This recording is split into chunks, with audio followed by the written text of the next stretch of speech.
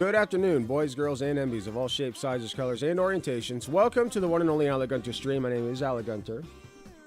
As you can probably tell by my voice, I am still fighting a cough. I don't know why. I have done everything right, and the cough has not gone away. It's not as bad as it was, so I will take the progress. But I am still very frustrated because I feel like everything that I'm doing is completely correct. And this thing is just so persistent and will not leave.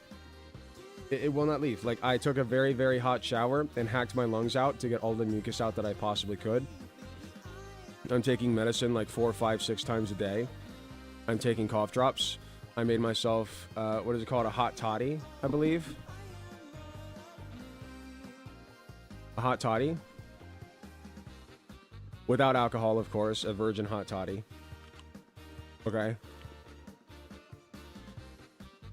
And lime juice instead of lemon, because I don't have lemon juice.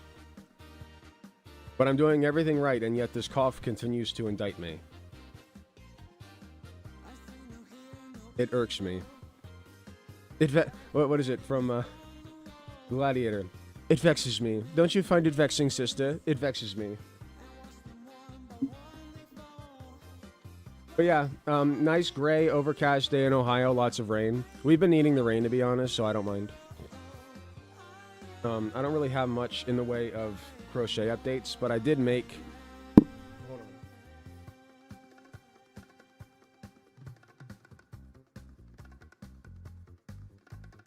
I did make another whooper while I was at work yesterday. I gotta bust out more of these bad boys. Because, and girls, I need to make more girl whoopers. The boy whoopers have, like, this part, like, on the ends. Girl whoopers do not. Like, they don't have the triple spike on the end. They just have, like, the 3 prongs. Oh, yeah. Fully flexible tail. Okay. You want any position you want. Helps it sit pretty well. He sit.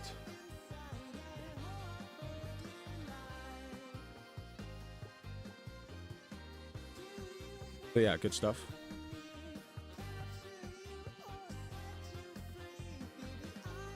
Him. I effing love the rain. The rain's pretty cool. Okay, I do not have time to dally. I am already late for getting on with Nyara VT. Real quick, let me check my disk space. How converted are you, though? I am a full-on... I become a full-on... what's his name again? Metatron. I become a full-on Metatron simp fanboy. That's all I think about. I eat and breathe and sleep Metatron now.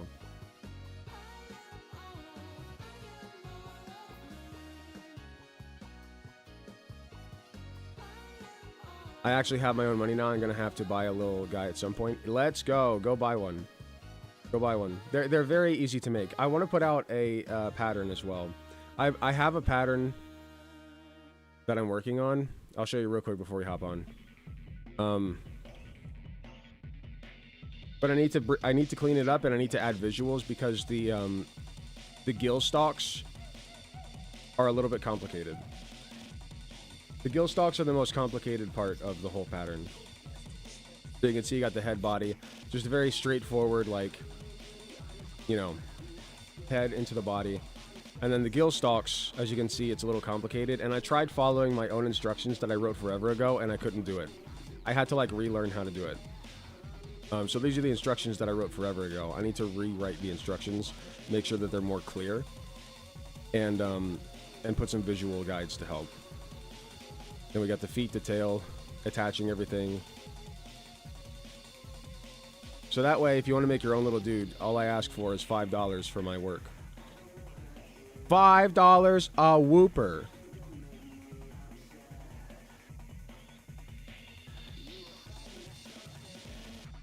I will give the pattern free to anybody who can't afford it, though. I know that times are tough. I'm thinking what I'll do is I'll write in Etsy, like at the very bottom of the description. Like, I make it like a decently long description, and then I say, by the way, if you can't afford $5. I understand. DM me on Discord, and we will talk about getting you a free pattern.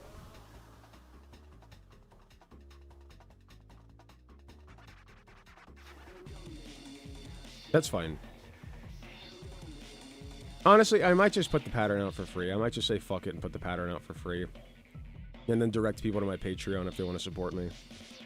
I don't like the idea of, like, gatekeeping it anymore. I used to, but now I don't. Alright, let's stop the music. I should learn to crochet. I'm already learning to sew right now, though. That will have to be my next endeavor. Sewing and crocheting are very closely intertwined. You'll use sewing skills in crochet. Alright, let me make sure I have enough disk space to record this whole convo. 78 gigs? It's probably enough. Let's clear some up, though.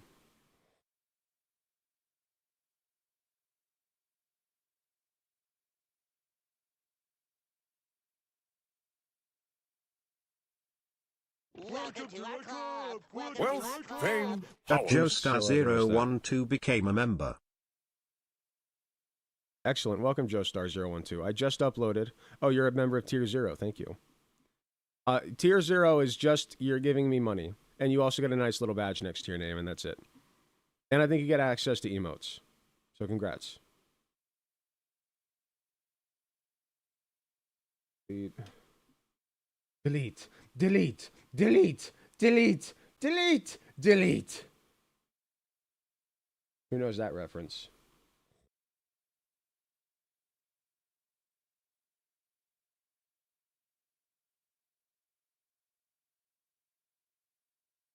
Okay, I don't think I need any of these. I don't think I need any of these. Okay, I think that's good. Delete. Permanently. Recycling bin.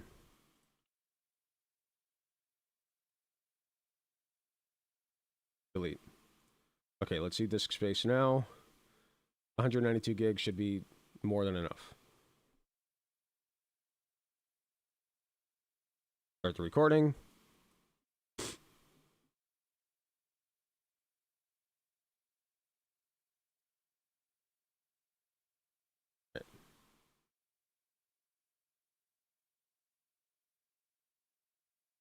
There's so much in my backlog that we need to edit and get out. Dubsy is going to be doing more editing after this week. Going to make it a focus, and we're going to hire more editors too. We're bringing on more editors.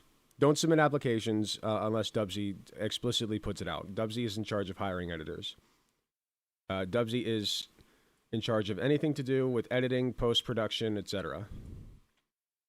So don't ask me, ask Dubsy.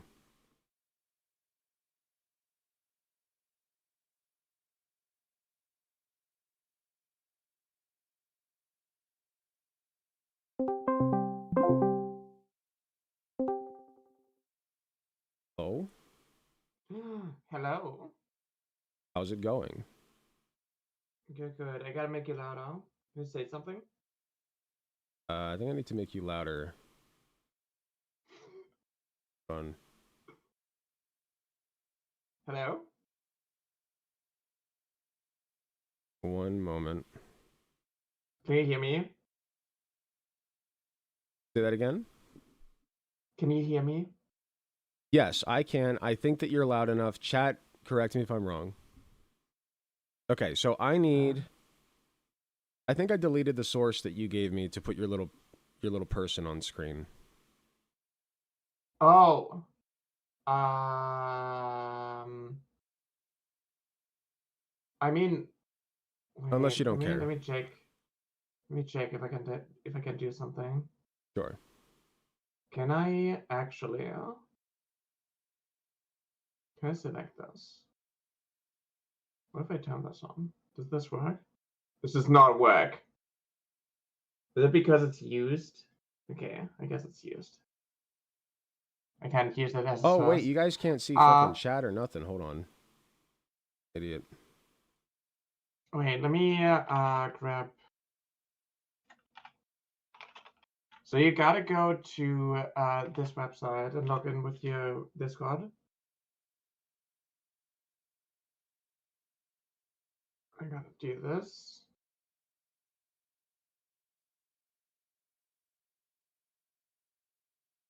Let me see if I can.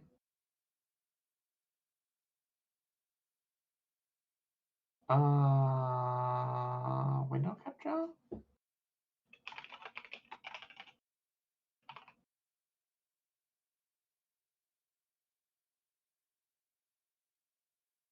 Why do I have little black bars on the top and bottom of my screen? I don't like that.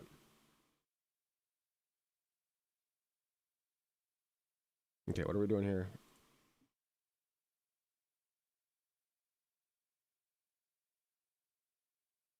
Okay. There you go. There we go. Nice. Okay. Where is your model at? Like, how do I find your model? So I sent you the link where you have to like log in. I'm logged in. And you should be able to see who you're in a call with by clicking on sources on the top. Oh, sources, got it. Ah, it's here we go, here we go. Copy. And yeah, it should be Yeah, I there. think I got it from here. Hold on. Yara Avi.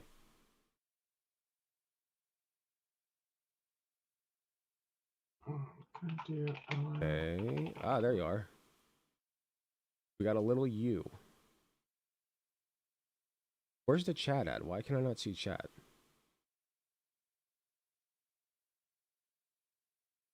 Side chat on. What? There we go. Was that Are we off last on stream? my anime woman stream? Yeah, we got crossover. Dimensional crossover. Alec Gunter and Yara VT in the same room. What is this? A crossover episode? Microwave's mic nice. I think we have the same microphone. RE20? Yeah. No, Very nice. i320. It's an RE20, Do you right? have like the?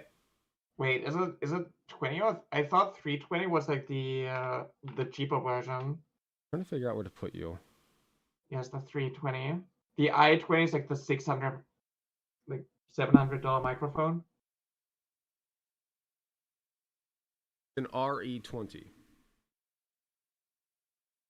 Real voice RE20. It's a pretty expensive one. Yeah, I got the cheaper one then. Gotcha. Well, we can't all be rich like me. Yeah. I'm not rich. Please give me money. I sometimes buy expensive things because I care about you and I want, I care about my audience and I want my voice to sound good for them. So.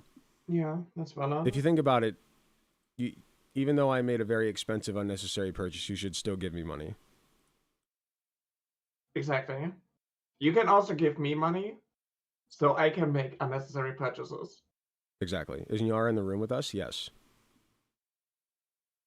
Right here. Should I have my video on, or are you just going to use my avatar? I use your video. Okay, cool. I want to try and figure out if I can like actually use my cam as like a source for the thing. Or if it just clashes with Discord call. Because then you could put my model on there. That'd be cool. Can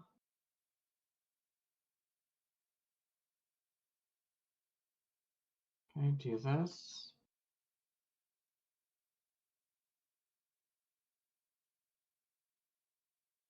Animate virtual camera.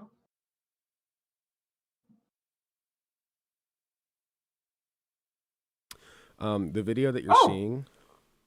Oh yeah. For my chat, you might notice the lights above the couch. Those are new. The first light strip, they're hue light strips. The first one that I tried was a fucking disaster. Turns out these things are not built well. These light strips are not built well. I could go through all the problems, but I'll just skip to the climax. Is they put a QR code, right? And you're supposed to scan this QR code in the app in order to register the lights. And guess where they decided to put the QR code? There's a little box that attaches to the lights. So at the very end of the couch is hiding it, but there's a little box there that connects the lights to the adapter that plugs into the wall. And this little box is attached to the wall via an adhesive, right? Guess where they decided to put the QR code? Any guesses? Inside the box? On the other side, facing the wall. Oh. So I had already set everything up, right? It's not under the adhesive. It's between two adhesive strips that keep it locked tight to the wall, right? Like that thing is not coming off, right? Like I tried pulling it off before. And that's another thing. I tried to pull it off because I'm like, oh, the QR code's underneath of this thing. So I tried to pull it off. I'm like, oh, this will be easy. No, it did not want to come off, like at all. And so I finally rip it off. Oh, there you are. I finally rip it off. And I end up breaking the fucking cord. Because that's how hard I had to yank it. Oh, damn. So I was livid. Thankfully, they're both gifts. Like, we had 2 light strips. They were both gifts. I broke one. I'm going to call Hue, the company, and try to see if they'll give me a replacement, but I doubt they will. It's such bullshit. Oh, yeah, and don't even get me started on, like, the adhesive strips, like, for the lights themselves. Horrible. Absolutely horrible. Do you see my model? I do. Yeah, that's the best I can do. Okay, I mean, here, let me try this.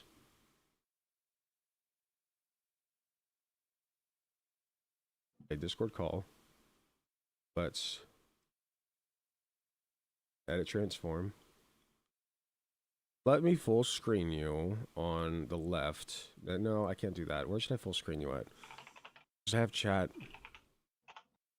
Okay, I won't full screen you. Let's do this. Let's do chat. Okay, there. I gotta flip the camera. Otherwise it's looking weird. I had to check that. There you go. That should be it. It's like mirrored for me, but it's not mirrored for you, so that's why I'm like it's confused. Gotcha.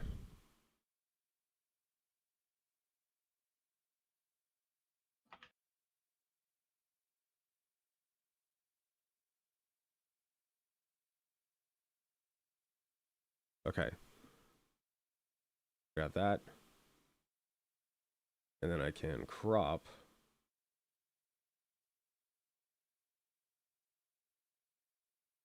You can also like press like the arrow key on it, so it minimizes like my avatar and your cam.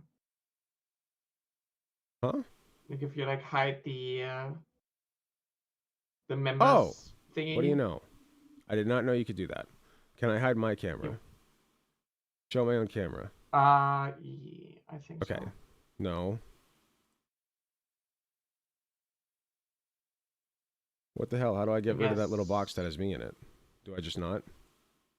I guess you can't. Well, that's stupid. I don't think you can.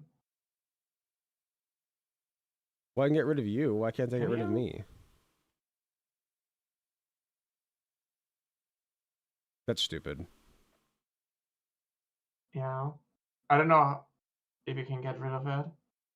If not, you I guess you can use the members thingy if you show the list again, and then you just like cut that off from like through OBS. Yeah, that's what I'm doing. Yeah. Bear with me, guys. I'm working on it. The content will begin soon. Just be patient. There will be content. There will be drama, action, hot babes. I guess I can get rid of mine. Here's No what sex you though. want. That's against TOS. Not on this platform. Boink. Okay. I can increase, enhance, amplify. We will take the Navi, the Nyara Avi off. Yeah. We will put, okay, and then we will green screen. So chroma key. Should I make it green for you actually? Yes, Is actually. that easier to green it out? Okay. Yeah, because right now you're a lot of blues. So let's do a green. Yeah. Or even red. Red would work too. Wait.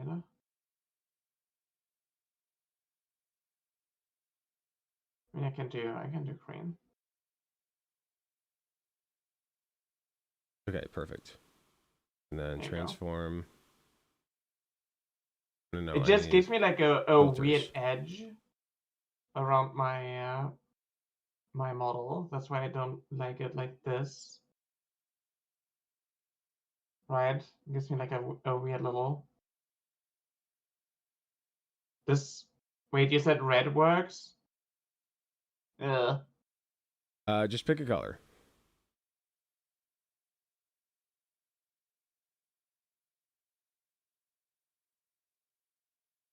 I don't know how I can like get rid of the outline actually. Does this work? Does this one work? Or does that remove too much of me? I'm pretty sure that's going to remove too much. You'll want something brighter. Okay.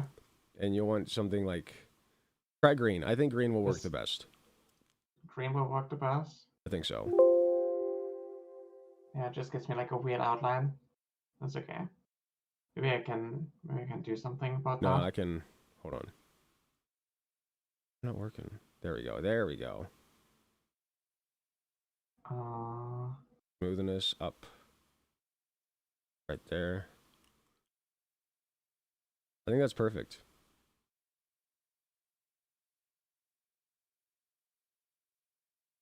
Oops.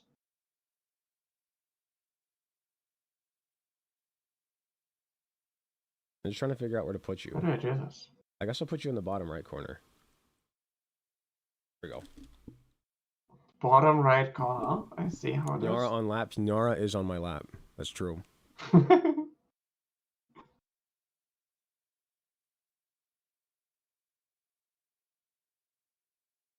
I do...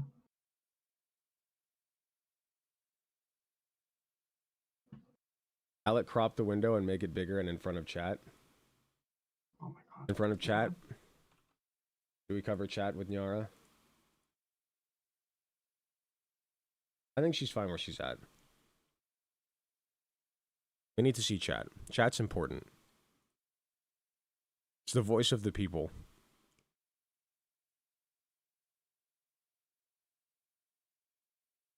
I don't know why these little... Dubsy, I don't know why these little black bars are here.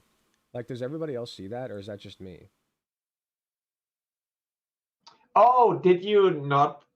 Wait, is your camera resolution like off or something? Or like your OBS or something? I'm just confused because like the outline isn't affecting my model. Right? There we go. Okay, there we go.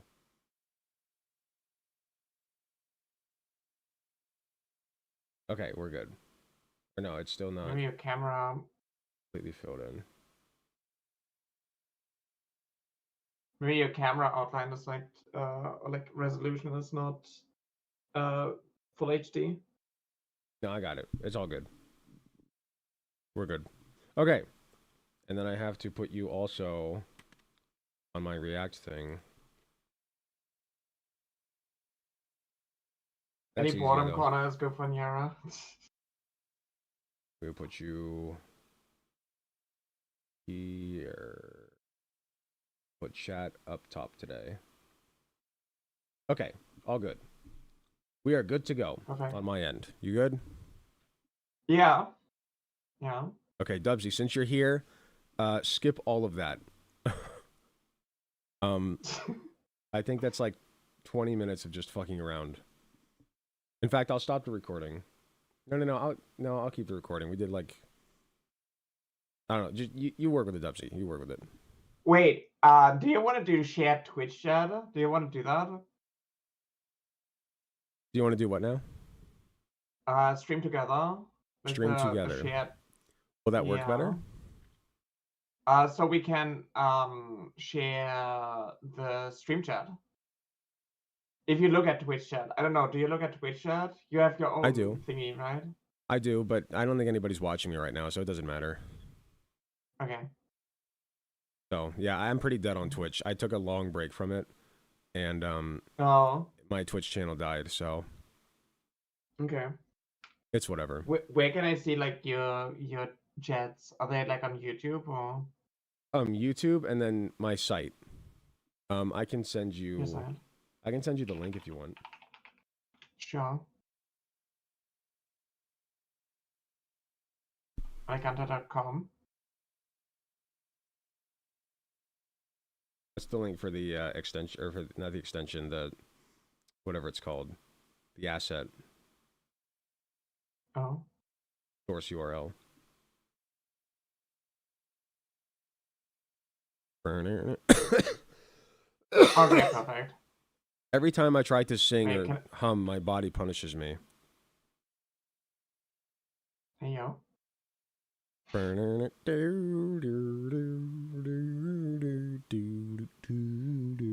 I got 4 viewers now. It seems like your people are coming over. Alekanta chat. What if I do this? Daisy Daisy dies, indeed. Daisy.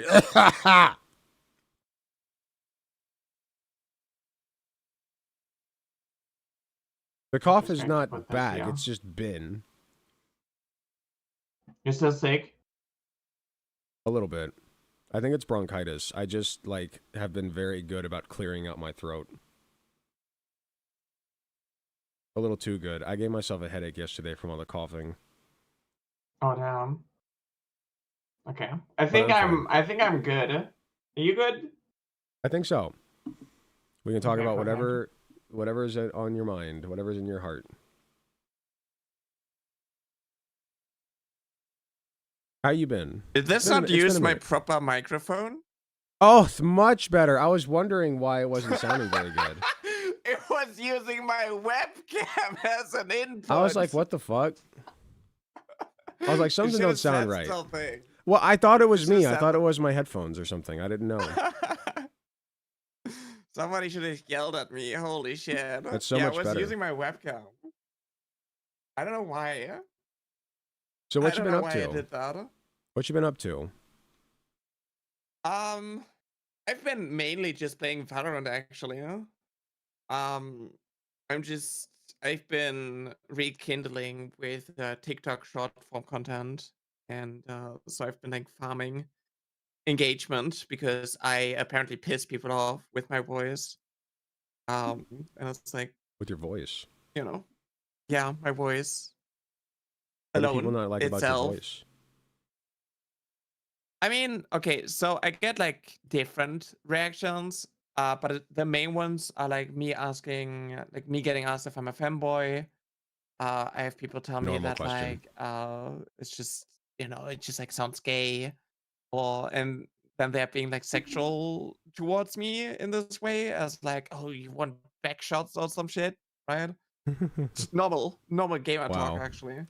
Very mature. What's so funny to me is you could show somebody a picture of a person, like a feminine looking person, and it says, I'm a femboy, right? And they're all like gooning over it.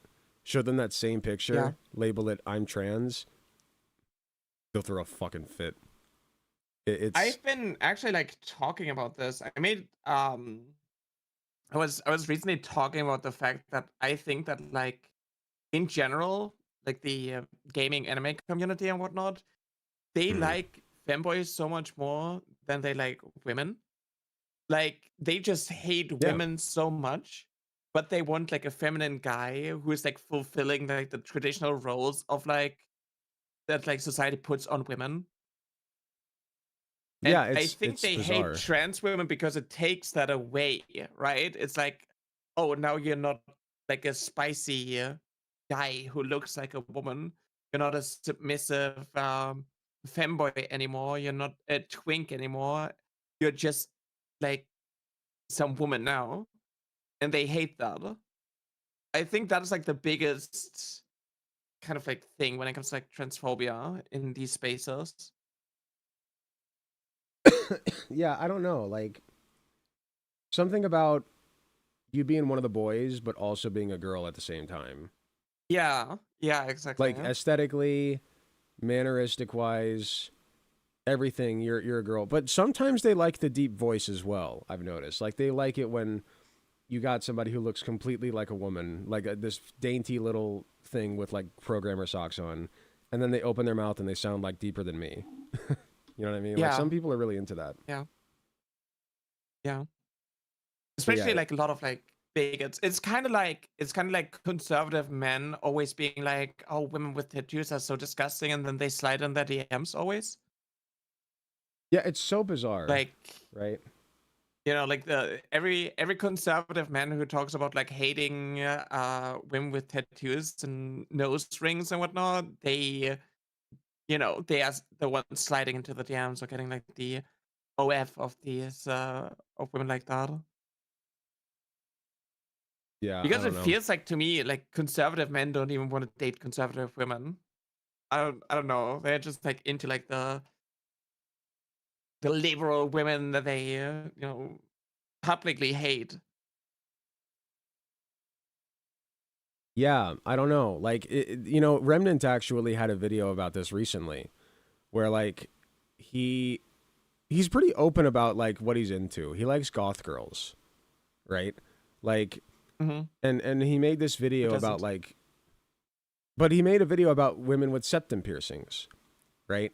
Like, and how they're like just attention seekers, and you know, like I forget exactly what the video was about. It wasn't like that egregious in my opinion, but it was just very silly, and like it just revealed to me like he's not very mature. You know what I mean? Like he's just got very interesting ideas about women and dating, and yeah, I don't know. Like I've noticed that bigots like to they're into the very type of people that they are like openly against in politics. You know what I mean? Yeah. It's a very psychosexual thing. Oh yeah, definitely. There's also like this huge issue when it comes to like trans women who do like spicy stuff that they can't get bottom surgery because then like they would lose their main clientele. Like these conservative guys who are like really into, you know, having like the woman who looks like a woman but also has like a joystick, you know, like that's what they're just into. Yeah. And which is fine. It's kind of on its face.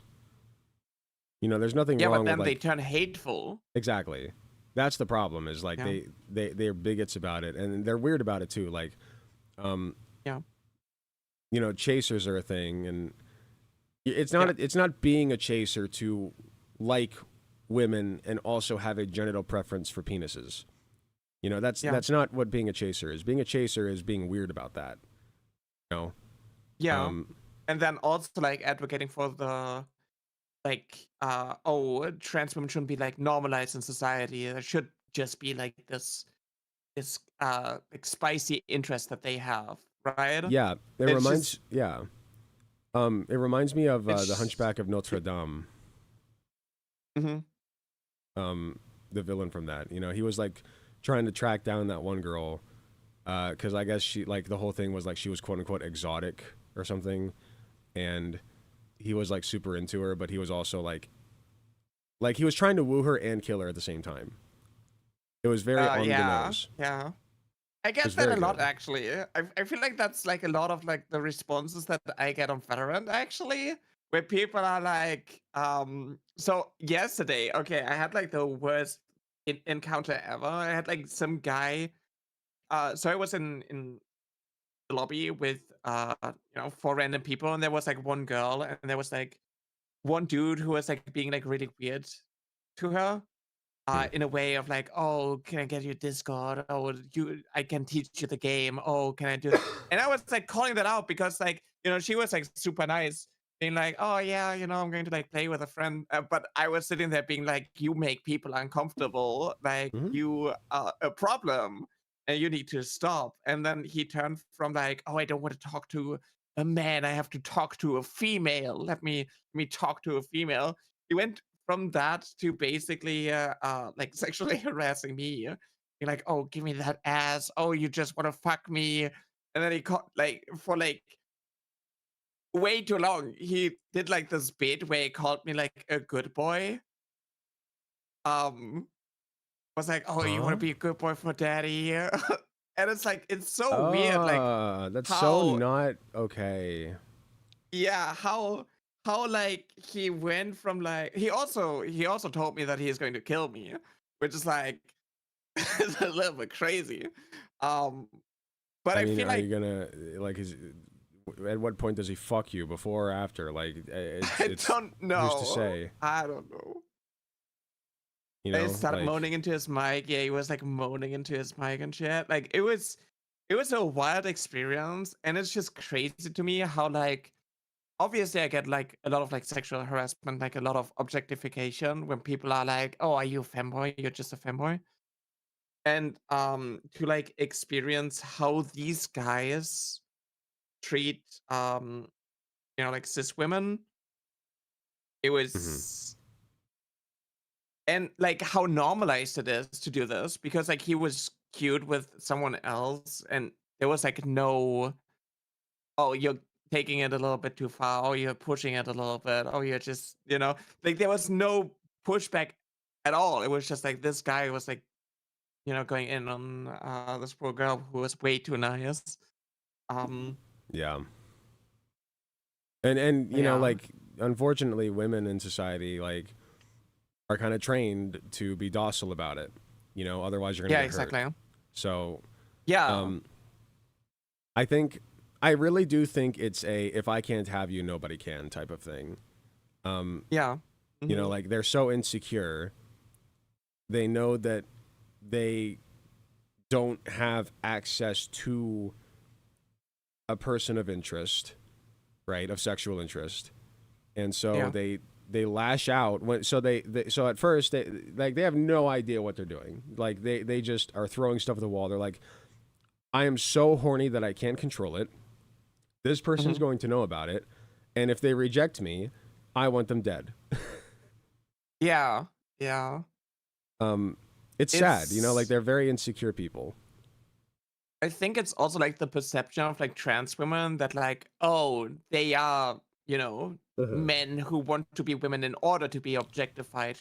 They want to experience this. That's why they go into sex work, which is like obviously not the case. A lot of trans people like transitioning is like just incredibly expensive, and because of discrimination, that's like the only path. But like because that is like their perception, oh, they know trans people just from porn, they are like, oh, this is like what they want. So why don't they give me what I, think I deserve? An interesting thing happens in the brains of a lot of people where this is a very like human phenomenon. Like I'm studying more psychiatry as I go into like my psych NP license, and Sigmund Freud, not always correct. Okay, not trying to say we should take Mhm. away like everything from him, but there are some good things in there. And I think one of the things that he kind of hit the nail on the head with was some psychosexual elements of the human brain. I think that there's this interesting phenomenon where things that you fear or have a great distaste or disgust for end up becoming your kink or the thing that you're into. Uh-huh. Yeah. And I think that this is the brain's way, like this is often a trauma coping mechanism. Um, Hmm. so like for instance, if you got choked as a child, by your Yeah. dad. Okay.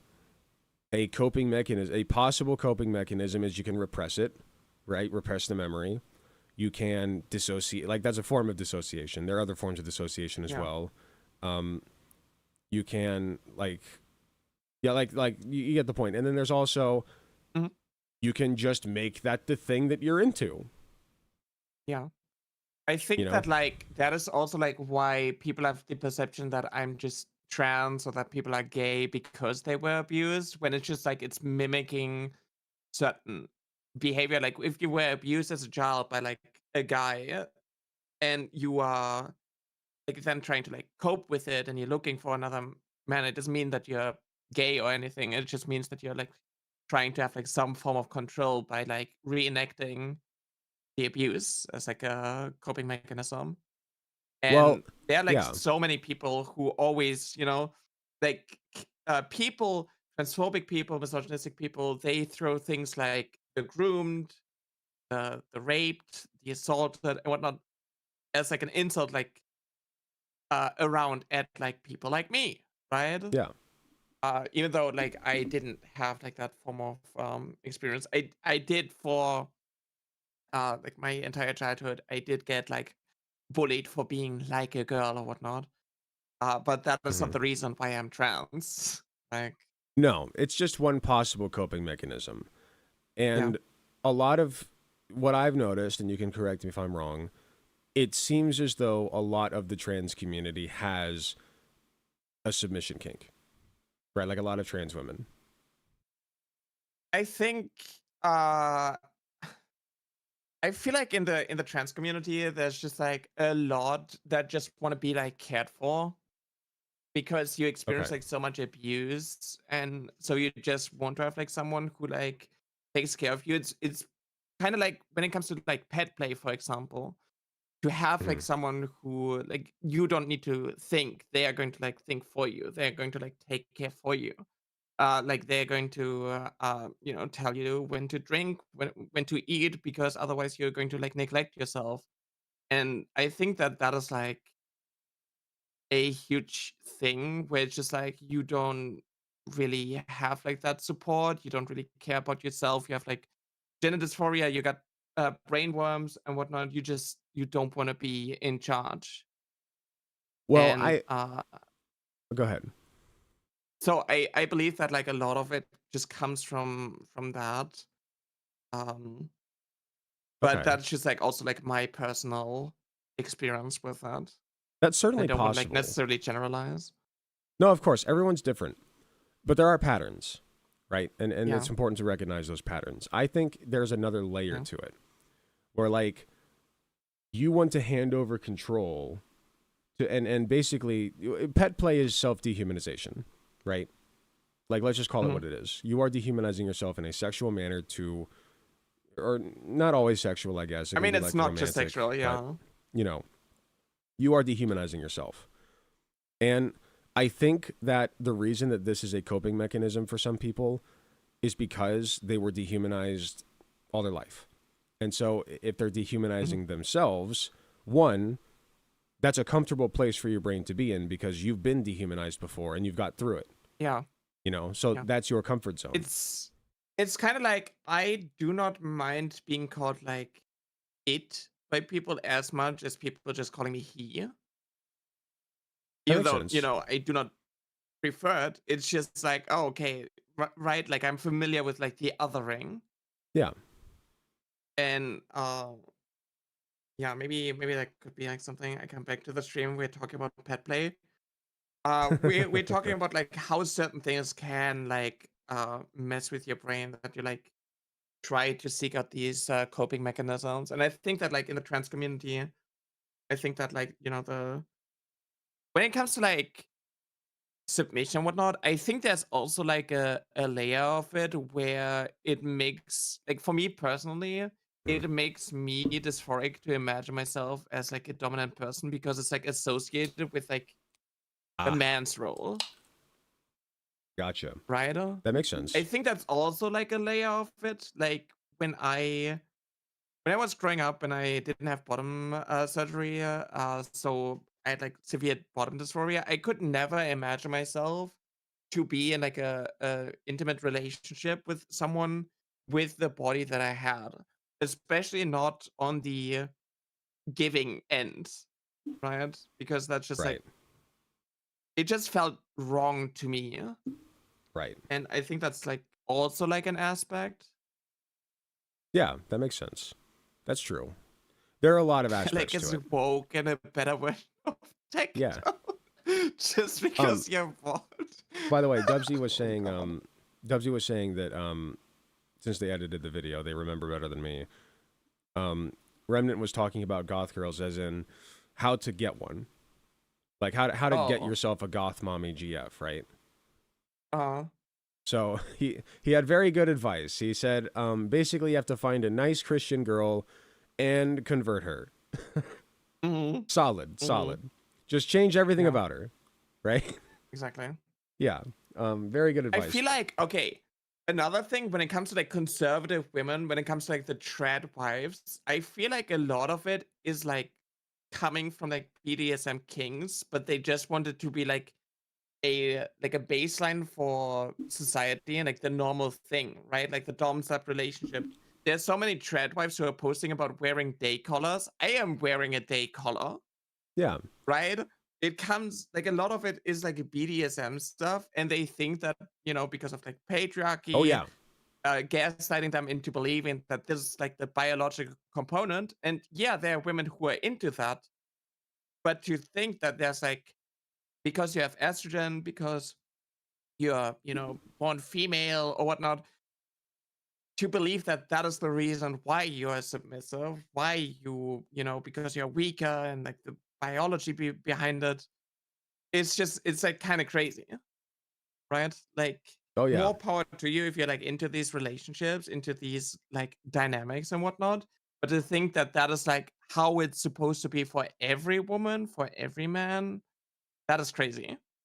Yes. No, that's true. Like like when people have those, it's almost like, what is it called? When you get groomed by your abuser into liking them. Stockholm syndrome. Stockholm Which is actually not a thing. Do you know that Stockholm syndrome is actually not a thing? It was like a psychologist who didn't do his job properly, and he didn't get the answers from like you know, victims of like a hostage situation, and was like, oh no, they just like fell in love because like the women didn't hate their hostage takers as much as they expected. Really? Yeah. And it's just like, it's obviously like trauma. That is why like Stockholm syndrome is never like a diagnosis in like the DSM. The proposed condition to explain why hostages occasionally develop a psychological bond with their captors. It is named after an attempted bank robbery in 1973 in Stockholm, Sweden, in which 4 people were held hostage, but later refused to testify against the robbers. Stockholm syndrome has never been included in the DSM, the authoritative guide for diagnosis of psychiatric conditions used in the United States, due to the lack of any academic study of the condition and an increasing body of evidence leading to doubt about the legitimacy of the condition. Got it. So, at best, it's questionable. It's questionable, yeah. Sure. I think there might be like a thing to it, but I think most it's just like trauma as like a coping mechanism, because like if you like it, then it's like there's like some form of like control to it. It's like, well, yeah, because like if you're in an abusive relationship with another person and you swear up and down the relationship's good and you love them and whatever, that's kind of like Stockholm syndrome a little bit, right? Yeah. You know, like that's what I would call it. It's also because like in these abusive relationships, like a lot of it is not just like someone going in there and just like putting you down and you're like, oh yeah, you know, like I deserve that. But it's like someone who is like love bombing you, but then also like just shit talking you and like undermining you the entire time. And it's just like the balance of it that is just like still keeping you like to come back. And then it's also like something familiar. It's basically like the, oh yeah, I got like dehumanized and bullied and whatnot, but you know, sometimes they were nice to me still. Yeah, it's familiar. and often there's love bombing involved. Yeah.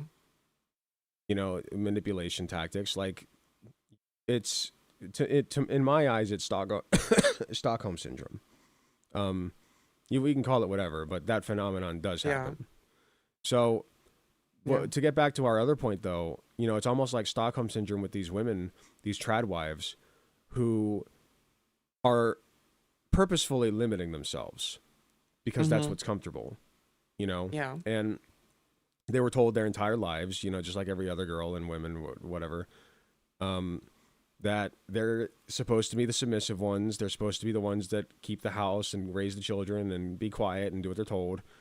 And so they just kind of absorb that and they embody it, you know, because that's what they're supposed to do.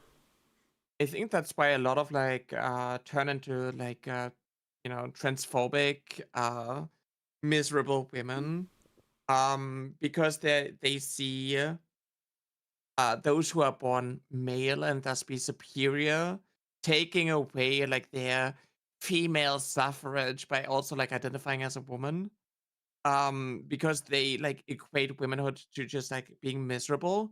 So something that I commonly get is people hitting me with like, oh, I don't understand the real struggles that the real women experience because they are born female, because they do.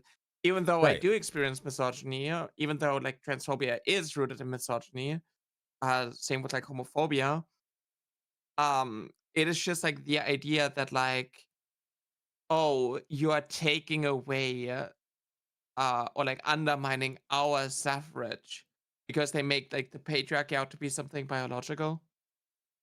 Yeah. So this is a good segue into something that we've already been doing this entire conversation. I would love to talk to your chat about this. I am practicing this thing that I call radical empathy. And so if we want to get into the mind of a TERF, right? I call it empathizing. It's not like emotionally empathizing with them or anything. It's just like seeing where they're coming from and understanding it better so that we can fight it better, you know? And so like that's kind of what we're doing right now is we're trying to get into the mind of a TERF and just see what makes them that way. And so I think you're right, is like a TERF, what do they have? They have one thing, a label. I'm a woman. Yeah. It may suck ass, right? I may have to like cook and clean and take care of kids that I never wanted. But you know what? At least I get to call myself a woman and I have my place and I have my role. And these fucking trans people, these transgenderinos, are trying to take that away from me. Exactly. Something fascinating about like the oh, I know my role, I know my place in society, why don't you? It's like really fascinating because like when I had bottom surgery, I posted a picture of like the dilator that I used because it was shaped as a karambit and I thought it was like kind of funny looking. Shaped as a I what? didn't mention like a karambit knife. A crumpet. A karambit? A karumbit. Yeah. A karumbit? Wait, let me like this thing, for example. This thing. It's like a knife that like I think the origins of it is like those like rice field workers using it. This was your dilator? It's like shaped like that, right? Why? It's like why ever would it be shaped like that? I don't understand. Because it's like no, just so people know. That seems. It is like a silicone type of version of it. Like it eases into the dilation thingy, right? And it has like a exactly. And I see. it is curved for comfort. So I thought it was like kind of funny. Like wait, maybe I can find the. I even did like a thing where like spun it, like you see mimicking like a tiger's claw. Let me just go grab my tiger claw fucking dilator. Wait, maybe my saber-tooth dilator. I still have the. I think I still have like the.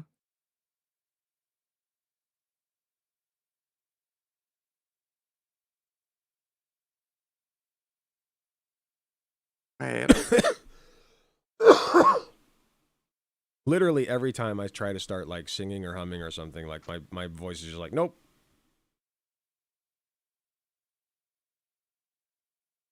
That's kind of wait. Maybe I can. Oh, here, hold on. Can I move this real quick? Yeah, let me do this. That is the drum bed, and I spun it around. Right. I see. That's the thing. Right behind you. So anyway, like I posted like an image of it. I didn't, you know, there was nothing mentioned about like being trans. People in the comments were all like, why are you holding it like a knife? What is this? And you know, like it was, and then like some huge turf account posted it and was like, oh, these trans people, that's why it's a fetish, you know, they're like showing everybody about like their open wound. And it's like, this is just like, you know, female healthcare device. And but they are like so shamed and ashamed of like their female healthcare, female hygiene and whatnot, that they just like see someone who has not been socialized properly, doesn't know their place properly, like breaking these gender norms, that they get like really aggressive. Yeah. And that was like one of the first times that I had something blow up hugely and escalate in this way to the point of me getting death threats and whatnot. Like that was, you know, there was a tweet. I think I got like 50,000 likes. Oh, I've been getting death threats. It's crazy how much more comfortable they've gotten with just saying, "Oh, you should be killed. You should be killed." Yeah. Like we should kill you. Oh yeah. I've been getting that too. Like I know you're looking for something, but I got that on this post. Here, I'll send it to you.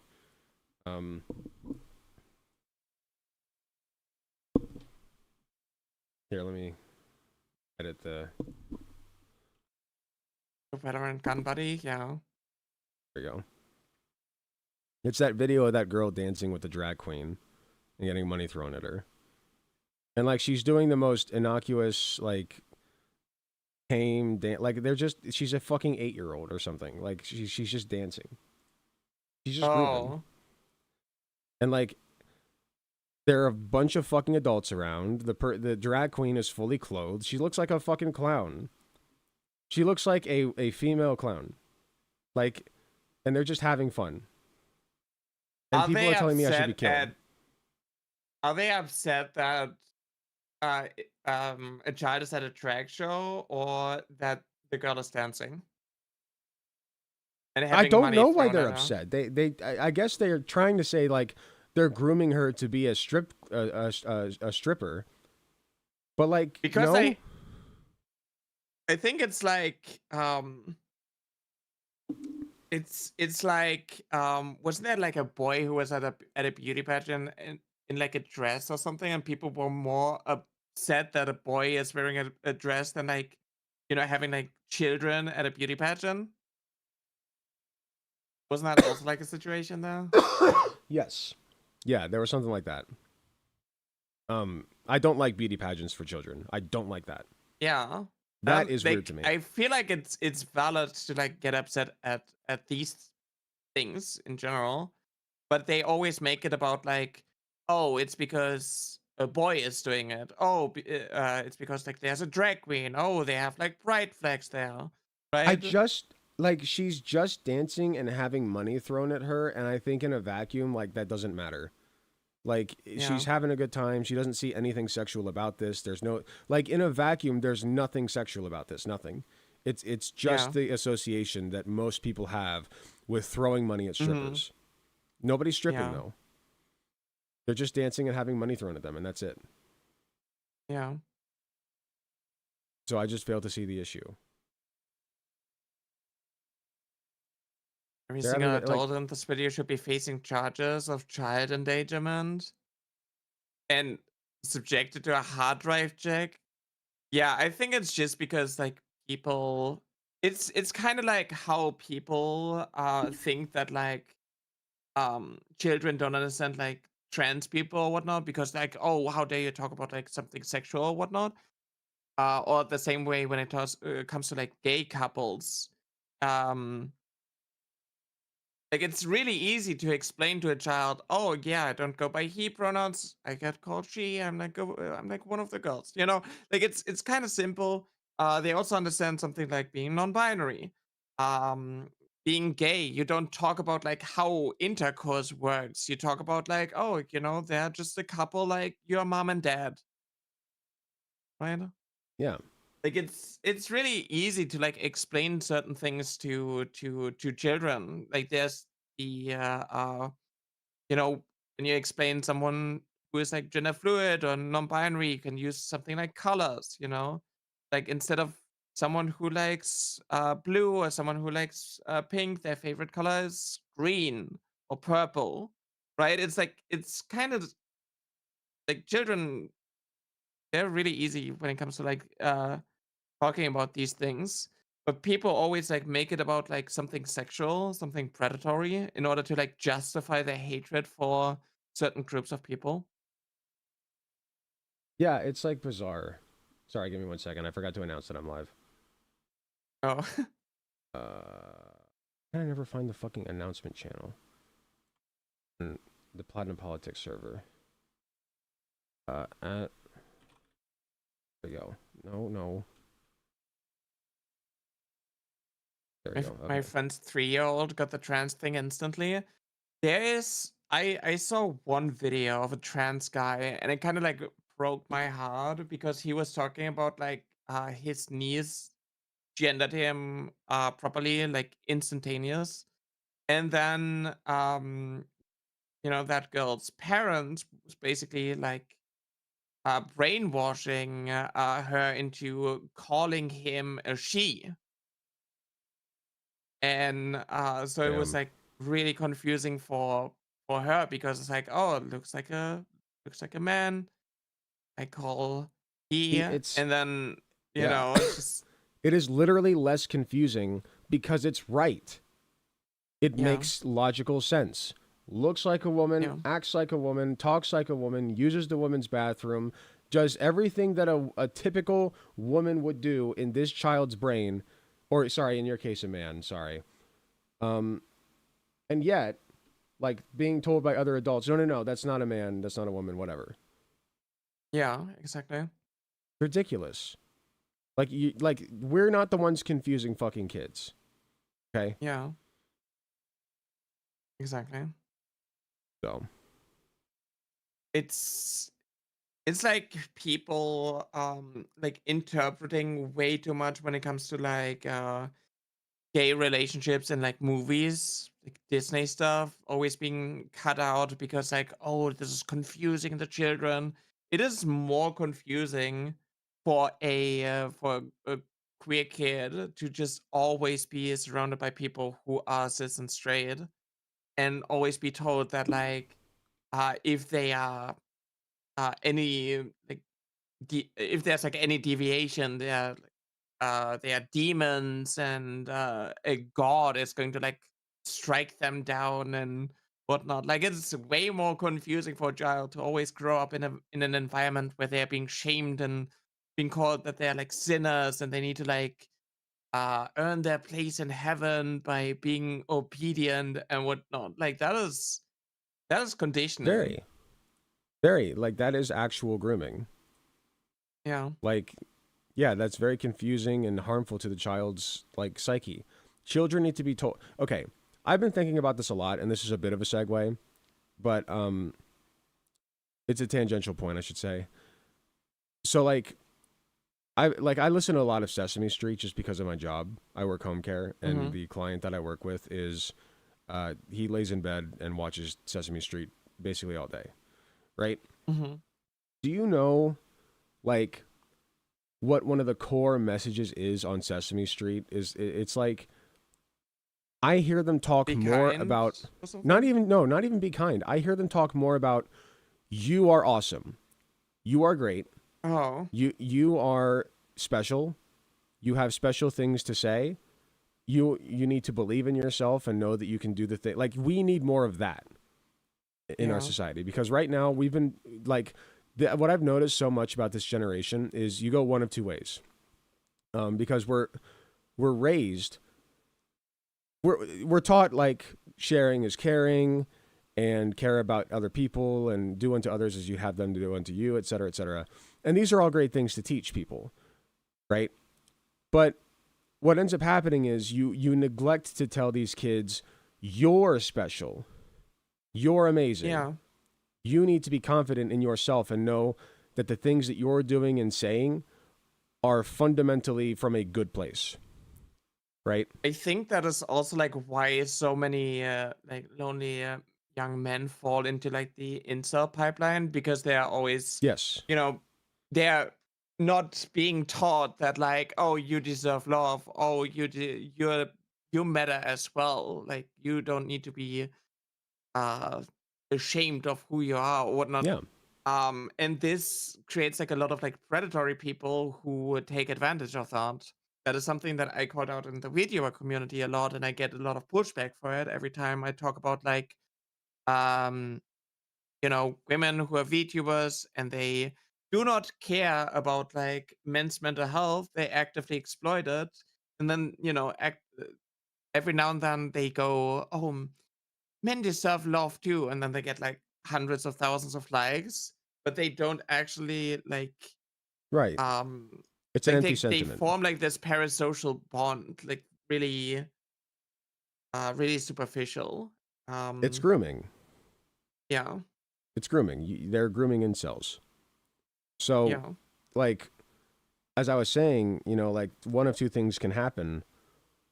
One is what you were saying, the incel thing, right? And incel is just one outcropping of it. I think that the more broad general problem is a lack of confidence in yourself.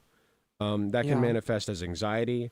That can manifest as being shy and reserved, or I mean, being a that's people something that pleaser. I deal with. Yeah, being a people pleaser. um, yeah. Um, like you care too much about other people. You do. Like you care about what other people think about you. You care about what other people are feeling every day. Like you are too emotionally empathetic, if that makes sense. Like you are constantly you're burning yourself out. Like you're thinking too much about other people and not enough about yourself. So one direction you go is that direction. The other direction you can go, which is not as common, but this is where you get your Andrew Tate types, right? Yeah. Where you overcorrect. You were told your entire life, or maybe you were told by like there are specific situations where like you are told that like you're the bee's knees, you're the shit, and this is how you should behave.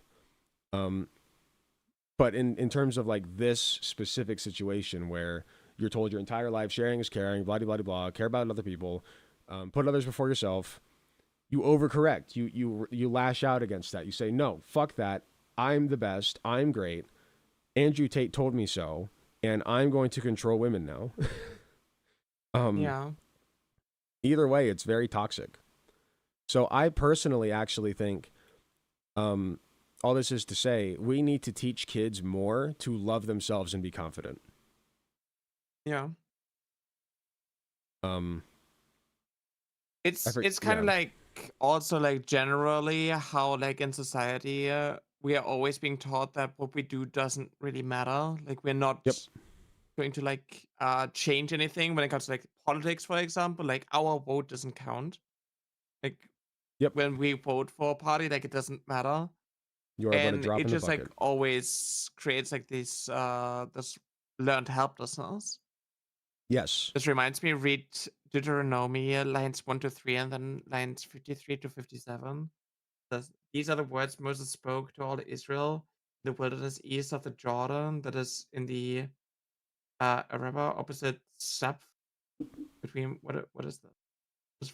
53 is, because of the suffering your enemy will inflict on you during the siege, you will eat the fruit of the womb, the flesh of the sons and daughters the Lord your God has given you. It's 28. Oh, okay. 28. What is this quote for? 28. If you fully obey the Lord your God and carefully follow all his commands I give you today, the Lord your God will set you high above all the nations on earth. Is that supports the whole religious oppression, repression point? Yeah. Yeah, and that's true. Like, I think that religion, a big problem with religion, and honestly, these days I have less of a problem with religion.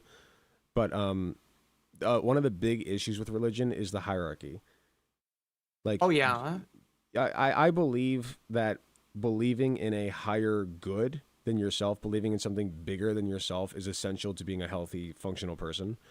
Hmm. But at the same time, it shouldn't be just a guy who is above you and knows everything and can do Yeah. anything and will smite you at a moment's notice. The Like, I think that's thing, the silly. thing is also, like it's a political ideology. It's not a moral one. Like it doesn't teach you how to be a good person. It teaches you Right. how to fit into like an authoritarian regime where you Yeah. have like some chosen ones who are the voices of this deity, and at the lower end you got like women have to submit to men and they are worthless. Like they are the ones who are the reason why mankind got casted out of the Garden of Eden, and whatnot. Like you are being outcasted because a man didn't keep a woman in check. So, Yeah. and then a lot of like the suffering is being like justified as this. And I Yeah. I mentioned Original this sin as type well, shit. like where a lot of guys, like when it comes to like racism, there's always like a form of like justifying the racism by making it out to be like something biological. Like, oh, Or cultural. their brains are like Neanderthals and more like apes, so that is why they are not smart enough. And a lot of it comes also like when it comes to misogyny, to be like, oh, if the woman ages, then she's losing her worth when a woman is with other, Yes. because of like the biological clock. When a woman has a lot of partners, then the fertility is being like negatively impacted and the DNA is mixing with the other guys, and that's why it's like you gotta go for the virgins. A lot of Yeah. justifications are being uh like a lot of misogyny comes from like looking for biological things. And then society also values the things that testosterone gives you an advantage in when it comes to upper body strength, for example. And then it's like that is why men need to be in charge because women are weaker in this sense. Well, it's Um, post hoc justification for insecurity, male insecurity. yeah, That's all yeah, it is. exactly. Um, because if you think about it, right, there's no actual evidence that a woman being with like 10 dudes before being with you affects her in any way, except it makes her more confident. One, in her sex life, and two, Mm-hmm. it makes her better at sex, right? Like Yeah, and so if she's better at sex, that's not a bad thing. That's a great thing. Okay, you should be happy about that part. All right. I yeah, think you should also be happy about the confidence thing, because if you're an upstanding guy and you want an honest, consensual relationship with somebody, a consensual sexual relationship, you are much more likely to have that with somebody who is confident in their sex life, right? Who I knows their think boundaries. I think it's also because like a lot of these things are like extremely predatory, where it's like, oh, I want to Hmm. like get someone I can shape, right? I can make someone like Yeah. match for me.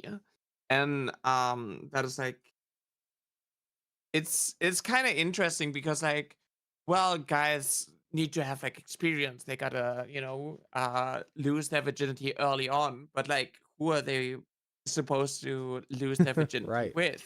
Other guys, right? So are they just going to like smash other guys? Is that like, Yeah. like we hate women so much we only go for femboys? It's like a woman could never When in satisfy Rome, another man like a femboy would or something. It's like that's the where we are like heading with everything. I think learned helplessness makes people believe that society can't get any better. Um, yes, correct. Like there are so many doomers Mhm. right now. I was actually talking to this guy named Non-Smoker. Have you ever heard of him? No. He's like a tanky, and he is Okay. like a doomer. I think he's a great guy. I think that he has honest intentions, and I think that I judged him way too harshly a long time ago because he's a tanky. But he's a fucking doomer. Like, he does not think that anything is ever going to get better. And I told him, like, I just don't see that. Like, I try to see the good in all people. And, like, to get back to what we were just talking about, guys who do that, they don't think they're doing that. You know what I mean? Like consciously, they're not trying to manipulate people. They're not trying to be evil. They just, like, that's why they come up with these excuses. Sure. Got a chat message. What's a tanky? Yeah. So I mean, it's go ahead. You can explain it. It is someone, like, when it comes to a communist who likes the communism of, like, the USSR, I think. Or is it China? China? Well, China's one. USSR is another. Russia, North Korea. I think those are the big ones. Yeah. Yeah, like that form of, like, communism. Yeah, like they want dictatorships, basically. They want it's authoritarian communism, which exactly. kind of is communism, but not really, because that's still an unjust hierarchy. Russia was tanky. Oh yeah. All communism stinks. Marxist Leninism. Yeah, exactly. China is Maoism. I like communism. I think communism is based. Yeah, it is just the problem. Like, every political ideology can get into, like, something authoritarian, and that is, like, the problem that I see. Sure. I think that communism simply means the dismantling of all unjust hierarchies, and eventually, like, even money goes away. Like, we just live, like, imagine living in a house, but the house is the world, and we're all one big giant family. Yeah. That's what I envision communism as. That's the end state. I've been on this, so you're gonna think I'm crazy. It's also, like, kind of like anarchism, like what you're describing. Anarcho-communism. Anarcho-communism, exactly. We all live in the world. The world is one big home for all of us. We're all brothers and sisters as one human race. We take what we need, we give what we can, and that's how society's supposed to work. We've overcomplicated life as humans. And so you're going to think I'm insane for this, but I honestly think that I have found the meaning of life, and that is for humanity to come together as a superorganism and progress into the great beyond, right? Like, the beyond the Earth, into the stratosphere, like other planets, you know, like, and we can only reach that point, and we can only progress beyond our own world and reach new horizons if we become a human superorganism. And that can only happen under communism. Yeah. So that's kind of where I'm at with all fascism that. is like a parasite that infects conservative ideologies, and it's basically just, like, eating itself from within. And people who cheer it on right now are going to, like, wake up one day, and they're going to see the like, suffer from the consequences of it, and then they're going to just, like, realize how messed up everything is. That is, like, kind of like my hope right now, but it's getting really close to escalating to further things. Like, I do have moments where I'm getting into, like, nihilism, but I'm still like, I'm just going to take care of my community, and I'm trying to, like, keep going for that. But then it's also like, oh, what is the point? Like, what can I change? What can I do? Like, what can I affect? So it, like, helps me a lot when people do reach out and tell me how my content has helped them. Oh, your audience is so much bigger than mine. Your pull is so much, like, I wish that I had the pull you do. Like, you are capable of doing so much with your platform. It's very special what you built. I mean, I have, like, a small little niche, I think. Aren't you? I believe that, like, the reason why back when, like, Asmongold and whatnot came after me and I got, like, so much support was because you and Cirrus were making videos about it.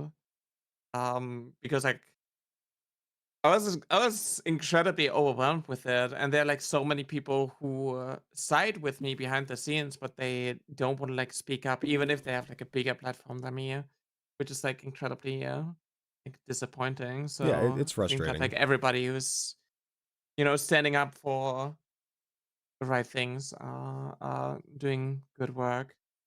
I think I'm only like favored on Twitter because like so many people like just hate me. Well, hating somebody sometimes is the first step toward loving somebody. I mean, yeah. So, well, But hate, you know how they say, like, it's hate is not the opposite of love, it's indifference. yeah. I mean, the thing is like uh because I'm a trans person who is also vocal, I'm already like incredibly controversial by default, and I'm going to attract a lot of negativity. But I'm also like really stubborn, and I'm incredibly confrontational, so I can like kind of capitalize off of it, which Yes. obviously does well when it comes to Twitter and so on. Yeah. But it also creates like this world where you're like reliant and dependent on like negativity, and you're constantly feeding that. What if I told you that I found a way where you don't have to, like, constantly be negative, but you can still, like, garner attention? You know what I mean? How- Like, How's that? well, it's radical empathy. Like, you're putting yourself constantly in the mind of another person, not emotionally, just Mhm. logically, right? Yeah. And figuring out what it is that makes that person tick. Okay? And from there, you can do so much. You can enhance the negativity if you want to. You can go after that person's insecurity and attack it over and over again. Hmm. That's one thing you can do. But what I'm trying to do is use that and approach everybody with the idea that this person does not think that they are the bad guy in their own story. Right? Yeah. Like all those people calling you a predator, if they actually mean what they are saying, they, like, in their brain, right? Which is, it's not true, it's a delusion, but in their brain, Yeah. you are a predator, and so you must be stopped. If I mean, a you lot so- of it comes from conditioning, right? Yeah. A lot of these things are just like lies that they're being told. That's why Yes. they like insist that they are right. And I've been struggling really hard to find ways to like meaningfully engage with people like that, because they believe that like the fact that I acknowledge the existence of trans kids because I was one, and you know, um, I had like one interaction in game where I was talking to a trans boy, and a lot of people who view me acknowledging, the existence of trans kids view that as like Mhm. pedophilia and grooming, and there's like Yes. nothing I can say because that is what they've been conditioned to believe. Yes. And so your role and my role are going to be different because I am a, let's say, cishet presenting is like what I like to say. I'm bisexual, but cishet presenting, right? Mm-hmm. I'm a cishet presenting white guy, Irish, German heritage, whatever. So I'm white as white gets. You know what I mean? Like I have all the privilege, whatever. So there are people who will simply listen to me better than they listen to you. Who's this? 1 second. Yeah. James with a Z, thank you very much for the 50 biddies. What'd you say? I'll tell you what, brother. I'll tell you what, brothers, sisters, and gender nondescript gamers. One thing you can do to leave the world better than you found it is Progressive Victory. Yeah, go join Progressive Victory if you haven't. They have a Discord server. But What's anyway, that? it's an American-based community where they try to get the most progressive people elected as possible. It's a very good community. I highly recommend people go join it. I was doing a little bit of phone banking for them a couple weeks ago. It's great.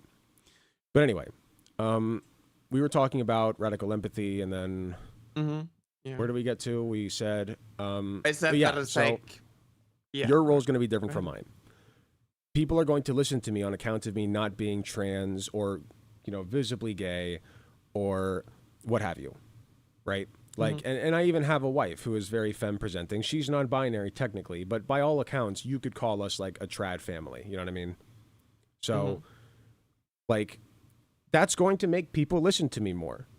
I don't like that, But there are certain groups that will simply listen to me more as a result of that. So my job in this system is to use that and then make sure that you are publicly visible as a friend of mine, as a good person, as somebody who can be relied on, as somebody who has good things to say that ought to be listened to, and I will redirect people over to you when it is appropriate to do so, when I can. Right? So I agree with you. There are some people that, on account of you being trans, you simply won't reach. But I do still think that there are things you can do that I can't. I can't alone convince people that trans people are good and fine and normal. That's where you come in. You have to show them, look, I'm just a normal girl. You know, I just get on my stream. I do my normal girl stream thing. I have important things to say. And I dress like a fox, and that's fine. Yeah, I'm just an anime cartoon girl. Exactly. Yeah, exactly. So we all have our part to play in this. Yeah. But I have a lot of hope for the future. I think that we can really make a lot happen. Society has always been like kind of progressing. Like when I compare, like obviously things are getting bad, and you know, like transphobia, and it's really bad. But the fact that I'm not like in a camp and I'm like able to be relatively safe in my home, like I think that is like the sign that we are, even if we're taking like a step backwards every now and then, every couple of generations, we do generally move forwards. Yes, I agree.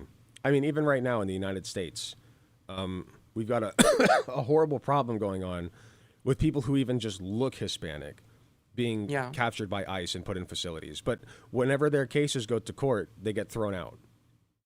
You know, like they're trying so hard to bring back the old days of iron fist, you know, just crushing you with the boot type government, and it's just not working. And I think a lot of it, like obviously, you know, because of like Twitter is like a cesspool, and it's like so normalized to be hateful, to be transphobic and whatnot, but also it showcases a lot of like, oh, these people are insane. Like what they are doing, what they're getting mad at when it comes to like the anti-woke gaming stuff, for example. How they're desperately trying to push further on like Sweet Baby Inc. and whatnot. But like I think everybody's like getting slowly tired of these things. And they like start to realize that this is just people hating women, or people just getting mad at like a character that is not a white cis straight guy. Yeah, and we were talking about this a little bit in DMs, right? People are tired of the blood sports. It's old, it's stale. People now want, because we've seen the results of it. Like, where has it gotten us? Nowhere. It's boring now. So what people want now, what you see more and more, they want genuine personalities who are positive, right? So we need to find a way to be more positive with our content. And you don't have to do that always by being nice to people who are pieces of shit. You know, but just laugh at them. You know, like, just laugh. Just be like, look at this silly guy, Metatron. Look at this silly boy. He thinks that he converted me. Isn't that adorable? Like, he thinks that he changed my mind on something when he himself fell for AI imagery in a video that he published. Like, he's not convincing anybody, but he thinks he is. He's doing his best, you know? Can't knock him for trying. I think that guy said something about me, and Probably. And then I just saw the post that he did about like being on Blue Sky and now like owning the Charlie Kirk haters and so on. But nobody is actually like taking the bait. It's just like being celebrated on Twitter because they like have the illusion that like the liberals, they are like mad and offended. But in reality, nobody actually like cares. Yeah. Would you like to say hello to my wife? Hello. This is Katie. Katie, this is Nyara VT. Hello. AKA Hello, Nyara. folks. So yeah, she just got back from work. How was work? That's not a good, that's not a good response.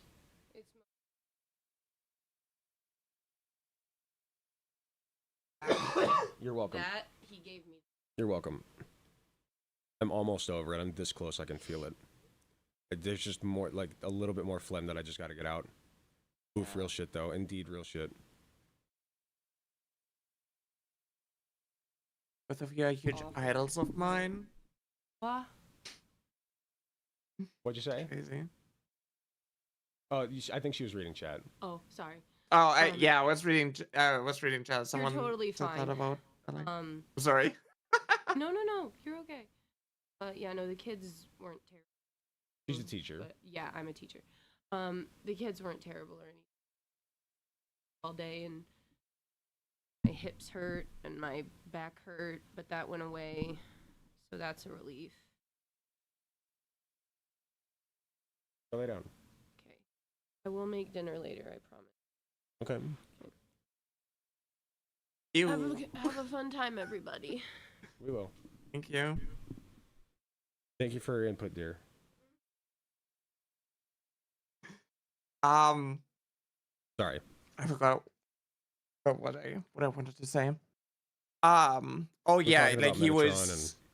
Yeah, he was like. It is a lot of like the right wing stuff is like imagining the world a certain way, and when like someone comes along and they're like, oh, I'm going on the liberal app and I'm going to trigger the liberals by saying anti-liberal things.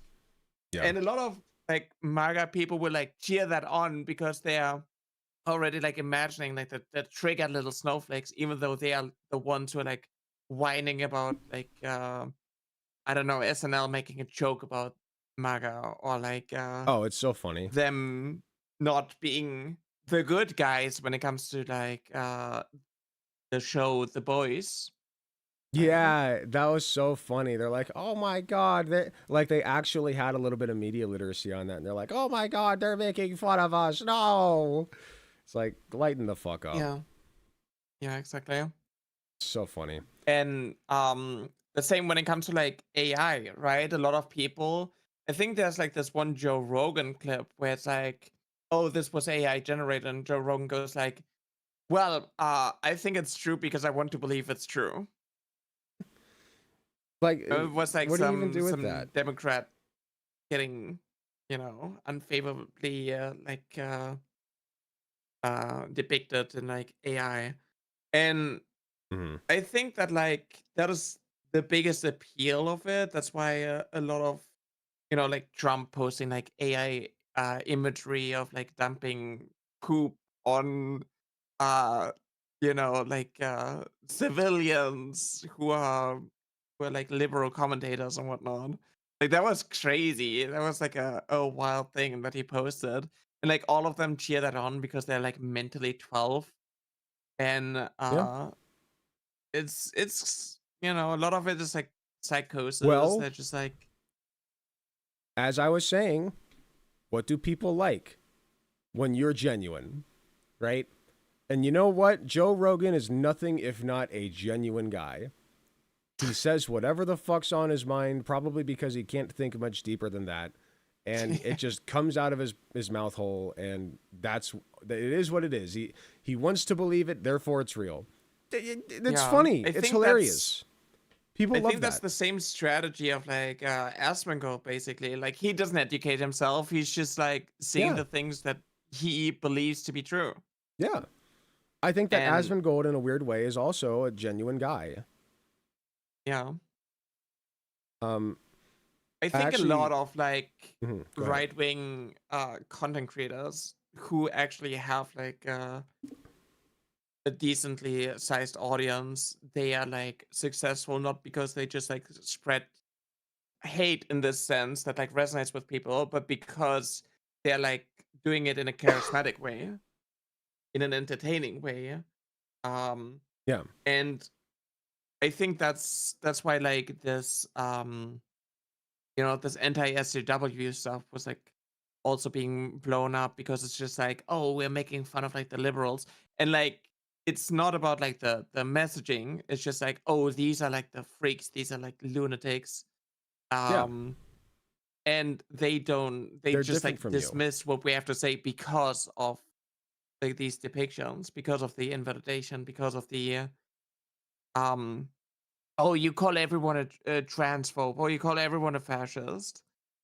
And it's kind of crazy. What is SJW? Social justice warriors. That That's was an like old the one. anti-woke before that. Yeah, it's 5 syllables, whereas woke is only one. Much simpler, way better marketing for that. Yeah, Just a 4-letter, 1-syllable word, woke. Beautiful.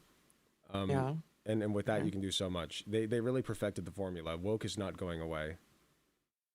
Yeah, yeah. It's just the perfect word. They tried BLM, they tried SJW, they tried, even after woke was a thing, they tried DEI. None of it works as well Mm-hmm. as woke. Woke is like, that's their new go-to. Yeah. And for good reason. I It think that works. like that is already like a component that is used to dismiss people. It's just like you say something and then it's like, oh, this is woke, so I don't need to listen to it. Which is like ingrained in these people's minds. I love to follow American politics better than any sitcom out there, although I feel pretty I feel petty for you all suffering under the orange monkey calling himself president. Salute. Yeah, well, we got to deal with it. Tis what it I is. disagree on Asmongold. I think he was a genuine guy, but since he realized that parroting right-wing talking points gets him big numbers, he has changed his views on a lot of things within the last year. I think he like Asmongold is like kind of good at like recognizing what is like the cultural shift in certain things and like taking advantage of it. Because like he does have like some views that go against Trump, and then it's like, oh, that is like being used as like, oh, he's actually like a centrist. He's like, but then he says things that just like resonate with his that does well in the YouTube algorithm because it gets people engaged. And it's also like the thing that is like happening when it comes to like Reddit, like his Reddit page. I think he's good at this. I think that he doesn't genuinely like actually believe in certain So, things. I think that a lot of right wingers engage in mental gymnastics. As I was saying, nobody thinks that they're the bad guy in their own story, right? Hmm. And yet, money seems to be a prolific driver of this behavior, right? Yeah. Money and accolades, money and fame. Those are the two big ones. So, Asmongold, it's possible that seeing there's money and fame in these talking points decided, okay, if there's money and fame in it, like subconsciously he wants the money and the fame. Like that's Yeah. what he wants. But that's his id talking. But his ego won't let him like own that. So what he does is he does this mental gymnastics of, okay, well, what if it is actually bad? Like let's just presuppose that it's bad, right? And then build our narrative from there, because like it makes sense to me that it's bad. Therefore, Yeah. I can say that, be in the right, and get the money and the fame. Win-win. Yeah. So I think go ahead. is that, do you think that is like when it comes to like someone like Nick Fuentes, like he's a white nationalist, he's pushing like Mhm. you know just transphobia, fascism, and Christian nationalism, but he's also gay and going on dates with like cat boys and whatnot. I think it's always like Mhm. kind of And kind of fascinating. he never really acknowledges it, right? Like it's just kind Yeah. of there, and he just like lets it go. He just ignores it. I think that he's laughing as he does this. I think that Yeah. he is. It's tricky. That's a tricky one, because you have this guy who's gay, but he's also a Nazi, like an open, out and about Nazi, who preaches anti-gay sentiment all the time. Now there are a couple of things Yeah. to consider here. One, there's actually a phenomenon in psychiatry, and I gotta look up what it is. I can't remember. It was on a test that I took. where the literal question was, and a politician comes out with a homophobic policy, line of policy, right? So the question is, what kind of activity is he engaging in, according to whatever philosopher it was, whatever psychologist?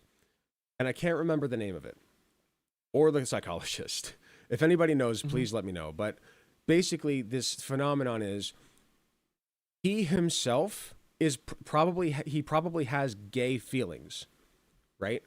And so in order to reconcile that with the idea that he can't be gay, because that's what he's learned growing up, is that it's bad and wrong to be gay, it's against God or whatever, that is how he vents, right? He can be engaged in gay stuff, talk about gay stuff all the time in a negative way. And that's totally normal and justified and fine to do. And that's how he gets his fix. So, yeah, I mean, it's kind of interesting. A friend of mine who's also a VTuber, he's a fanboy. He does spicy entertainment, Mhm. and he his name is Linksy. He basically, like, his TikTok is him sharing like stories of like his job, and there are a lot of stories of conservative guys being like, oh, I'm going to have sex with a man, and then I go onto like an anti-gay rally. Yep. And it's kind of like, I don't know this like phenomenon. And then there's also like the balance of like, well, gay people are fine, they just shouldn't be married because that is like the sanctity of like the church, and because that's like how they like justify it. But then there are like the extremes of like, oh, I have gay sex with someone who looks like a woman enough for me to justify it as like me still being straight. Mhm. That's Um, definitely a thing. Like so there's it's all like, kinds of mental gymnastics. It's like, it's yeah, pervasive. Like think about it. yeah, Imagine for a minute, you're internalized trans. oppression, So you're trans. internalized heterosexism, So sublimation. sublimation. I think that's it. Isn't that forcing, like having like the dominance, like forcing someone into, like forcing a man into the role of the woman to get like dominance or something In kind of psychology. thing? In psychology, I'm reading from Wikipedia. Sublimation is a mature type of defense mechanism in which socially unacceptable impulses or idealizations are transformed into socially acceptable actions or behavior, possibly resulting in a long-term conversion of the initial impulse. Sigmund Freud believed that sublimation was a sign of maturity and civilization, allowing people to function normally in culturally acceptable ways. He defined sublimation as the process of deflecting sexual instincts into acts of higher social valuation, being, quote, an especially conspicuous feature of cultural development. It is what makes it possible for higher psychical activities, scientific, artistic, or ideological, to play such an, quote, important part in civilized life. Psychology textbooks present a similar view, stating that sublimation is, quote, translating a distressing desire into an acceptable form, end quote. It occurs when displacement involves, quote, the transformation of sexual or aggressive energies into culturally acceptable, even admirable behaviors, and serves a higher cultural or socially useful purpose, as in the creation of art or inventions, end quote. I was interesting? thinking of subjugation. I think that's what I was. Subjugation. That was what I thought of when I heard sublimation. Gotcha. But that is the act of bringing someone or something under control, and a lot of it is like, guys being, who's that chatter, being by like the way? assaulted and so on. Who's that chatter who said that? Who's that chatter? Kira Quinu. Thank you so much, Kira. Appreciate you. But yeah, so that's what I was trying to get at is that politician, Yeah. and I believe that Nick Fuentes is also sublimating. I think that like in general, like the Kroipers have like a weird fascination with like femboys and so on. The far right Yeah. sissy femboys on 4chan are kind of like the other way to do that. Instead of Again. becoming a domineering man who hates gay people while sleeping with them, they become into submissive, self-hating people. Both uphold. I think there are a lot of Yeah. like people on like 4chan, like also like a lot of like trans people or femboys and so on who have a lot of like internalized transphobia, and that turns into kinks. Yes. Yeah, so the phobia, once again, the phobia becomes the philia, right? Yeah. Like this isn't always how it works, but this is one pathway to which you can get like either a fetish or, subjugate people in a sexual way or be weird sexually toward people. Like it starts off as a fear. Like you don't like you are either terrified or disgusted by something, right? Mm-hmm. Being terrified or disgusted by something makes it forbidden, right? Now, something that is forbidden could be visualized. In my head, it's visualized as being behind a big door with a big golden lock, right? Mm-hmm. Kind of like a boss room. It's forbidden. It's off limits. What do humans like to do with things that are off limits?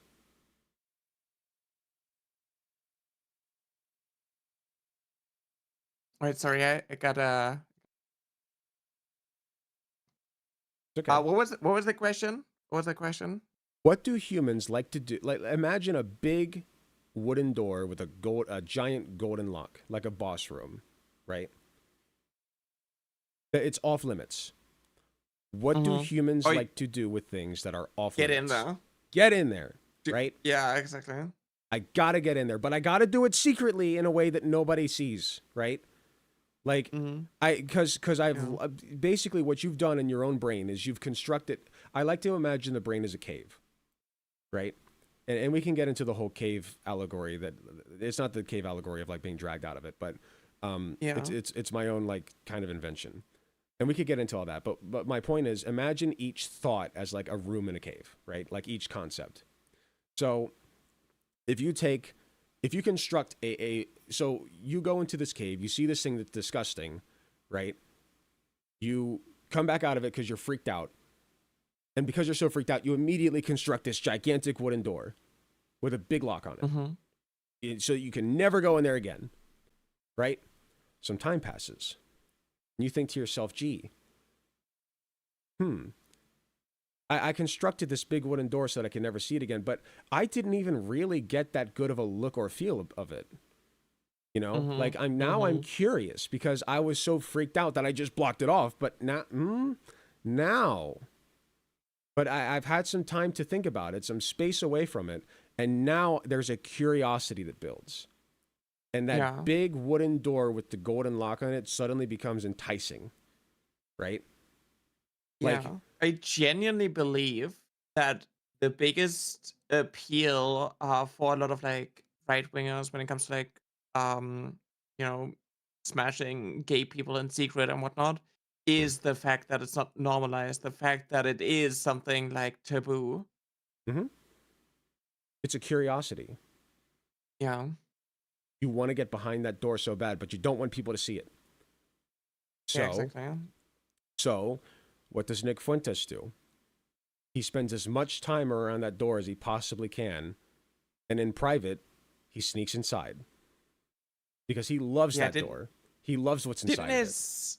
Didn't his goon folder get leaked or something, and there was a lot of like trans porn in it as well? Pretty sure. Wasn't that something? Pretty sure. Yep. I also know, I think people like Dr. Disrespect were also like cheating, using like a trans, sex worker.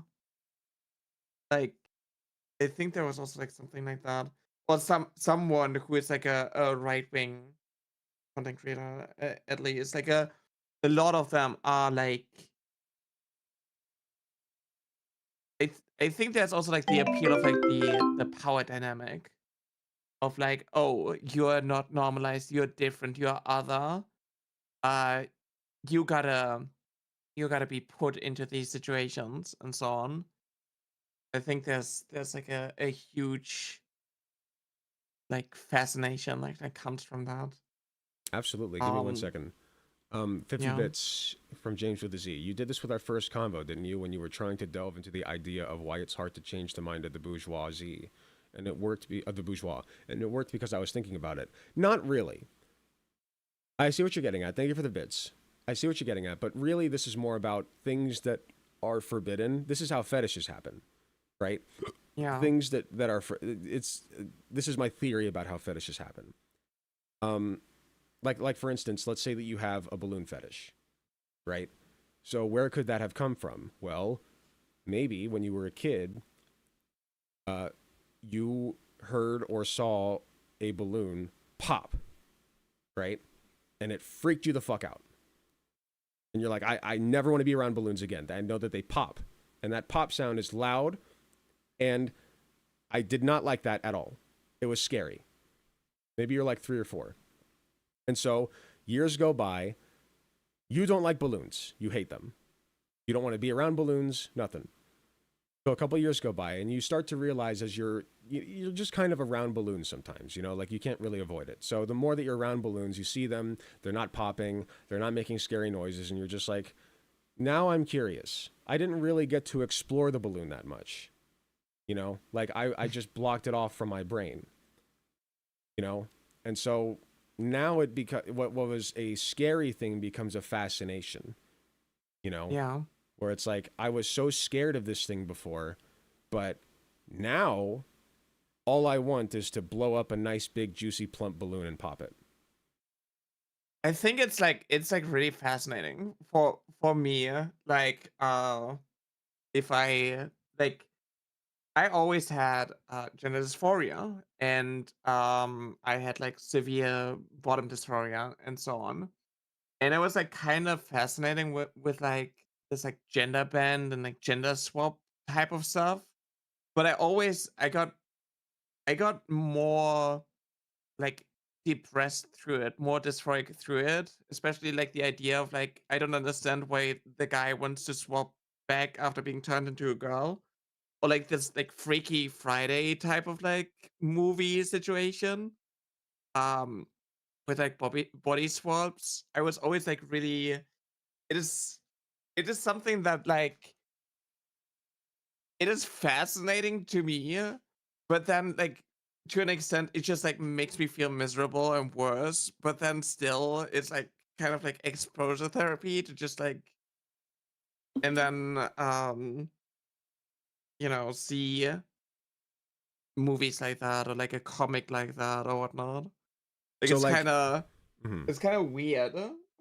So like, let's take the Fairly Odd Parents episode. Have you ever seen Fairly Odd Oh, Parents? oh yeah. Oh Yeah. God. Let's take Yeah, that that's because been on my mind for a while. the amount of fetish material in that show is unparalleled, right? So Mhm. Fairly Odd Parents. Hold on, I got another dono. Yeah, the point I was making is I have a fetish for the bourgeois now. Thanks a lot, Alec SMFH. Oh, thank you very much, James with a Z. Appreciate you. So you have a fetish for the bourgeois, the bourgeois now. Well, I can't help that. Anyway, Fairly Odd Parents. So there's an episode where Timmy gets turned into a girl, and so you watched that, I assume, because like I did. okay. Yeah. So how did you here? Let me go to the bathroom real quick, and then I want to listen to how you felt about that episode because I'm very curious. Okay. Give me just a second. Okay. You can talk to my chat. Oh damn! I gotta imagine myself in the the good old days, I guess. Yeah, take a minute to formulate that. I'll be right back. Mm-hmm.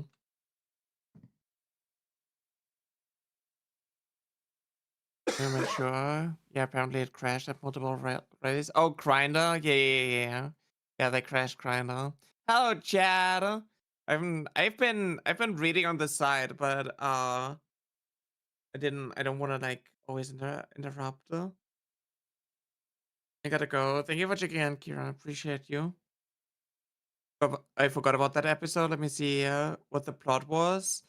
The plot was basically Timmy wants to go to like the birthday party of his crush and or something like a sleepover or like a birthday party, and so he wants to have like he's like coming up with like a birthday gift, but he's always like thinking about like boy stuff.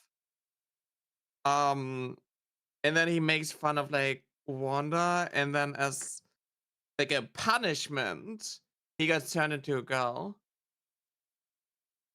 What does the channel point redeem 500 spit in my mouth do? It makes me hydrate. It's my hydration thingy. I get reminded to drink water.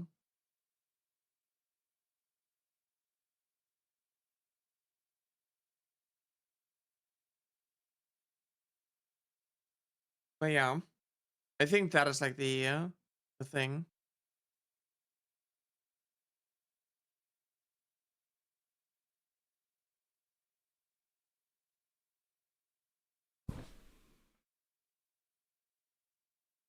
Okay.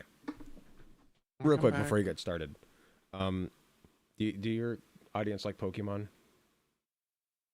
Yeah. Do they like Whoopers? Are they Whooper fans? I think everybody likes Whooper. I think Can you even if you're not a Pokemon fan, you're a Whooper fan. Like, I think. Can you see what's on my screen right now? Yeah. My video feed.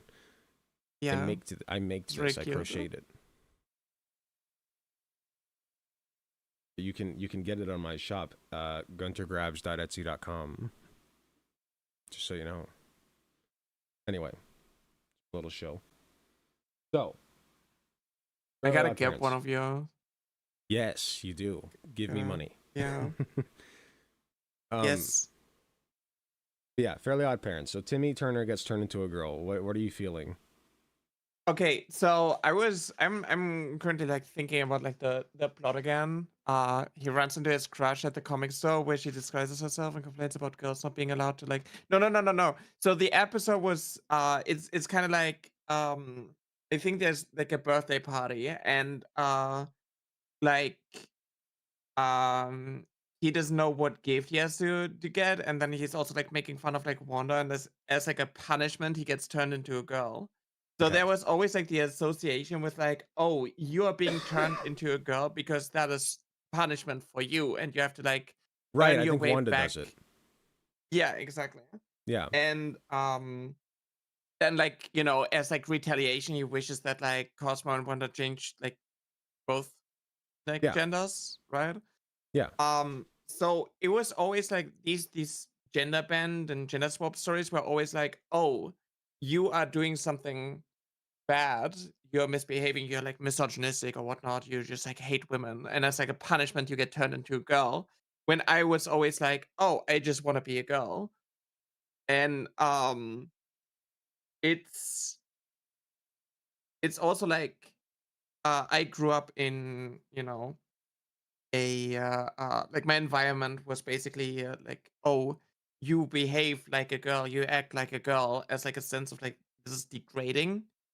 So it's like it was always like really confusing for me why it's a punishment to be a girl and why the goal is to want to switch back. So it was like I was really confused by it.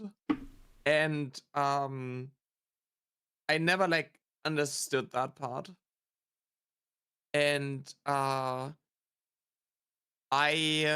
like I obviously had like the wish that, you know, it would just like happen to me, that I would just like wake up as a girl, that I would just be transformed and everybody would remember me as a girl, and you know, it wouldn't be like something weird. It's just like I'm waking up in my body. I'm waking up to Kind of ash and dust. situation. Sorry. What did you say? I'm waking up to ash and dust. Oh yeah. Yeah. I wipe my boobs. Didn't Jimmy and I Neutron do the spread same? my- Jimmy Neutron did the same. Yeah, I think there was like an episode of that. Yes. That was very popular. Yeah. What if we Johnny frame Bravo. it this way? Oh yeah. Also like the Naruto, like the sexy jutsu kind of thing, where it like switches. Yes. Where it's like a woman. Yes. How did you feel about that? It was really it was kind of gross. Like it was a little bit too like objectifying. Like Fair enough. I was always like a little He bit is a 10-year-old kid. weird. Yeah, it was. It's kind of yeah, but like there's a lot of like stuff like that, a lot of like misogyny. So I always Mhm. yeah, I always like I had like the wish of like, oh, I'm just going to like wake up as a girl, but also like I don't understand why it's punishing to wake up as a girl. It would just like feel right. So how did you feel about Wanda turning into a man? What was that specifically like?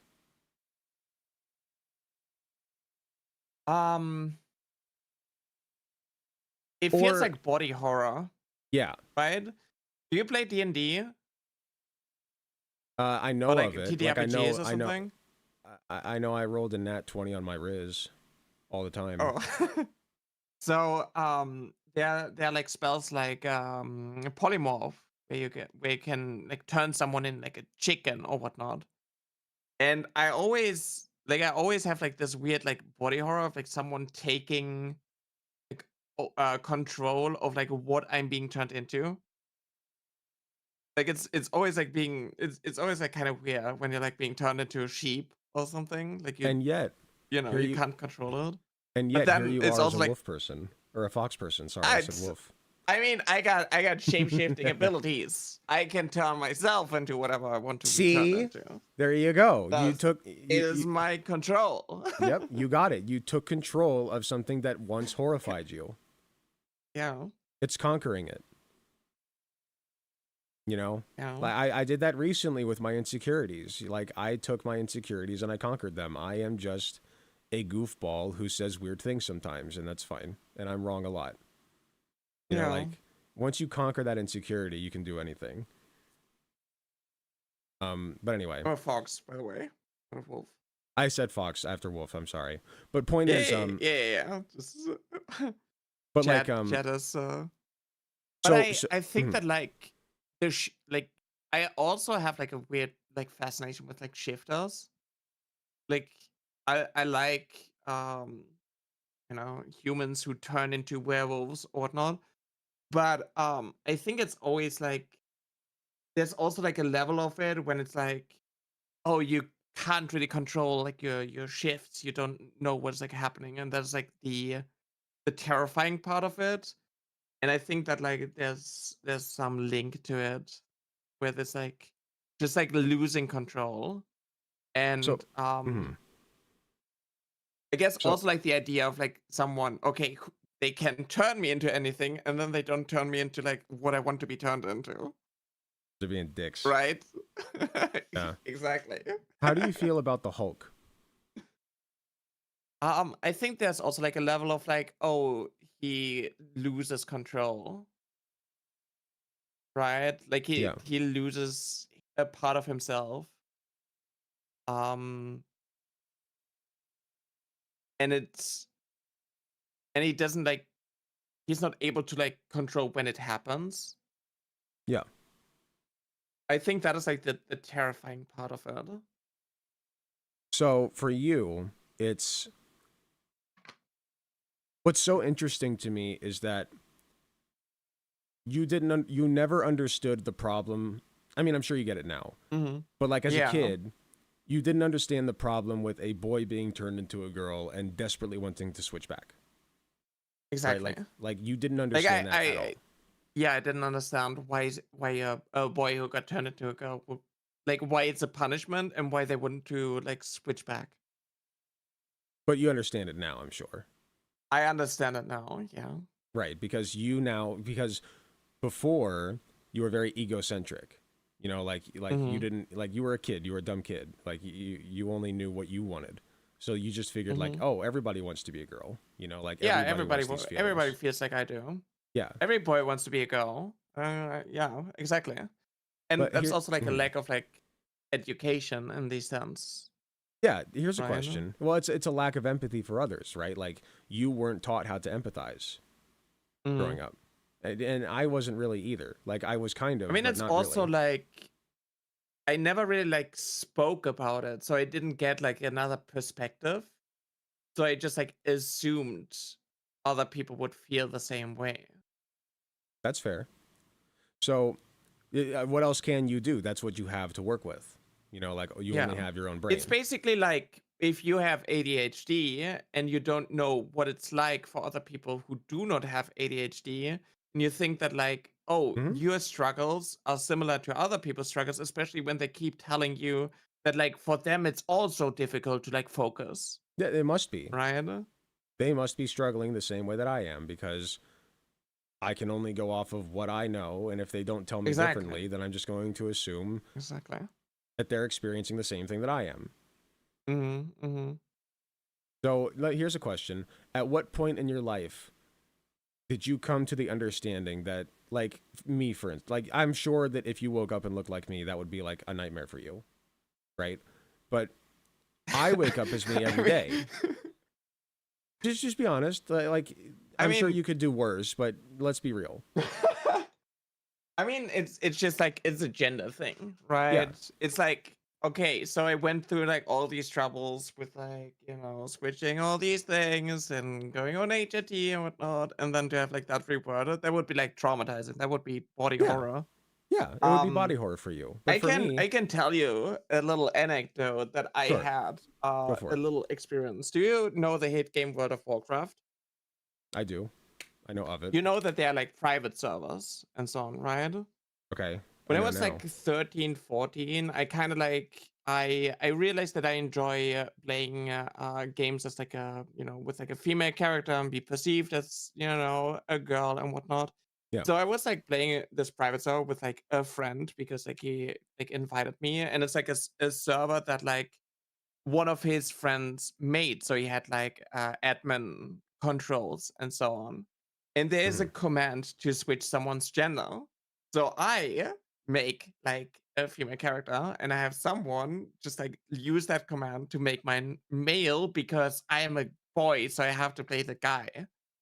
Oh no. And that was so traumatizing to me that I like started crying, and I was like really heartbroken. Oh, I'm so sorry. And I think that was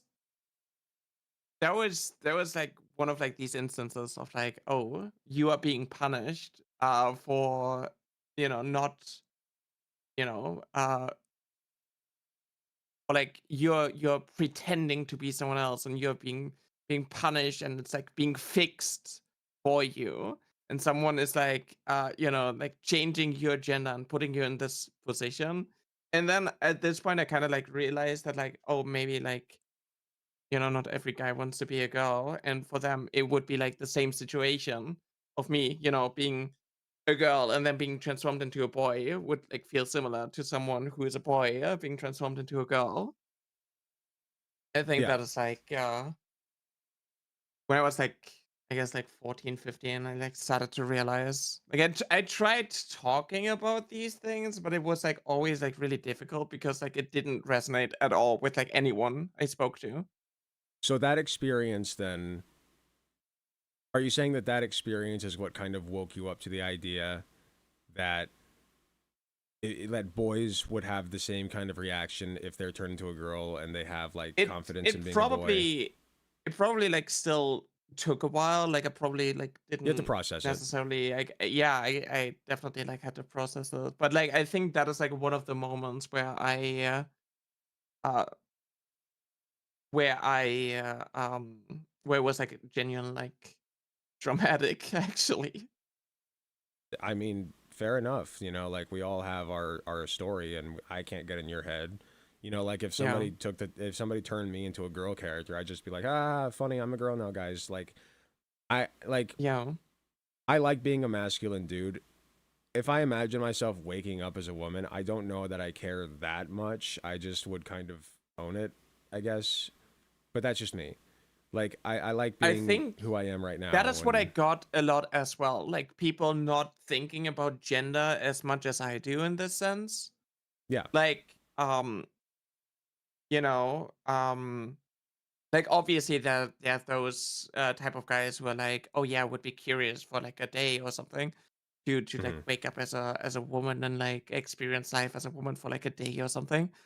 But like I also got a lot of people not thinking about like their gender in the sense of like this is like a core identity, and like this is something that like actively causes me like distress if I would like imagine myself in the other, I guess, the other gender. It's so interesting. People are so interesting. I love that I went into psychiatry because these conversations are like what give me life these days. Like, okay, so you're about 14 or 15. So this is the point where like you actually start to empathize with other people's sense of gender identity and the fact that like I like looking the way I do, like a bald fat fuck. You know, like this is great. You know, I'm living my best life. I think I've always been like kind of like self-centered because that's kind of like how I've been. That's how you're raised. And I think it was just like a point of like other people aren't too like affected by it. Like I literally like to this day, I mainly play you know femme presenting characters. Or like I when I started playing Overwatch, I mainly played like female characters, and that was like always like my main. And I pick a character that I really like, and then I mainly just like play that character. Yeah. I also had people, when I was playing like Rainbow Six, I had people, tell me like, "Oh, we do not need this specific character. You gotta pick someone else that we need for the team." But it's like, no, that's a guy, so I can't play it. Like I feel physically sick. I played Valorant with people, and there's this thing of what is it? Like chat roulette, where everybody in the hero select screen selects like one character, and because only one person can have that character, it basically like randomly assigns everybody else the character. And I was assigned like a male character, and I actually like I was You dodged. physically uncomfortable. Did you dodge? And I mean I was playing with friends, so I like tried to enjoy it, but I wasn't doing well. Like I couldn't function. It was interesting. It was really difficult for me. It goes deep for you. Yeah. That's big to admit. Yeah. I think there's a lot of like obviously like escapism to it. And then to also like immersion. So you like immerse yourself as that character, and you play that character. Like right when you're like playing Valorant, you get like referred to as that character's name, and you hear the voice, you see the hands, and so on. There's a lot of it. Like obviously, like in Valorant, I play a trans character who's non-binary, so it's like a, you know, um, so it's just like uh also cool like representation and so on. Here's a question. And I also like, but like yeah, it's wild how like I think a lot about like genders, like in the sense like how like I avoid certain games because they only have like a male protagonist or something. Like I couldn't play the Witcher series even though I really wanted to. Oh man. So here's a question for you though. How would you feel about playing a femboy?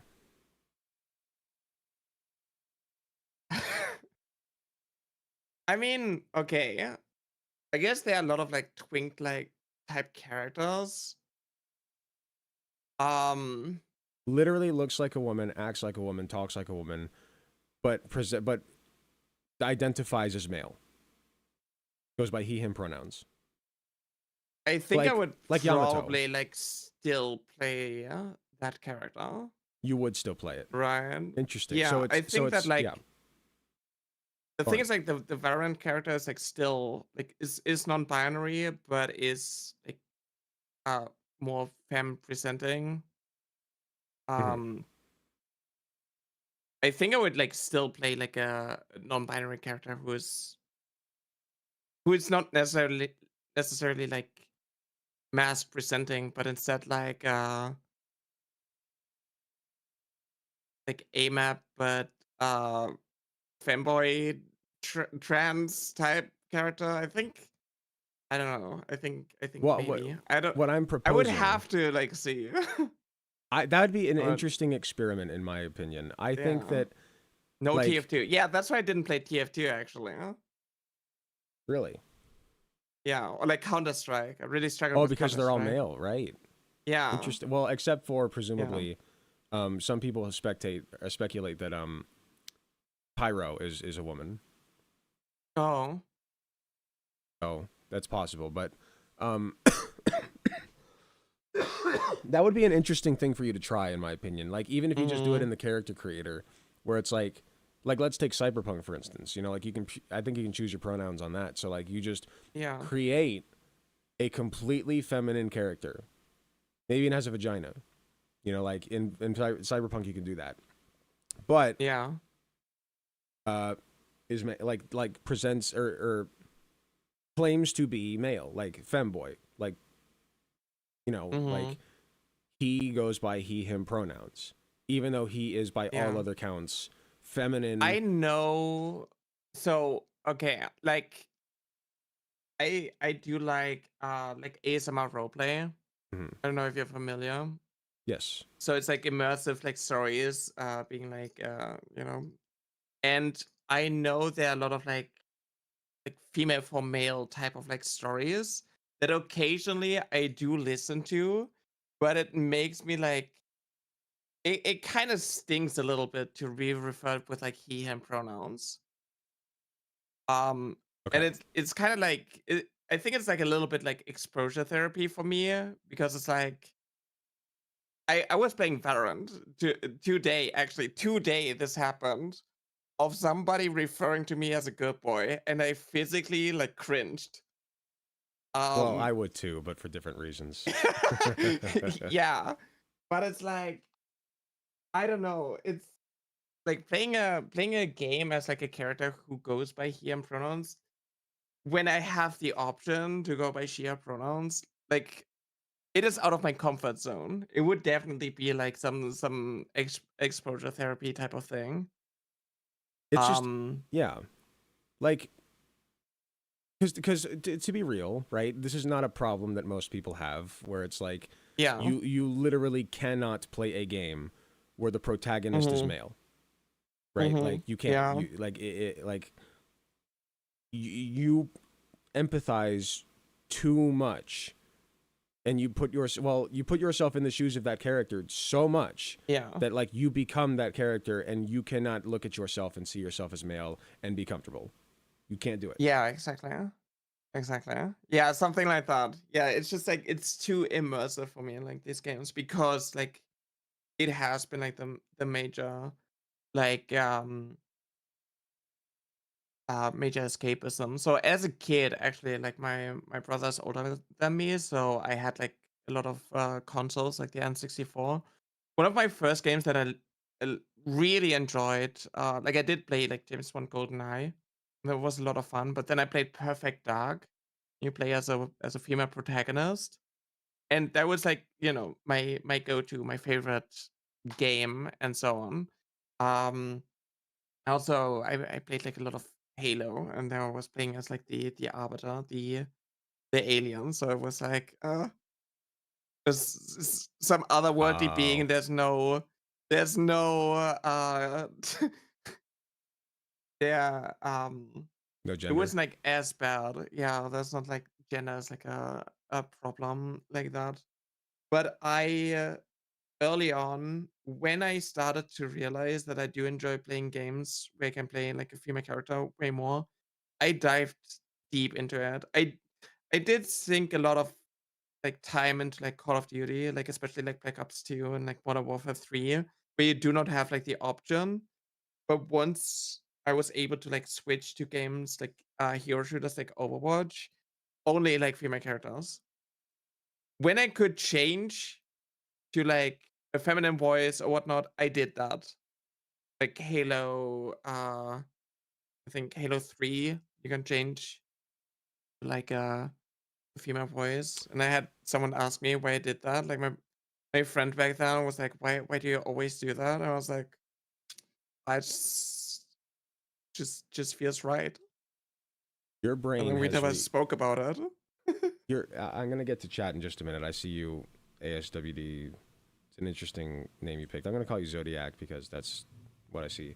I'm gonna get to you, but that's so interesting because. And by the way, I have another chat in 30 minutes, so I gotta hop off soon. But I can't believe how long we've been talking. This has been a very fun conversation. But I didn't know that it like devolves into like the psychoanalysis of my gender dysphoria. I'm very like good at doing Yeah. that. But I mean, I enjoy talking about it. I think Cool. it's As long as you're having a good time, we can stop if you want. No. Okay. I mean, like, I just find this so fascinating because you have such a visceral reaction to any notion of even being perceived as male, even in a fictional context, that your brain just rejects it.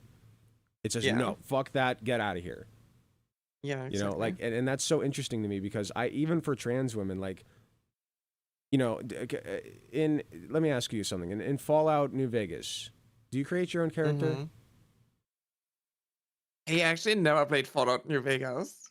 Oh, see, that's my bias. I just assumed because you were a trans woman that you'd played it. Yeah, I know. No, I'm a letdown. Oh, no, you're not real trans yet. You're not real. You're not a real trans yet. But I've always been playing like I've been playing like Call of Duty Black Ops 2, and I tried to do it like competitively and like in teams and so on. I always played like FPS games, competitive shooters. So I never got into like story games as much. I played Dishonored 1, and I genuinely enjoyed playing it. And I have not finished Dishonored 2. But I really enjoyed Dishonored 1, despite you playing as a guy. Okay, so interesting. So you said Fallout 1, you said? Or Dishonored. Dishonored, sorry. Yeah. So you could play Dishonored as a guy. That was possible for you.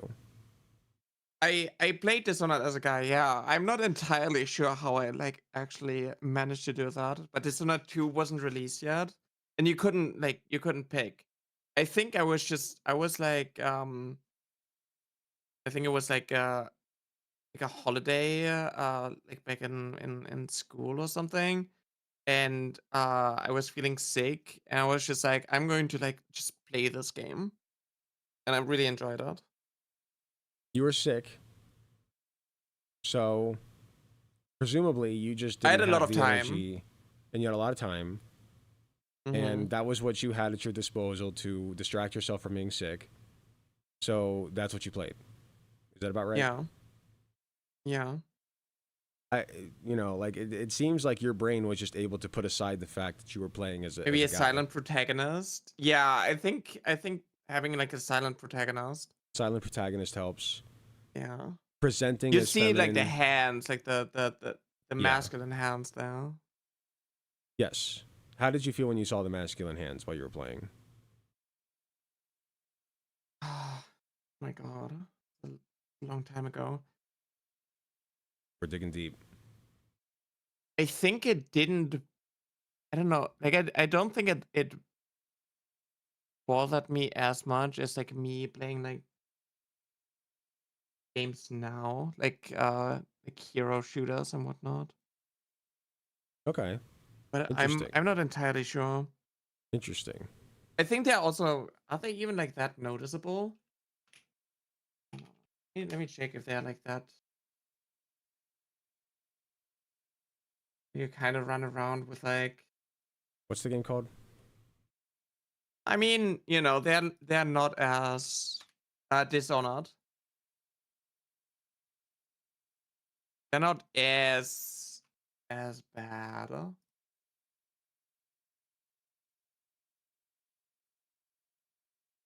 First person view. Ah, yeah, they're not bad. I think it's because it was lower poly. Like these days, you can see every little vein. Yeah, every like this hair, is also like like yeah, exactly. Huh? Yeah, so you could just kind Yeah. of get over it.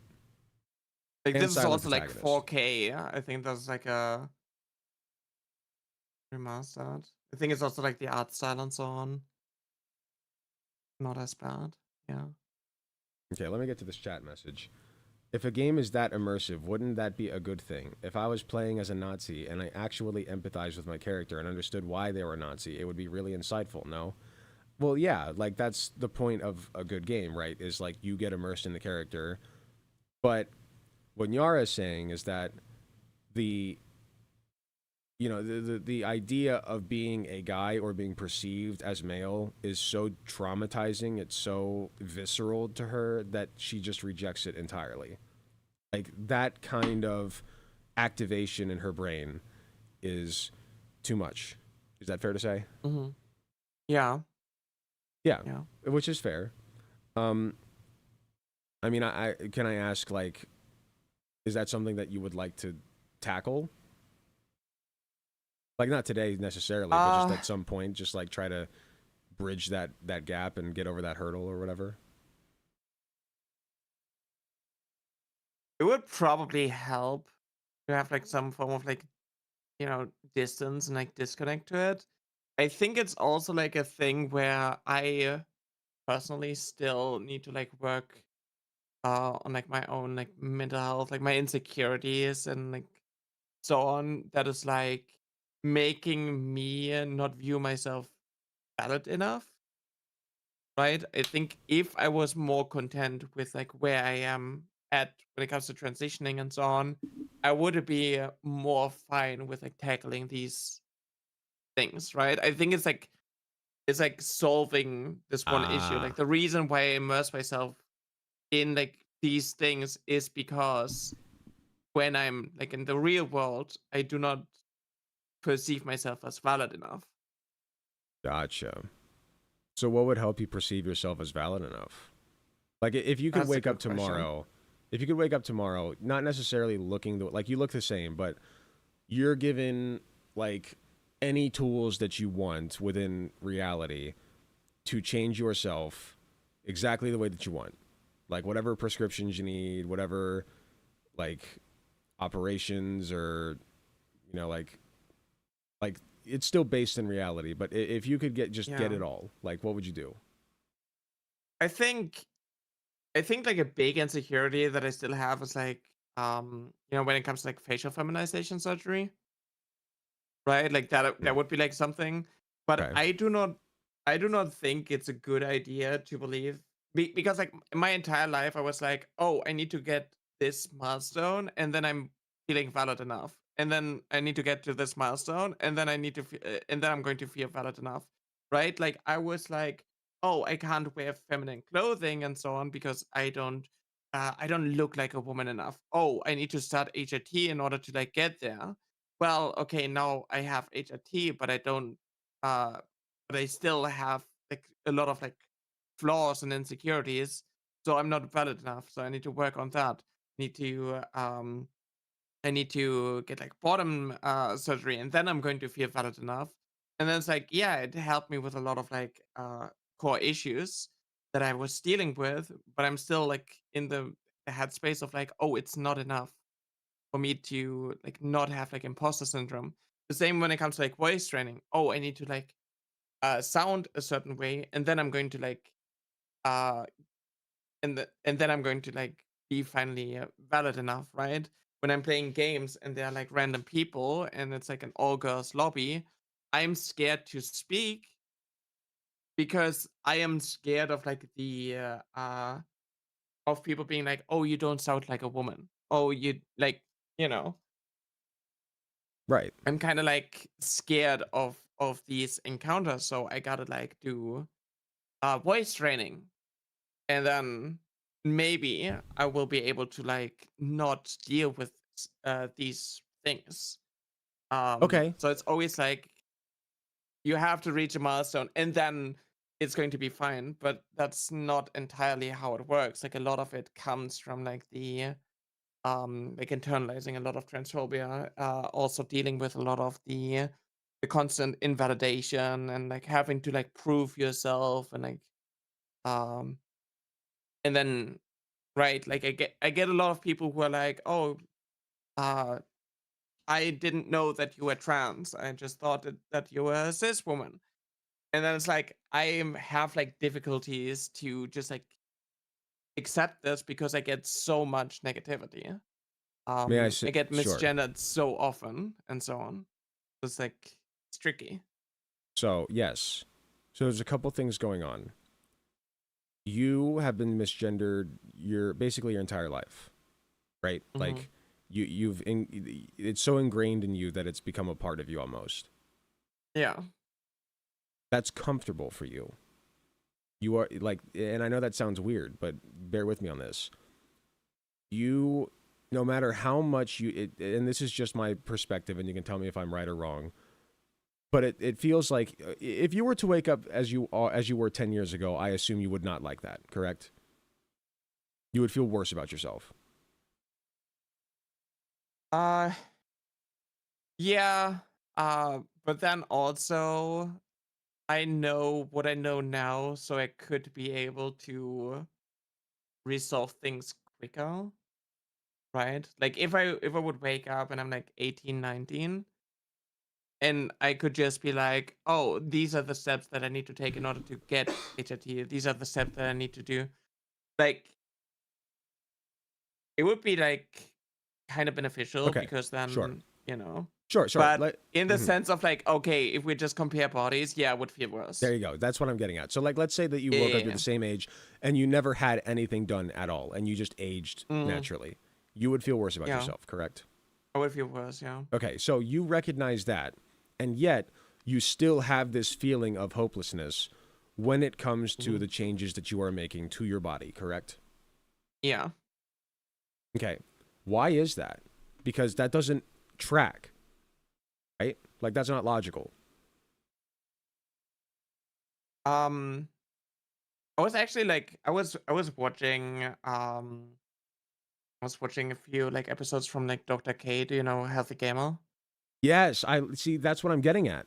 Yeah, he was talking about like there's a form of like it's like narcissism, but instead of being like, oh, I'm the best, it's more like I'm the worst, right? Like I have less worth than others and so on. I think there's a lot of like issues like that, a lot of like self-worth, self-esteem issues that I have that might come from, you know, being invalidated, being neglected, and being misgendered my entire life, and dealing with like the constant abuse and harassment that I have to like face online.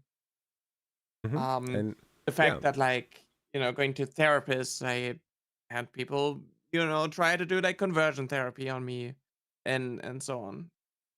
Yeah. And there's another phenomenon that Dr. K talks about. The what does he call it? The pain that's familiar, right? Or the evil, what is it called? The evil that's familiar, I think. Right? Like the evil that is familiar, well, the situation that is familiar to you, you will gravitate toward that even if you see a situation that is better. Like just objectively better. Because the thing that you're familiar with, that's what you were raised in, that's what you know. You know that you can make it through that. You can. Yeah. So like you can make it through getting misgendered. Familiar devil? Yes, the familiar devil. The devil you know, right? Versus the devil you don't know. The devil you know is going to be the one you gravitate toward because you've been dealing with that devil already. Like, you know that you can make it through those deals, right? You don't know if you can make it through the deals of the devil that you don't know. So your brain is constantly trying to keep you locked into the thing that you know. And that's why, in my opinion, this is just all speculation. You can tell me if this tracks or not. It seems to me as though every time that you take a step forward in your transition and you become a little bit more like the person that you want to present as, your brain is fighting against that and saying, no, it didn't work. It didn't work. It didn't work. It didn't work. Yeah. Yeah. Just like this, it's not good enough. It's not good enough. It's never good enough. It will never be And good then enough. also the fact that I quote unquote have to put effort into it is already like a dysphoric thing because like, oh, women don't need to do that. Right, but women do sometimes need to do that, don't they? Yeah. All the time. All the time. Breast augmentation, makeup, facial surgeries, vocal surgery. Like, women do that all the time, regardless of if they're cis or trans. Mm-hmm. Yeah. You know, we just don't talk about it. Yeah, because that is like seen as like someone affirming their genders in a way that is like natural and it's like supposed to be that way instead of like, oh, it's just like a fetish. And I think that a lot of trans people actually like have this voice inside of their head always going like, oh, what if I'm just like faking it? What if this is actually just like a fetish? Yeah. Yeah. Which is like obviously not the case. It's just like brainworms and yep, it's brainworms. You know, how it's like, you know. Yeah, you're cognitively very aware of everything that's going on in your own brain. You know, like, it's impressive. Not very many people have this level of self-awareness. I've been thinking a lot. I've also been thinking a lot. you do a big think, but yeah, it's just a lot of it is like negative, and I have like a lot of like this weird like doomerism and like nihilism. Obviously, I talk a lot about like issues like that, so I'm a little bit more aware of it. And actually, like this has been like kind of helpful because I'm like thinking about certain things a little bit better. Like I understand myself a little bit better, especially like the part of like, oh yeah, like I immerse myself in these ways. Like it's just like so normal for me that it's like really interesting to hear like the perspective of like, oh, I don't understand that. Like I don't feel the same way. Yeah? I'm not like this attached or like this repulsed by like the thing like the wrong gender or something. Yeah, and wouldn't you like to reach that point where it's like, I mean, it would be pretty useful to not you know to be in a situation where you go outside in the world and you're not constantly wondering if people are like looking at you weird because it's just a guy in a dress or something. Yep. Like that's also like a part of like I'm already like, you know, okay, when I wear skirts, that's already like, you know, the most I can go. But I also have like a lot of like worries about like, oh, what if I want to wear a dress? What if I want to wear like something fancy? Like I can't. It kind of reminds me of this situation where I was as a kid when I was like 14 and I learned about like, you know, cross dressing and like femboys. And I was like, okay, maybe I'm just that. Maybe I'm just like a feminine boy. Maybe I'm going to like settle. Like I will never be a girl. What if I don't? What if I just like settle being a femboy? And I wore my mom's skirt and I looked in the mirror and was just like, this is wrong. It's like not that like a boy in a skirt is like wrong. It's just like this wrong for you. Isn't like it's wrong. Like it doesn't match my body. It doesn't match who I am. Yeah, your brain. Yeah, on my brain, exactly. Like I just want to be a girl. I don't want to be a feminine boy. I just want to be a normal, ordinary girl. And I think that I still have like a lot of like these insecurities of like looking into the mirror, wearing feminine clothes, and like seeing a woman. It happens more often now. Good. But not all the time. It's, you know, it's difficult. It's a journey. And I think that like a lot of transitioning is not just like changing your body to match your brain, but also to like work on a lot of like mental health things. Yes, because excuse me, cis women don't grow up being called men or boys. They that simply does not happen to them very often. I'm sure it has, but not really. You know, like, and that happened to you, a woman, and that's unique. That is a unique experience that cis women don't have in general. You know, I'm sure it has happened. The thing is, like, there are women, like, I'm insecure about my height because, like, height is being seen as something masculine and, you know, it's, like, gendered. And then people come along and then, there are a lot of I know a lot of cis women who are also tall. They are also being called. Like my therapist, who was actually like giving me the diagnosis, was same height as me, and she's a cis woman, and she also gets like misgendered a lot, and it is just like it feels. I think for me, it like feels different.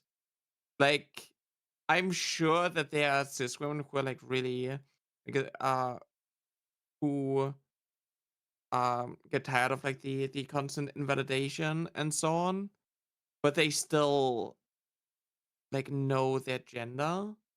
Like they're still like their gender still matches their sex. Right. It's a minor It's just their inconvenience. gender expression. Yeah. Yeah. Like I'm not entirely sure if you can like compare to like what I'm dealing with, because it's more of like a traumatic thing, and it resurfaces a lot of like these thoughts of like the invalidation and so on. Right. So I have to hop off of here in a bit, but I want to expand a little bit upon the mind cave theory, right? Yeah. So your brain is composed of neurons. Have you ever seen what a neuron looks like? I've seen like illustrations of that. Yeah, so like you know what neuronal networks look like, right? Like they're just Mm-hmm. globs Yeah. with tentacles coming off of them that attach to other globs, right? Mm-hmm. Yeah, exactly. It looks like a cave, doesn't it? Like a cave with a lot of winding paths. Mm-hmm. Yeah. Yeah. And so if you envision your brain as this cave, and every time that you have a conversation with somebody, right now we are exploring your brain cave. Does that make sense? Like we're Yeah. like you're basically a tour guide in your own brain right now in this conversation, right? So what you're telling me, what you're showing me right now, we're in this cave that is your brain, and what you're showing me is there's this wall. There's a wall, and I cannot get over the wall. I can't get over this hurdle. I've tried. It vexes me, right? Mm-hmm. And this hurdle is you accepting yourself as a woman, totally and completely, right? Yeah. So now the question is, how do we bridge this hurdle? How do we get over it? What's our ladder? What's our pole vault? What's our, like, how are we going to get over? Because we see the gap. There's light on the other side. We know that there is something over there that is better than what's here, right? But you're also kind of scared of it because you don't know what's over there. Yeah. It's also like, I think there's a lot of like, helplessness and like, oh, it's never going to be enough anyway. I just gotta figure out how to be content with where I'm at. Because you've tried, right? Yeah. And no matter what you try, you may make a minute amount of progress, but it's never enough. It does not seem like you will ever bridge this hurdle. Bridge this gap, whatever. You get the point. It can be a gap, it can be a wall, whatever you want to imagine it as. But but can you visualize that in your brain, right? Oh yeah. Yeah.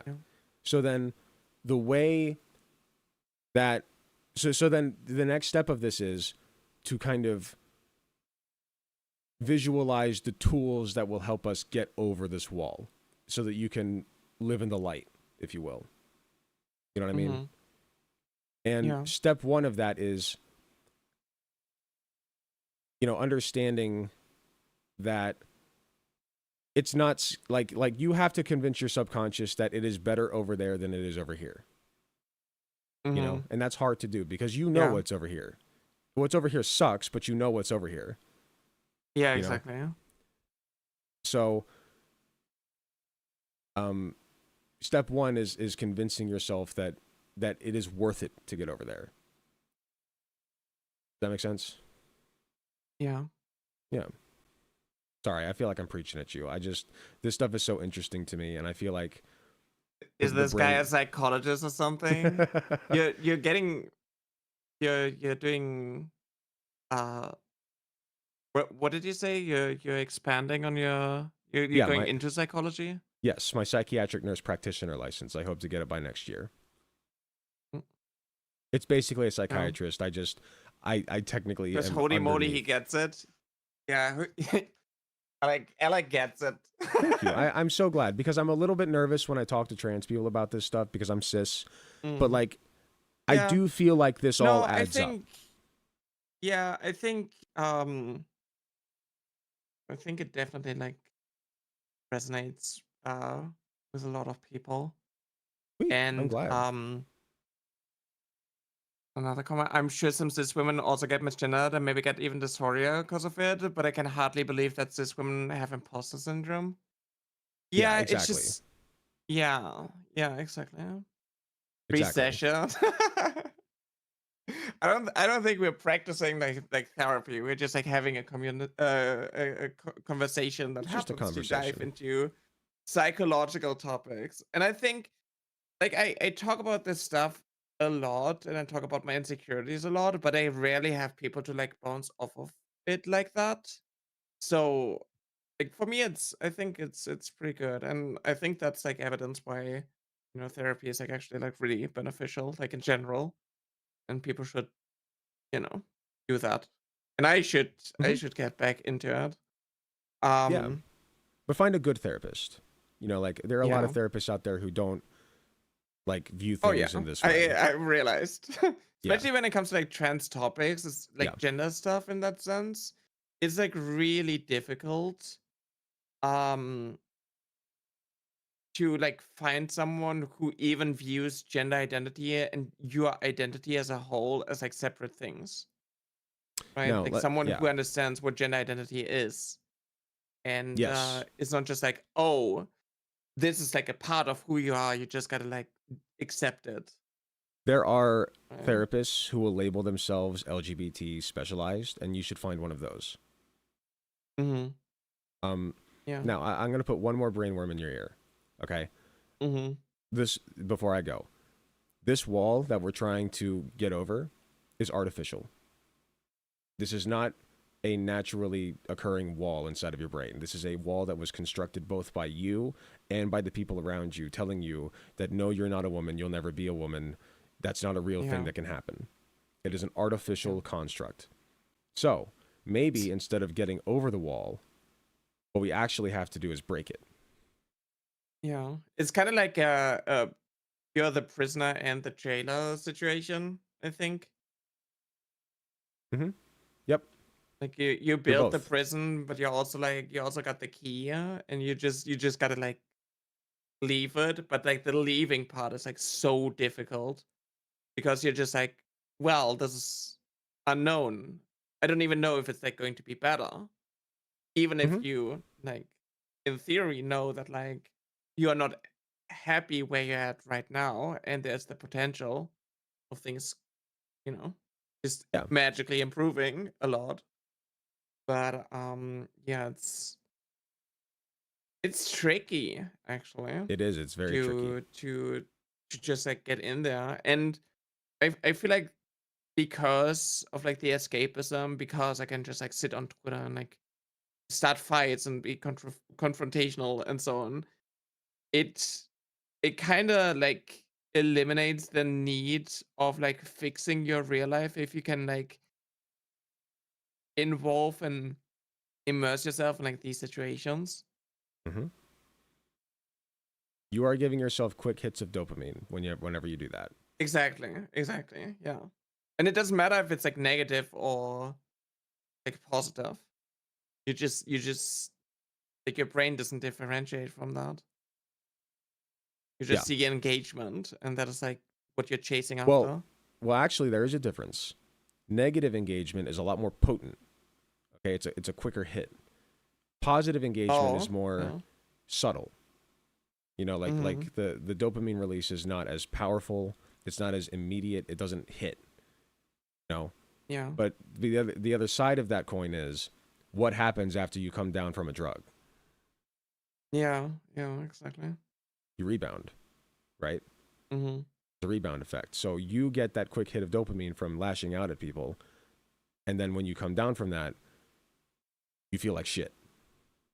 Yeah, it's like exhausting, physically exhausting, and mentally, That's why, mentally draining. And that's why in my own life, like I've just disposed of anger. Like I have completely forsaken that emotion. Like I get angry at League of Legends, don't get me wrong. I'm not a husk, but like like in terms of like actually getting angry at people, the closest I've gotten is when I debated this liberal. Like I uploaded that debate to my YouTube channel. If you ever want to get mad at a liberal, trust me, it's delicious content. But that's the closest I've gotten, and even then I wasn't really Don't angry. You have a debate to get to? Yes, I do. Thank you, James with the Z. I do have a debate to get to. Thank you for another 100 biddies. But let me end it with this. I had a wonderful conversation with you. Is there anything else you wanted to add real quick before I go? I mean, I would definitely enjoy like a follow up or something. I'm always like I obviously talk about like trans stuff like that a lot. But to also like be able to have like a conversation about it is like I think it resonates with a lot of people, and I think it's interesting. But yeah, it's difficult to get over like imposter syndrome. Like as a creative person, I already have like imposter syndrome, and I'm like a perfectionist, so it's just like everything's like adding up, and it's just it feels overwhelming. Yeah, but you used the word difficult, not impossible, right? Yeah. There you go. There you go. So it's possible. All right, but yeah, we can definitely talk about this some other time. I love these conversations. They're my lifeblood these days. I'm glad. Absolutely. All right, well, Nyara, I had a wonderful conversation with you. I didn't think that it would go this direction, but I'm happy that it did. Yeah, me neither. But I'm glad, actually. I'm glad. I think it was fun. I think it's interesting. Yeah. It was fun. And it was interesting. I do appreciate what you do, and I hope you have good luck with your debate. Thank you. It will be fun. It'll just be a regular conversation. All right. Like most debates. Exactly. There you go. All right. Take care, Nyara. Okay. Have a wonderful rest of your night, okay? You too. You too. Alrighty. Bye.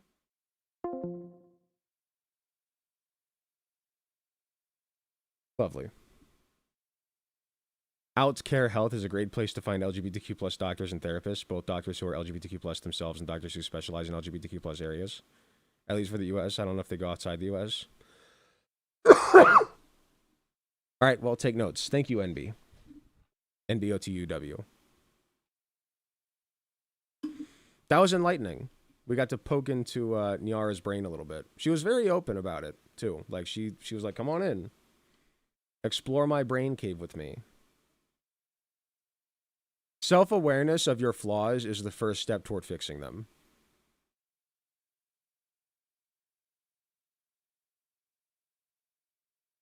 And we all have them. You know, I still have mine.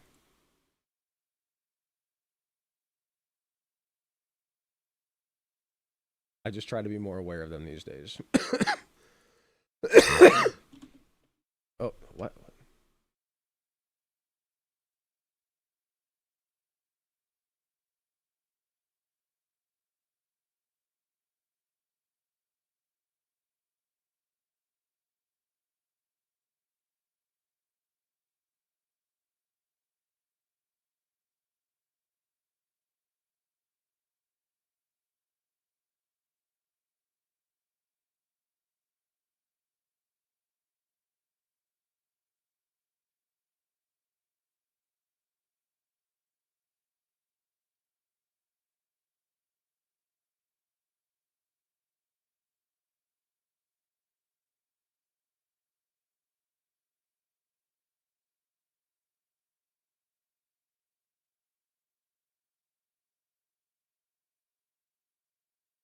Okay.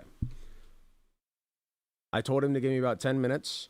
I'm going to go talk to my lovely wife for a little bit and go to the bathroom again, and then we will start the debate. I will be right back.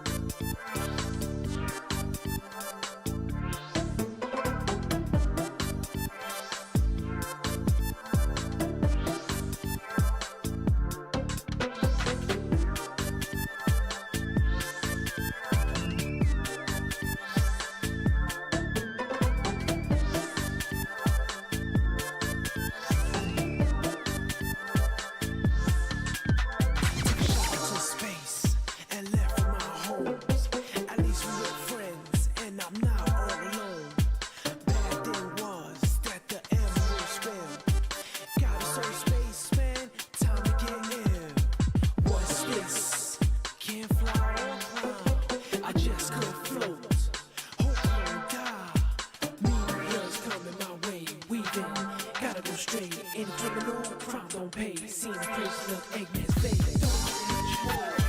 Don't let it hit you more. Don't let it hit you more.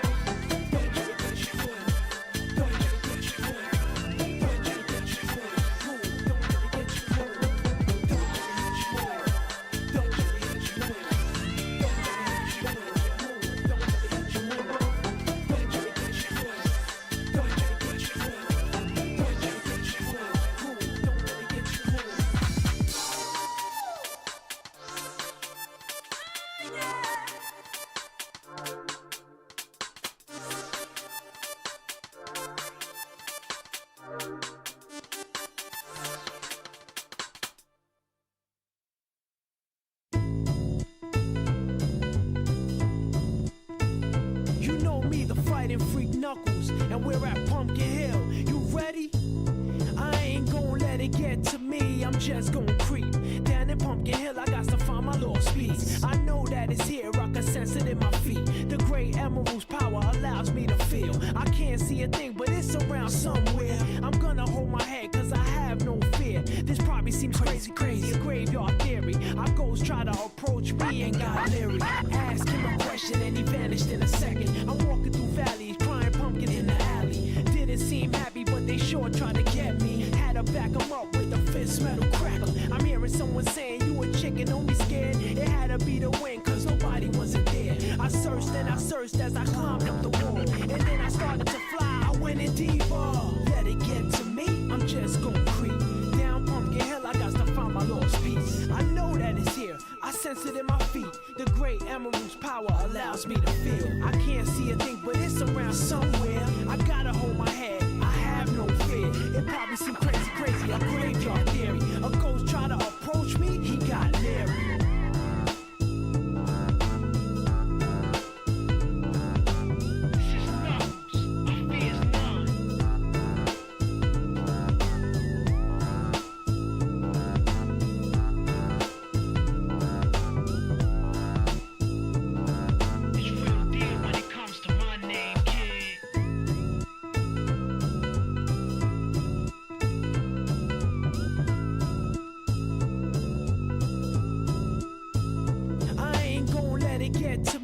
Just gon' creep down in Pumpkin Hill, I got to find my lost piece. I know that it's here, I can sense it in my feet. The great emerald's power allows me to feel. I can't see a thing, but it's around somewhere. I'm gonna hold my head, cause I have no fear. This probably seems crazy, a graveyard theory. Our ghosts try to approach me and got leery. Ask him a question and he vanished in a second. I'm walking through valleys, crying pumpkin in the alley. Didn't seem happy, but they sure tried to get me. Had to back him up with a fist metal crackle. I'm hearing someone saying, you a chicken, don't be scared. It had to be the wind, cause nobody wasn't there. I searched and I searched as I climbed up the wall. And then I started to fly, I went in deeper. Let it get to me, I'm just gon' creep down Pumpkin Hill, I got to find my lost piece. I know that it's here, I sense it in my feet. The great emerald's power allows me to feel. I can't see a thing, but it's around somewhere. I gotta hold my head, I have no fear. It probably seems crazy, a graveyard theory. A ghost try to approach me, he got leery. Spooky up in here, it's crazy in here. We still gon' keep it going, I'm Knuckles. Nobody scares me. Whoever want it, bring it. I don't care, we can do this.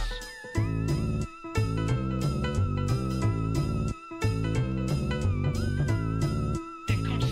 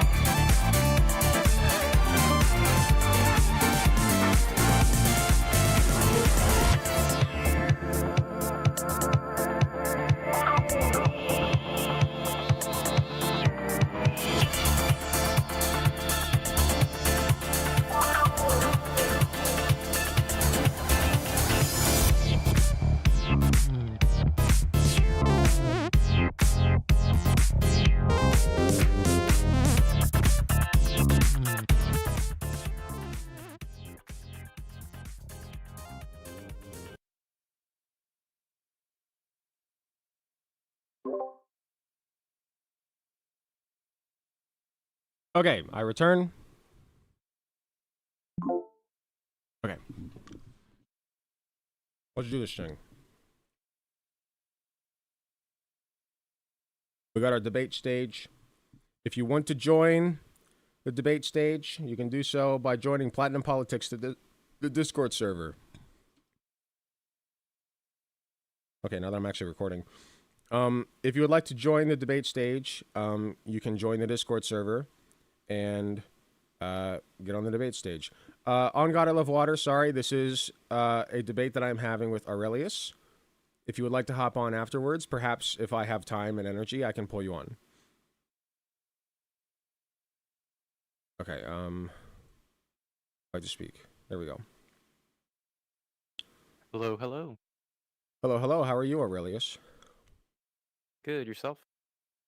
Doing just fine. I wish that I didn't have this cough, but it is what it is. Yeah. I'm not seeing your video loading on my end, but I don't know if that's a me thing. I think it's a you thing, because I see it fine. Okay. You okay if I just update Discord real quick? Make sure? Yeah, you're good. Okay. It's not working for, On God I Love Water. Huh. Oh. But I'll update it. It is or is not working for I Love Water. Oh, it's not working for them either. Interesting.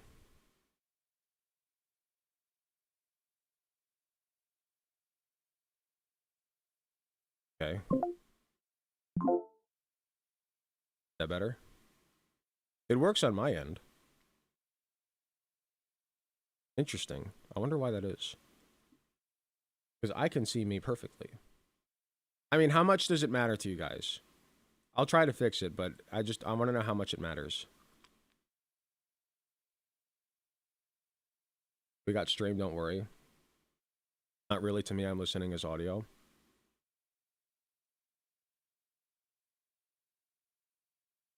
Let me see. Well, let me try hanging up and coming back.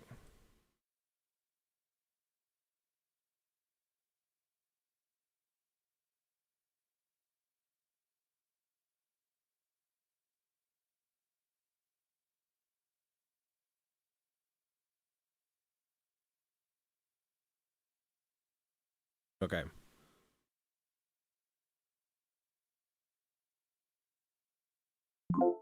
How's that? We good?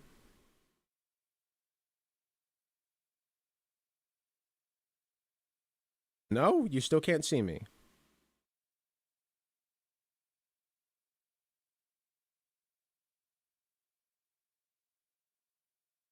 Still loading. Let me try Xing out my software. Do you see a white screen with a purple icon that is crossed out?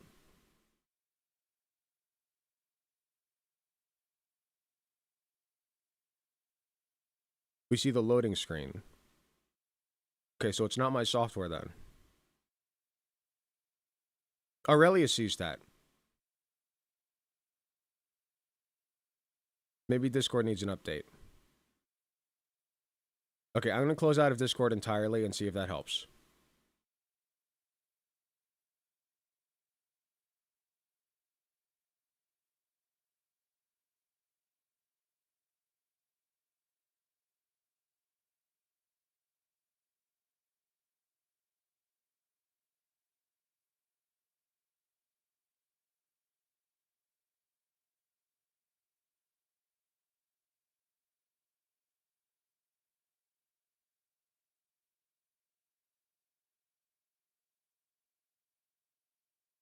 So weird. How queer. How absolutely queer.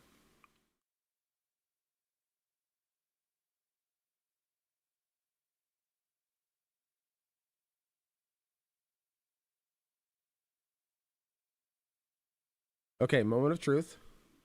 How do we look?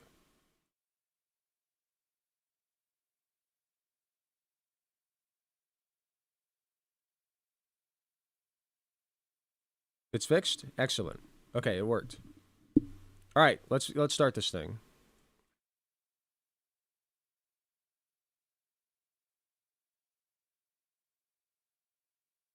Oh, sorry. There we go. All right, hello. Hello again. Aurelius, how are you? Good. Went out on a hike today. Saw some beautiful nature. Wasn't too cold. That's cool. Yeah. Oh yeah, Saw you were streaming earlier with another person. Caught a little bit of that. Indeed, Niara VT. What did you think? I caught the tail end of the discussion. Best Thought it part. was yeah. Um, take a I would say a different stance when it comes to the gender issue than you, but I think I get why you do, but don't know your position on it completely, so can't say that I completely understand your position. Fair enough. We can talk about that if you want, or we can talk about the empathy thing, whatever you want to do. We could go for the empathy thing. So I think Sure. that gets into a bit of philosophy there. Sure. We're excuse me, still getting over a cold. We actually were getting into quite a bit of philosophy toward the end of that discussion with Nyara, but it's neither here nor there. Let's talk about the empathy thing. So you said, hello, I popped in at the tail end of the stream debate last night. We talked about how to unify people's aims, where you were calling it empathy. If I recall correctly, we didn't conclude that conversation. Or no, that's from... Yeah. That was like my initial one. Yeah. Yeah. So that's what you want to talk about. Yeah. So, okay. So what was the conversation? Where did we leave off?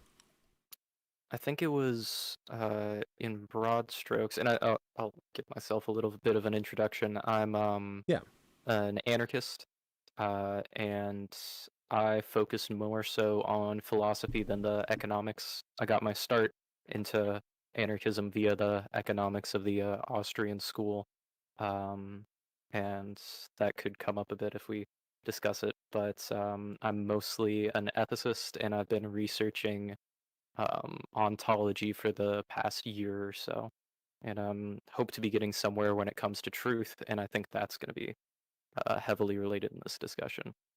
But as far as it comes to the conversation that we left off before, you were suggesting people take the position of radical empathy, where they try to understand each other and find common ground as best as possible. Would you change that at all? No, I think that's a good starting point. And I think the most unifying common ground when it comes to matters of fact would be truth. And I think the unifying common ground when it comes to matters of aim, where we should aim and where we shouldn't aim, would be to aim towards beauty and away from what I call grotesqueness, which would be the okay, this is ringing opposite a bell. of that. This is ringing a bell. In a sort of like north-south sort of way. Sure. Define beauty for me, real quick. So I think beauty is one of those things that I'm still trying to reach ontologically, but in a general sense, I think it can be described as the increase in the possibilities in the world.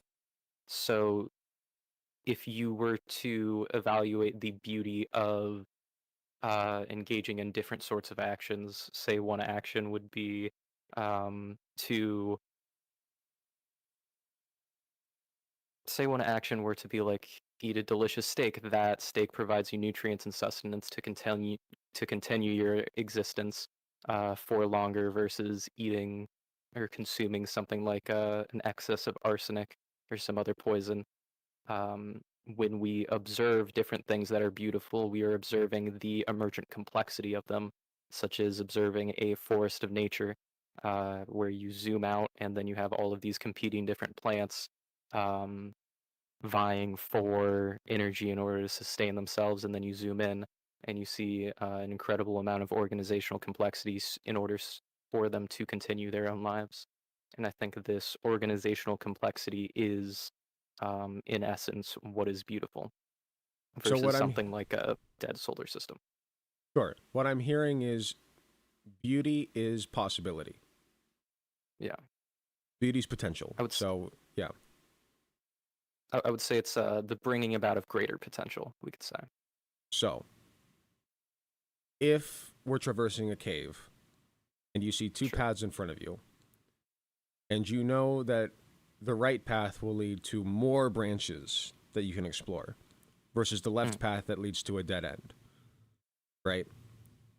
The right path is the more beautiful one here because there's more potential there to explore, correct? Yes. Okay. Let me ask you this. What if we get there and there's way more to explore, but all of it sucks? How do you mean by sucks? It's hot and clammy. There's mud pits everywhere. There's bugs crawling around. One of them bit me. And the deeper we go, the more sucky it gets, no matter which path we go down. I would still say that the presence of that, you could say like organizational complexity has with it beauty compared to relative nothingness. So it's better than nothing. Yeah. It's like there's beauty in all things. So even the most like grotesque thing you can imagine, say like a decaying corpse or something like that, there's beauty in it for say what it was. And then there's also similarly grotesqueness in some things, to where grotesqueness, if you take beauty as like the increasing potential of possibility, grotesqueness would be the like decreasing of potential of possibility, and that would be something like something dying is, I would suggest, an obvious example of that, to where it is something that was producing greater possibility, but all of those possibilities are now gone now that it is dead. All that potential for possibility was gone now that it is dead. And I would suggest that the actualization of anything is mutually exclusive with other things. So if a ball is here, it can't be there, type of thing. And just as there is beauty in all things, there's grotesqueness. It's a bit of like a Taoist yin-yang sort of duality. Thing. Yeah. So the fact that I cannot be in two places at once is part of how I am grotesque. I am a grotesque finite being that cannot be in two places at once. That is beyond my possibility. Yeah. Okay. But what's beautiful about me is that I can be here today and I can be there tomorrow. Yeah. It's within, it is potential that has not been actualized, but it is still, it still can potentially occur. So potential is beautiful, limitation is grotesque. There's, I would agree with that in broad strokes, but we might come back to it later. Sure. So, where are we going with this? How does this combat the empathy argument? I would say it more so gives the, it is what creates the common ground for people to aim towards, that it is not merely their subjective desires, but rather an aiming towards what is non-subjectively beautiful. I need to process that. Say it one more time. So I think it's, rather than looking for the common ground between people's like individual beliefs and trying to come to like an intersubjective conclusion, a conclusion between the minds of these people, I think there exists a non-subjective standard, which is beauty, which everybody can aim towards, and which is beautiful for all parties, and that leads them to the good life. So so collectively then, what your argument is, we need to look for the path that yields the most opportunity. That's what will actualize us as a species, correct? I'm trying to, so opportunity would be to try to like put in potential. An equivalent term to like increasing a potential. Potential, right. Yeah.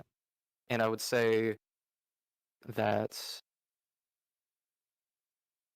I'll say, yeah, I'll leave it at that. Let's see. Okay, so I don't necessarily disagree. I just happen to think that in order to reach that potential, we must empathize with each other and understand where everybody else is at, right? Because if you think of this again like a cave, right? I love the cave analogy; it's my favorite. We so like if you have a group of people in a cave that are not on the same page at all, and they're all just kind of doing their own shit, traversing their own paths, making their own way, not very much is going to get done, right? Mm-hmm. But if they work as a group and they're all on the same page, and we say, okay, Jerry, you're going to go over here, you're going to mine for some crystals that'll help us do this thing, and Sally, you're going to go and check out that place. We think it might be a dead end, but we don't know yet, so go see what's over there. Like, you coordinate, you work together to expand your possibilities, correct? I'm wondering. I'll say yes for now, but I'm wondering of how you're linking this back to like the empathy thing. But I'll let you get there. Well, in order, you're right. So, empathy is think of your brain as a cave, right? Mm-hmm. Whenever we have a conversation, you invite me into that cave to explore your brain, right? You're the tour guide on this conversation into your brain. And every time that we traverse a tunnel, that's you guiding me down a path. Like that's you responding to something that I say, right? You guide me down this tunnel, we reach the room, and the room is where I can then process what you've said, right? That's where you've led the conversation. Does that make sense? I think so. I think of it in terms in like a path through a dense forest, like the forest of all knowledge or whatever. But same difference. Let's go with the forest then. We go down a forest path, right? And this works perfectly too. There are branching paths in a forest. We go down one path. Yeah. You chose to go down this path with me, right? Mm-hmm. And then I get to process that, and that's the room. And then I get to lead you. Now I see paths in front of me that we can go down, and I get to lead you now down the next path, right? Mm-hmm. Unless you want to carry on talking. You know, if I stay silent long enough, you can carry on talking. You get to lead us, right? Mm-hmm. I can defer it to you. Do you understand how this is kind of working? Yeah, I get what you're going to. So, if we're in your brain cave, right? So we're in a conversation, a mutual conversation. We're in your brain cave, but we're also in my brain cave at the same time, right? Because we're having a mutual 50-50 conversation, right? Makes sense? I would say... Or forest, if you will. The brain forest. Yeah. Right. We're in the same forest. I'll say that I think there might be a common space of ideas that we're exploring together rather than it being like specifically within our minds. And this gets to the idea that I have of truth, to where I think there is a non-subjective, and in this case I think objective truth in between us that we could be exploring together. Okay, so to take the forest analogy, mm-hmm. What is the subjective truth? Like, give me a comparison. So this objective truth would be, I can kind of straight up define it for you if you'd like. Sure, do that. So in theoretical physics, or there's a theory of physics by Stephen Wolfram, of Wolfram Alpha fame. It's like a website where you can do lots of mathematics. He has a theory that all of physics is made up of what's called nodes, hyperedges, and hypergraphs. Graph theory is a field of like computer science, not necessarily just computer science, but college level mathematics, where nodes are like little atomic units and they're connected together to form edges. Two nodes, the connection between them forms an edge. A hyperedge is a generalization of this to where any amount of nodes can form a hyperedge. And then a hypergraph is a set of nodes in a set of hyperedges. And if you have this hypergraph, he suggests, and I am convinced of this as well, that all of reality can be made up of what I call transformations to these hypergraphs. So individual changes can occur on the structure of these hypergraphs. And if you take all of these changes, you can apply them in many different ways. I don't know. I don't have any diagrams up for easy explanation. Okay. But the concept that I'm building up to referencing is called the Roolead. It is the computational limit of all possible update rules or transformations on all possible hypergraphs in all possible ways. And it is the limit of describing everything that can possibly exist, and everything that does exist currently is simply one slice of it. And everything that will exist in the future is one slice of it, and everything that has existed in the past is one slice of it. This almost sounds like a four-dimensional theory. A little bit. It's like a time itself would be a product of transformations occurring. Like this, the hypergraph doesn't exist in space, it's what creates space. It doesn't exist in time, it's what creates time.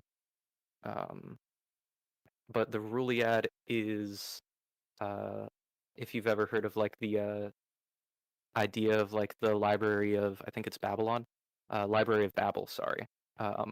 There's every possible sequence of characters written in every book, such that the great works of Shakespeare or whatever is within it. Every single work that has been written and will ever be written is within it. This is more so like a hotel of Babel, to where within within an infinite amount of rooms, or indefinite at least, there is every possible reality. Okay. And I think that the Roolead is truth. Hey kids, what's up? Sorry, I just got a raid. Nyara VT, thank you very much for the raid with 96 peoples. We are having, I don't know if I'd call it a debate, but for clickbait purposes, a debate. We are discussing with somebody about very high-level important ideas. It's philosophy, basically. If you would like to join in on the conversation, you can click the link in the chat, Discord. You can be on, like, you can be in the Discord server on the screen right now, if you join the Discord server. So, hello, Nyara. So, to get back to this, so the Roolead. Mm-hmm. Okay. It would be like, if we take it back to the forest example, it would be like all a possible forest timelines that spans all possible, all possibilities. Yeah. All possible timelines. Yeah. Okay. I think this makes sense. Like, if there's an infinite, it's almost like multiverse theory. Yeah. Okay. But it's not necessarily saying that, like, the multiverse exists. It's just saying, yeah, the multiverse, anything that can happen in the multiverse can happen in this universe. Yeah. It gets, I tried to simplify the concepts as much as possible, but there's like branchial space, which is the space of all possible quantum consistent futures or something like that, as well as the multi-way hypergraph is the normal spatial hypergraph, but connected through branchial space into the future and everything. But I think if I tried to go into any more detail, I might get some things wrong and not do it justice. No worries. Okay. So this is objective truth to you, the Roolead. Yeah. Okay. So how do we get there? We're in the forest. So we get there. Let's call this the magical gem at the center of the forest. What do you think? I mean, I would say it's the forest itself. I think the magical gem is what creates the Roolead. Okay, I think I have that too. So we're in this forest looking for the Roolead, but the Roolead is all around us. Yeah. And that's your issue. I would say there are 3 gems, and the Roolead is one of them. There's the true, the good, and the beautiful. The true is the common reality. The true is what knowledge is sourced from. So fundamentally, knowledge is justified true belief and the justified is a little bit ill-defined there, I would suggest, because of certain philosophical problems. But the beautiful is what you aim towards, and then the good is, I would say, the execution on that aim. And I would say you need all three in order to live the good life. I'm just writing all this down. No worries. So this is actualization. Like self-actualization. In the sort of like the self-actualization, the top of like the hierarchy of needs or whatever. Yes. Okay. Okay. So knowledge, so we have the true, the good, and the beautiful. The true is what knowledge is sourced from. So that's one gem. But you said the gem is actually the forest itself. So the forest is like the forest of knowledge. Yeah. The Ruliad. Yeah. Okay. So the forest is what's true. Okay. So we use resources from the forest to execute toward the beautiful, which is our aim, right? Yeah. I would say it's like the beautiful is like the North Star, to where you're trying to follow it through the forest, and if we continue the forest example, like end up in the Garden of Eden, end up in basically like heaven on earth, having the best life. Okay, and the good is how we get there. Yeah, the good is like the particular path, for, not just like one that you can be astray from, but one from exactly where you're at right now towards that destination. Okay, so we're in a forest. The forest itself is the truth. Yeah. It's the Ruliad, and that is where we draw our resources to execute good. Call that doing good. Yeah, and when walk the path. Right, and when we do good, that opens up the path toward the beautiful, which is the Eden at the center of the forest, right? Yeah. Okay, I think I'm following what I'm picking up what you're putting down. Yeah. Okay. And I think that process is it's not so much about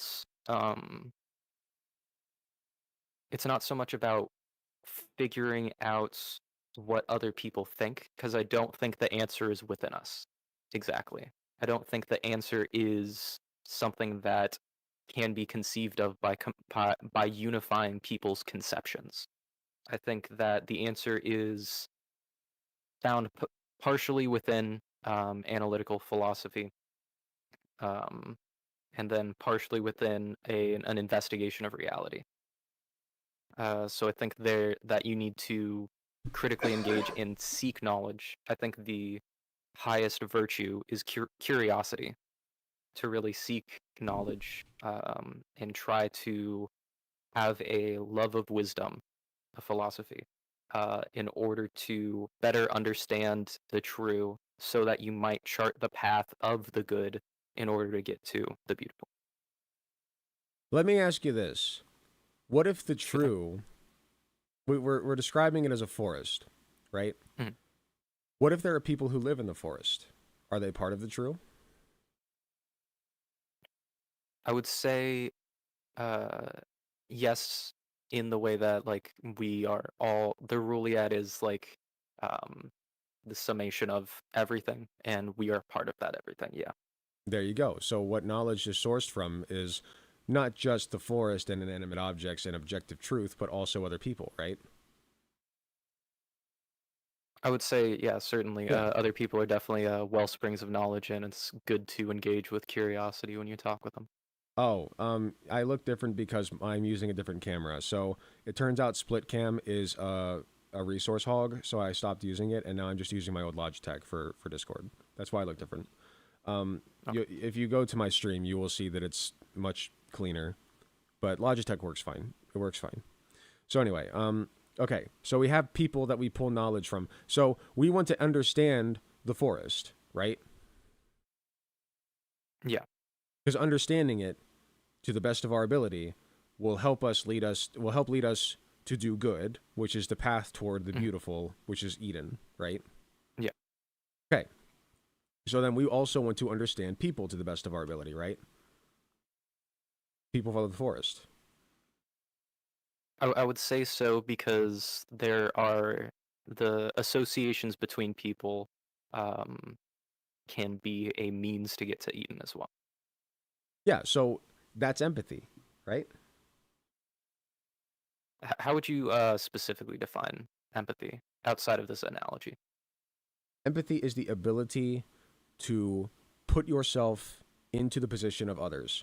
So you can actually put your brain into that person's experience. Like, you can experience the things that that person experiences, or at least envision what they are experiencing. Does that make sense? Like you get, are you guys going to get to politics at some point? This is politics. Don't bitch. This underlies politics. It's metaphysics. Sorry, I that was mean. That was mean. But like, this is an interesting conversation. If you like, I like this conversation. I'd like this to keep going.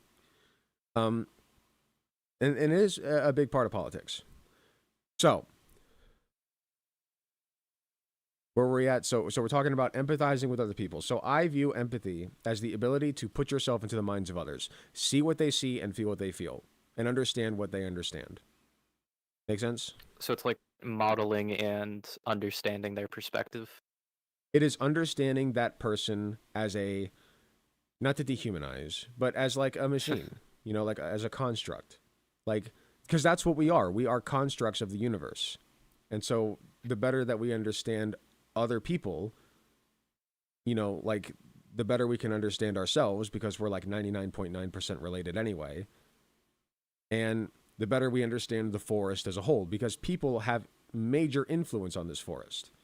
So if we understand the people that influence, like let's say that we come across a wood sculpture in the forest, like a totem pole, right? And we're like, where did this come from? Like, this didn't just spawn from nowhere. A person made this. Why did the person make this? Are they worshiping some kind of god? Did they do it for fun? Is this a warning? Like, let's see if we can find this. Like, let's look at it real quick and just try to interpret it the best we can, because we don't know what it means. But without that other person to tell us why this is here, we can't understand it to the best of our ability. I'd agree with that in broad strokes, and this might be adding unnecessary complexity, but I think I wouldn't describe people so much as machines as combinations of archetypes. So in certain settings, they behave like a virtuous husband, but in other circumstances, they behave like a vicious drunkard or something like that. They are more than just a single archetype, more than just one note. They're a chorus of many different notes. Sure. They're complex machines. They're complex biological machines. Is that fair? Sure. Yeah. Yeah. And there's reasons for why they do what they do. There's a reason you act like the drunkard in those moments, whereas in other moments you act like the caring father. Like, you can trace that back to events that took place in their life and shaped them to be the person they are. It's all very logical, right? So, that being said, though, empathy is understanding those people in the forest. Because they're part of the forest. You want to understand them. Yeah. And I think it's it's part of the process of curiosity.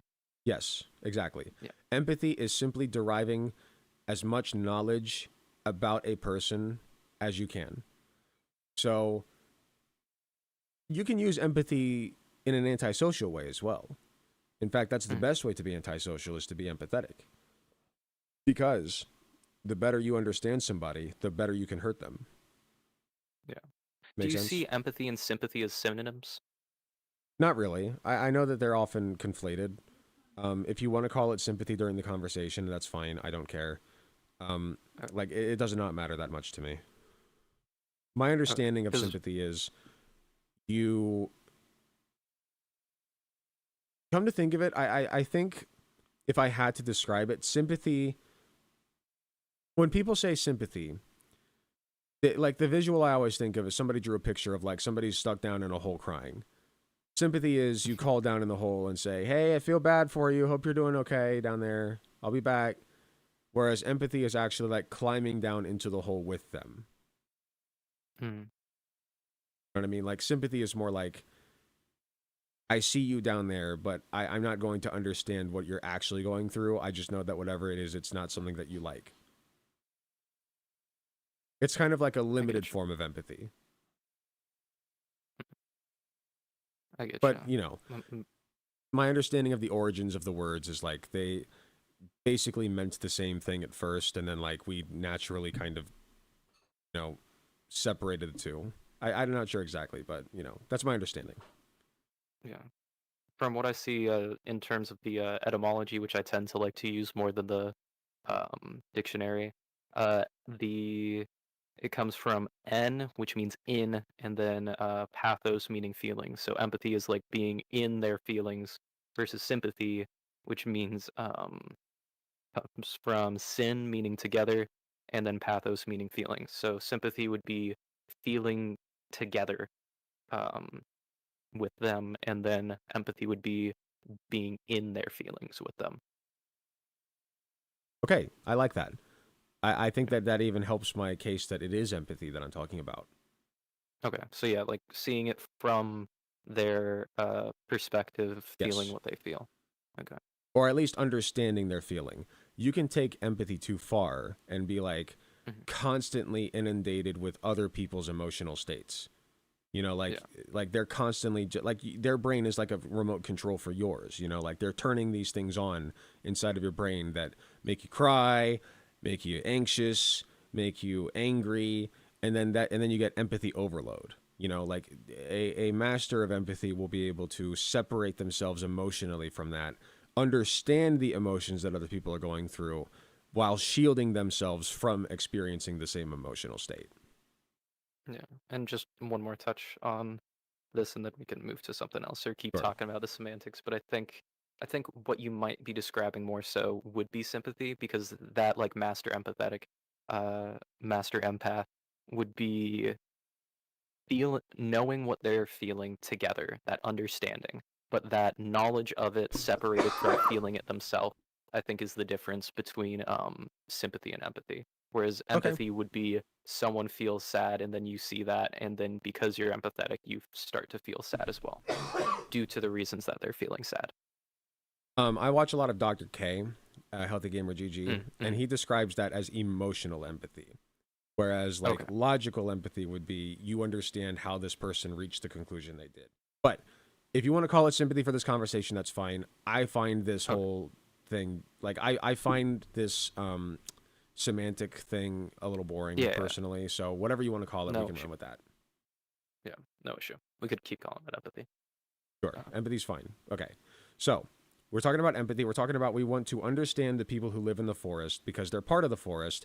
And in order to traverse our way toward Eden, right, we must understand the forest and use the resources within the forest, including people, to help us open up the path, which is doing good, so that we can reach Eden, which is beautiful, right?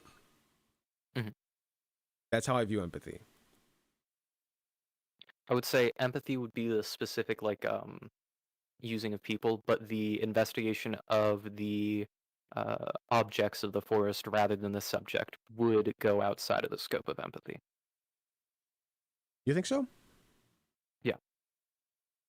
Explain what you mean. Because I think learning about a rock is not necessarily thinking about the perspective of reality from the rock, but it's rather seeing it from our perspective and then trying to understand its nature.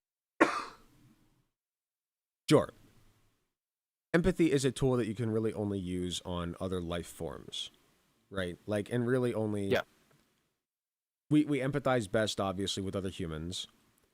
We can, to some extent, empathize with animals. We can kind of empathize with plants and fungi. Like, that's a little bit more out there. Typically, if we anthropomorphize them. Yeah, so like it's basically the level of empathy that we can have for a plant is that it doesn't want to die.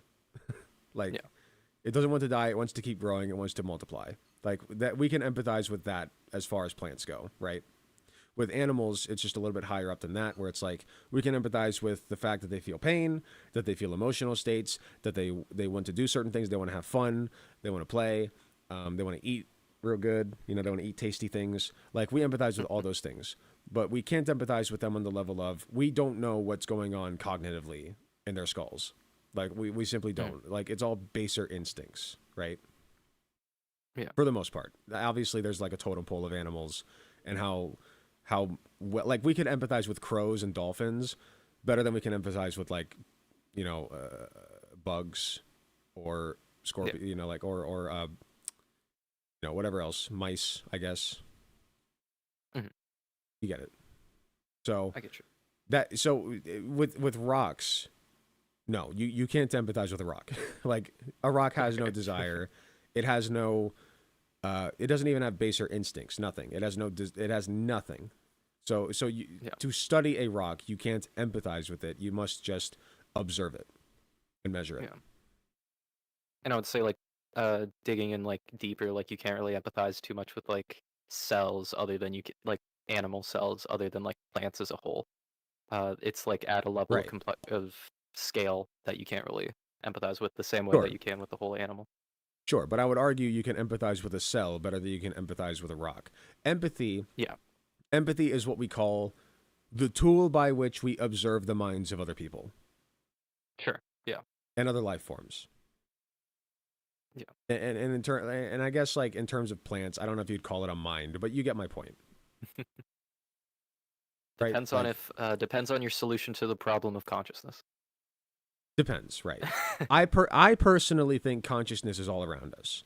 I think even in inanimate objects, there's some kind of conscious soup that pervades the universe. It's like the third particle. There's matter, energy, and there's some kind of conscious particle that we haven't named yet. I like to call it empathy, but, like, it's simplistic, I'll admit. Yeah. Matter, energy, and empathy, though, kind of rolls off the tongue. So I just think that that's my answer to the problem. I don't have any evidence, but it just makes sense to me. I get you. But anyway, we're talking about the forest. Where do you want to take this conversation next? I think we're pretty good on. We could spend a bit more time on epistemology, but I think the people want to see some blood sports, not necessarily just to give away. Don't blood sports mean to it kill is. You there. No, you're fine. As soon as you said that, I'm like, oh, no. No, I'm just kidding. All right, blood sports. What do you want to blood sports about? I think that let's first try to see if we align on our ideas of, like, what the beautiful is. So what would you say is your ideal society? Well, honestly, your pathway toward, like, special actualization, which is what I assume you're getting at, is not different from mine. They're the same. You would just like to envision the forest.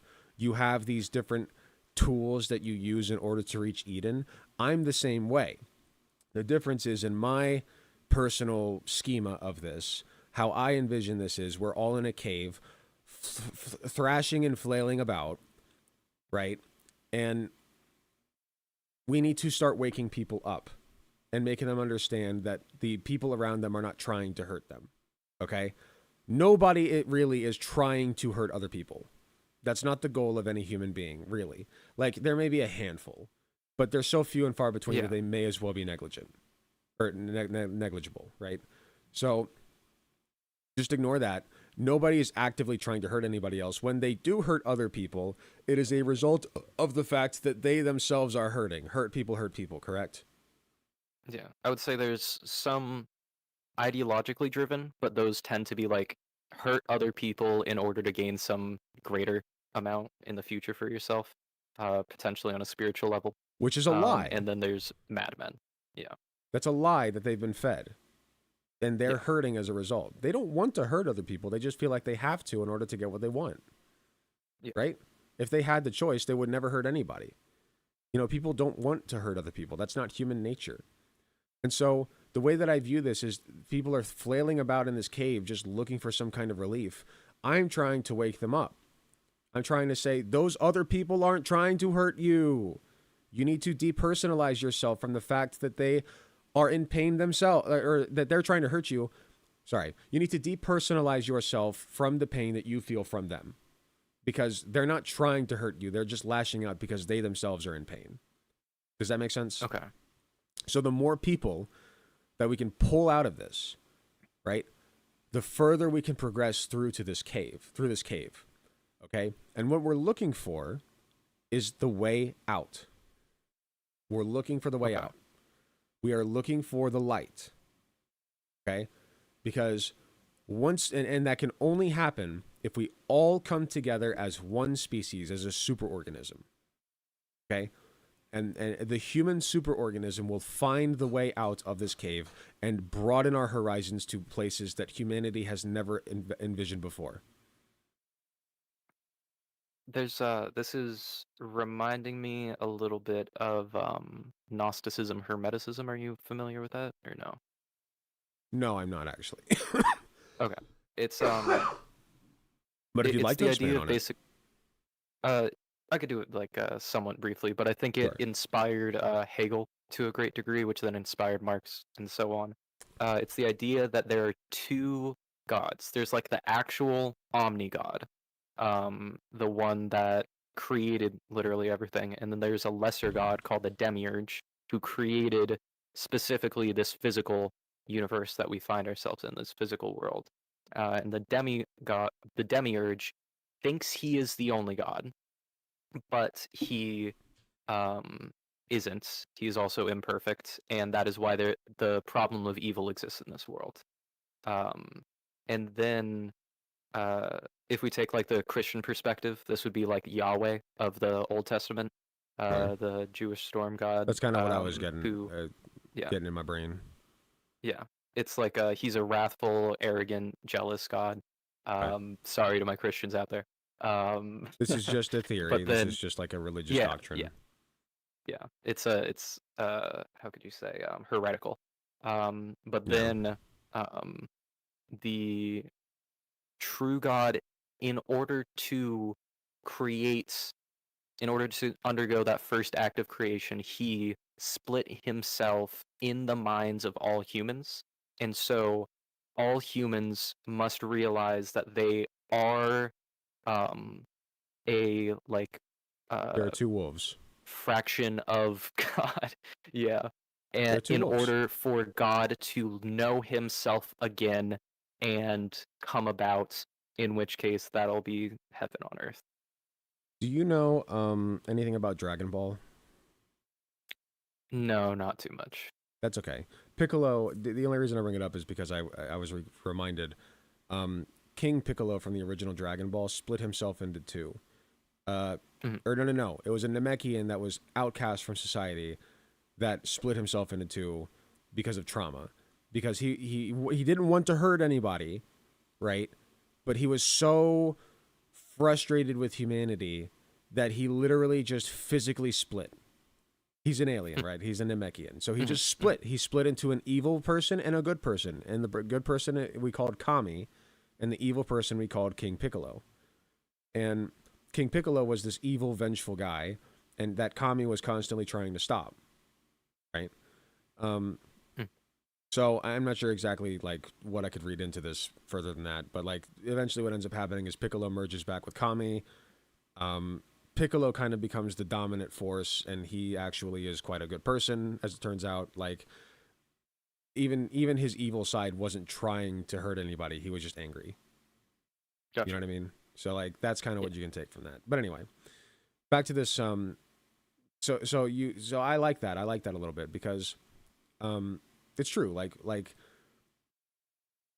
But in my opinion, right, the evil wolf, if you will, like the dark side of you, is a response to like that's how do I describe this? It's like that's the part of yourself that is trying to protect you. You know what I mean? Okay. Like you are simply the reason that people are thrashing about in this cave is because they are trying to protect themselves, right? Like they are afraid. Their amygdalas are throbbing. They're like, oh my God, like I'm in danger. It's a socialized anxiety. So what we need to do is, like I said, make them understand they're not in danger. They're just scared and confused and angry because because everybody is, and they're all bumping into each other and they're all clawing at each other, and they don't know what's going on. So, and they're blind, so they just keep on hurting each other by accident. So anyway, that's, I feel like I'm jumping around a little bit. Sorry. I think I get where you're saying. And this is a little distinct from the previous convo, but we can I think this is an interesting thread because I think that there are many different ways to behave. So if you think about like an arrow on a wall, aiming absolutely up is the good. Like, can't do any better than this. This is the good. Aiming anywhere above like the horizon, like the half line of it, is good more or less. It's getting you up, it's getting you north, but that's not necessarily the best way. There is error there, and sin as a term comes from, if I remember correctly, archery, which means to error. So even if you are doing good, you are sinning because you aren't doing absolute good. Anything below that horizon line is bad, in simplistic terms. And then there's aiming absolutely down, which is aiming towards grotesqueness. There are few people that exist in reality who actually do this. These would be like the horrible mass murderers and child rapists, like Pants Ram is an example of this. Those sorts of people. Yeah, we're describing the same concept here. Like, there are very, very few. I would even say there are child rapists who like they're not actively trying to be a detriment to the planet. The overwhelming majority of the people on this planet, no matter how horrible people they are not trying to make the world a worse place. They are simply trying to cope with their own reality, their own trauma, and the pain that they're feeling. They're trying to alleviate their pain, and they think they can do so by spreading pain to others because they think of pain as a burden shift. Right? If I can just offload my pain onto somebody else, then I'll feel better. The problem is pain is not simply a burden that you can offload. It is both an addiction and a disease. Okay? It spreads like a disease. It acts like an addiction. If that makes sense. I get you. Yeah. I'm with you there.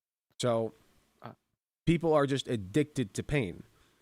And that's why it's so hard to break them out of it, because what's painful is what's comfortable. Like they've known pain all their lives. They don't want to know something different because that's scary. What's different is scary. Yeah. So it's pathological behavior that they can't help but desire. Exactly. Yeah. It is both a disease that spreads like a virus, and it behaves like an addiction. It is like the worst of all worlds. And that's kind of my project with Radical Empathy, is I'm trying to break people out of that and make them understand that deep down, everybody's good. Okay? We may disagree on things. I still think you're a good guy deep down. You're trying to do good for the world. You're trying to make the world a better place to live in for the most people possible in whatever finite way that you can while still enjoying your life. Yeah. So, anyway, that's my spiel. I appreciate that. And I think I appreciate your curiosity as well. I think curiosity, and I think I've said this, is the highest virtue. And I see you exercising that, and I appreciate that. I do try. Thank you. Yeah. I think this might be a point of contention, but given this discussion of how we're talking and about how human action is caused, what do you think drives the historical record of human actions? Pain. Like throughout historical ages.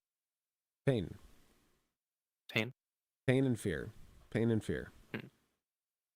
I would say that's part. I think there's the Marxist conception of like the dialectical materialism, where it's primarily material conditions and the relationship between the workers and labor that drive history. But I think it's more so narrative. I think it's the narratives that people tell themselves, the narratives that people act out in the world, that primarily drives their actions, and on a larger scale, the societal narratives that we tell ourselves that drive historical ages. It's not like great men. It's not relationship with matter. The objectivists of like Ayn Rand and Leonard Peikoff, they believe in the philosophical idea of history, where it's the philosophy of the day that really drives people. But I don't think people necessarily think about philosophy, and I think they more so think in stories. So that's why I think narrative really drives it. Okay. And I think pain, the experience of pain, the overcoming of pain through whatever method that you know, even if it eventually leads to more pain, is what drives people to continue in their habits and their behavior. What is a narrative if not a man's struggle against pain? I would say in pain and fear, I should say. In the loosest sense, it's a sequence of events. So it doesn't necessarily have to be a narrative of pain, but then you can have a story of stories, a story to explain the stories that you experience. In this would be like the hero's journey. So the hero is all right as he is, and then he goes through initial struggle, which calls him to adventure, perhaps like Princess is Stolen or anything else like that. Classic. And then he goes through hardship of like a low point, rising action, and it eventually leads to a climax. And then maybe he's like about to lose, but he gets the one up on the bad guy, and then leads to a conclusion. Everything else like that. That story is a meta narrative that finds itself repeated as a pattern throughout many, many narratives. Yes. And I think pain is merely one meta narrative versus others too. So when I say pain, an interesting one. Yeah, when I say pain, I'm using like a capital P. So I'm referring to this as like any sort of struggle. Does that make sense? So like a deprivation? Yes, yeah. So like you don't have a narrative without some kind of struggle, right? Yeah. Yeah. There So that's what I'm trying to get conflict drives story. Okay. Conflict. I get what you mean. Conflict, right. Now, is a story about a man eating a sandwich narrative? Like all that happens is man sits down, eats sandwich. Is that a narrative? I mean, you could say it's a narrative about man satisfying felt uneasiness. There you go. Yeah, you're right. Yeah. Technically, yes. Technically, but most people wouldn't sit down and read a story about a guy eating a sandwich. It's not an interesting one. Yeah. Unless this were a story about a guy eating a magical sandwich. Or perhaps this guy is in the middle of a desert and the only thing that he has to eat is this one sandwich. Yeah. And he has to make it last. Contextualization. Right. You add context, you add layers, you add more struggle, you add, you add pain to the mix. The more pain you add to the mix, the more interesting this narrative is. It's the pain that drives us. Yeah. Get it? And I think that's something interesting too, because that relates to the study of human action, which is called praxeology within the Austrian School of Economics, where all action is undertaken to alleviate a felt uneasiness. Yes, I've heard of that this. is why we aim towards ends and implement means to get to those ends. But what's so interesting is that the uneasiness, we like the uneasiness. We like it. Like there's a part of us that yearns for it. Because that's where we get that's why we tell stories. Stories hurt. Like think about, what's your favorite story? Like just throw one out there. One that I might know. I'll just say Harry Potter. Harry At least Potter. the first three. Harry Potter. My wife loves the first three. Let's take the first one. Sorcerer's Stone, right? So like a lot happens in that to this 10-year-old kid that hurts. Like he has to struggle. Parents are killed. Yeah. His parents are killed. Yeah. That's crazy. Like we purposefully subject ourselves to that emotional state. Mm-hmm. Right? Like, we yearn for the pain.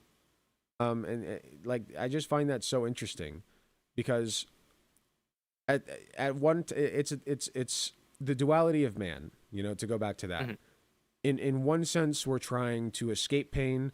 In another sense, we can't help but be driven by it. We seek it out.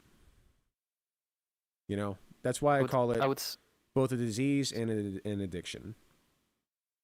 I would say it's the non-pathological way to view it, the kind of action that leads to greater happiness rather than future consequences, is man seeks the alleviation of pain, because there's a idea that life is suffering. So you could either want for less in order to not experience that pain, want for less to the point where you are so indifferent about the hunger pangs in your stomach that you eventually succumb to it. Not to not to just poo-poo the Buddhists or anything else like that. Or you can strive for more to implement an organizational structure around you to alleviate your pains as they will naturally occur. So this would be like having, say, like a bit of a homestead to be well stocked on food and water, and you aren't dependent on, say, like the structures of the state to supply you for your needs. You have that confidence in your long-term survival and the alleviation of your pain over the longest period of time, simply because you aren't required to engage in the rat race of having to struggle constantly in order to keep up the payments for your next meal. Yeah, but an interesting thing happens when you alleviate those struggles, right? Mm-hmm. Like, if you have all your needs met, what happens? Do you just sit there and eat and drink and sleep and shit and piss? You get bored. You get bored, don't you? You have to create challenge for yourself. Mm-hmm. You get puzzles. You read books. You work on a hobby. You know, like you find ways to entertain yourself, because entertainment is challenge, right? And challenge involves pain, like, in one form or another. Like, you need to, self-improvement is the next step, right? Like, we're talking about Maslow's hierarchy now. So, like, that's where you start to reach self-actualization, is when you have all of your basic needs met. The next step of that is, like, coming to terms with yourself, who you are, what you're about, what your drive is, what your purpose is, right? Yeah. And I think that gets back to, like, the beauty thing, where the execution on your aim to continuously increase future possibilities will challenge you in that way to where you're happy. I would say, like, this, I don't know the extent to which I'll be getting circular with this, but happiness is the experience of beauty, I think. I would think say that fulfillment. Fulfillment. I would say that's fair. I think happiness, it's a rather muddled concept. Yeah. So I understand the use of fulfillment in, like, the sort of, like, eudaimonia, like, sort of life satisfaction meaning. Yeah, because you could be fulfilled without necessarily being happy. You know, like, I may not like my circumstance. I personally do. I live very well. But, like, there are people who right now may not like their circumstances. They wish that they had more in their life that they to work with. But the fulfillment comes in where you say, I've done all that I can. I know who I am. I know what I'm about. Excuse me. I know the circumstances in which I was born and have to work with. I have done all that I could with it, and I have no regrets. That's fulfillment. I'd agree with that. So, but you're more likely to reach fulfillment if you have all of your basic needs met. So, Anyway, I don't know where we're taking this conversation. I'm starting to get a little tired, but you're good. I'd say that's like a kind of economization of action. So like if you have an immediate threat to your life, you need to handle that first. And then the yes. longer time span that you can look forward, the more resources that you can invest into the sort of ideas or behaviors that require extremely long time spans to give returns on. I think I agree. Yeah. Okay, let's table this discussion. You said Sure. you wanted to do some blood sports. Want to do some economics, or we can do a bit of a. I mean, like I'm not too big of a fan of like the culture war stuff, and I think that would be the most Then blood we'll sporty. not do that. But if you're not a fan of it, let's not then. I hear you're a socialist. Not just a socialist, a communist. Oh, a communist, a filthy red, huh? Filthy red. In jest. So what would you describe as your ideal communist society? Imagine the world as one big house that we all live in, and you can just go get the shit you need when you need it, and you contribute in ways that you are able to contribute, and that's it.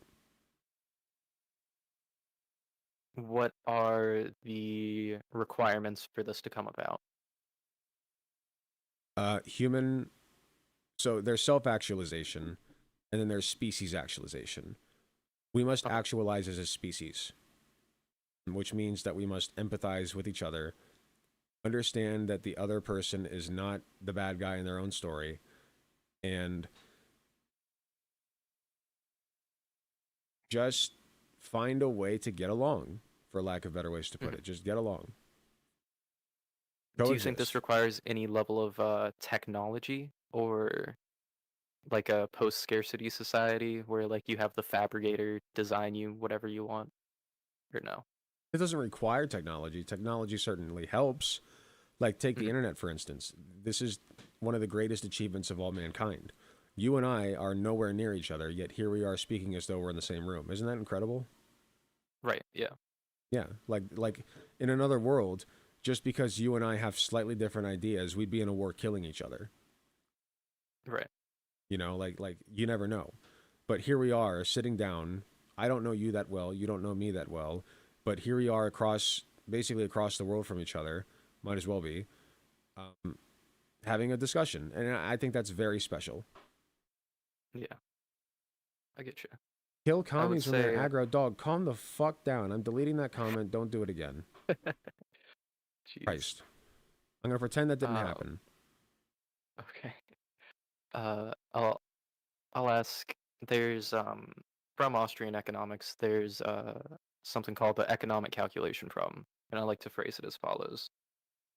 How do you produce the goods in demand in accordance with that demand for the fewest resources?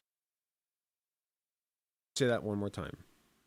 How do you create the goods in demand in accordance with their demand, so like at the quantities they're demanded, with the fewest resources? Well, right now, we are able to sustain basically an entire world economy, even while we have billionaires and trillion-dollar corporations that hoard resources, right? Sure. Those resources have always been there. All we had to do was unlock them. What do you mean they've always been there? Well, all the resources that we use, for the most part, they're meteors and shit, but for the most part, all the resources we use or ever have used have come from this planet, correct? Well, there's like the potential has always been there. Yes, and all we had to do was unlock it. Right? Right, like we had to act to create it. Sure. Yes, and the best way to do that is when groups of people come together and draw the best ideas from the collective. Right? How do they know that they're producing the best idea with the least resources? You test it out. Well, you can, trial and error, right?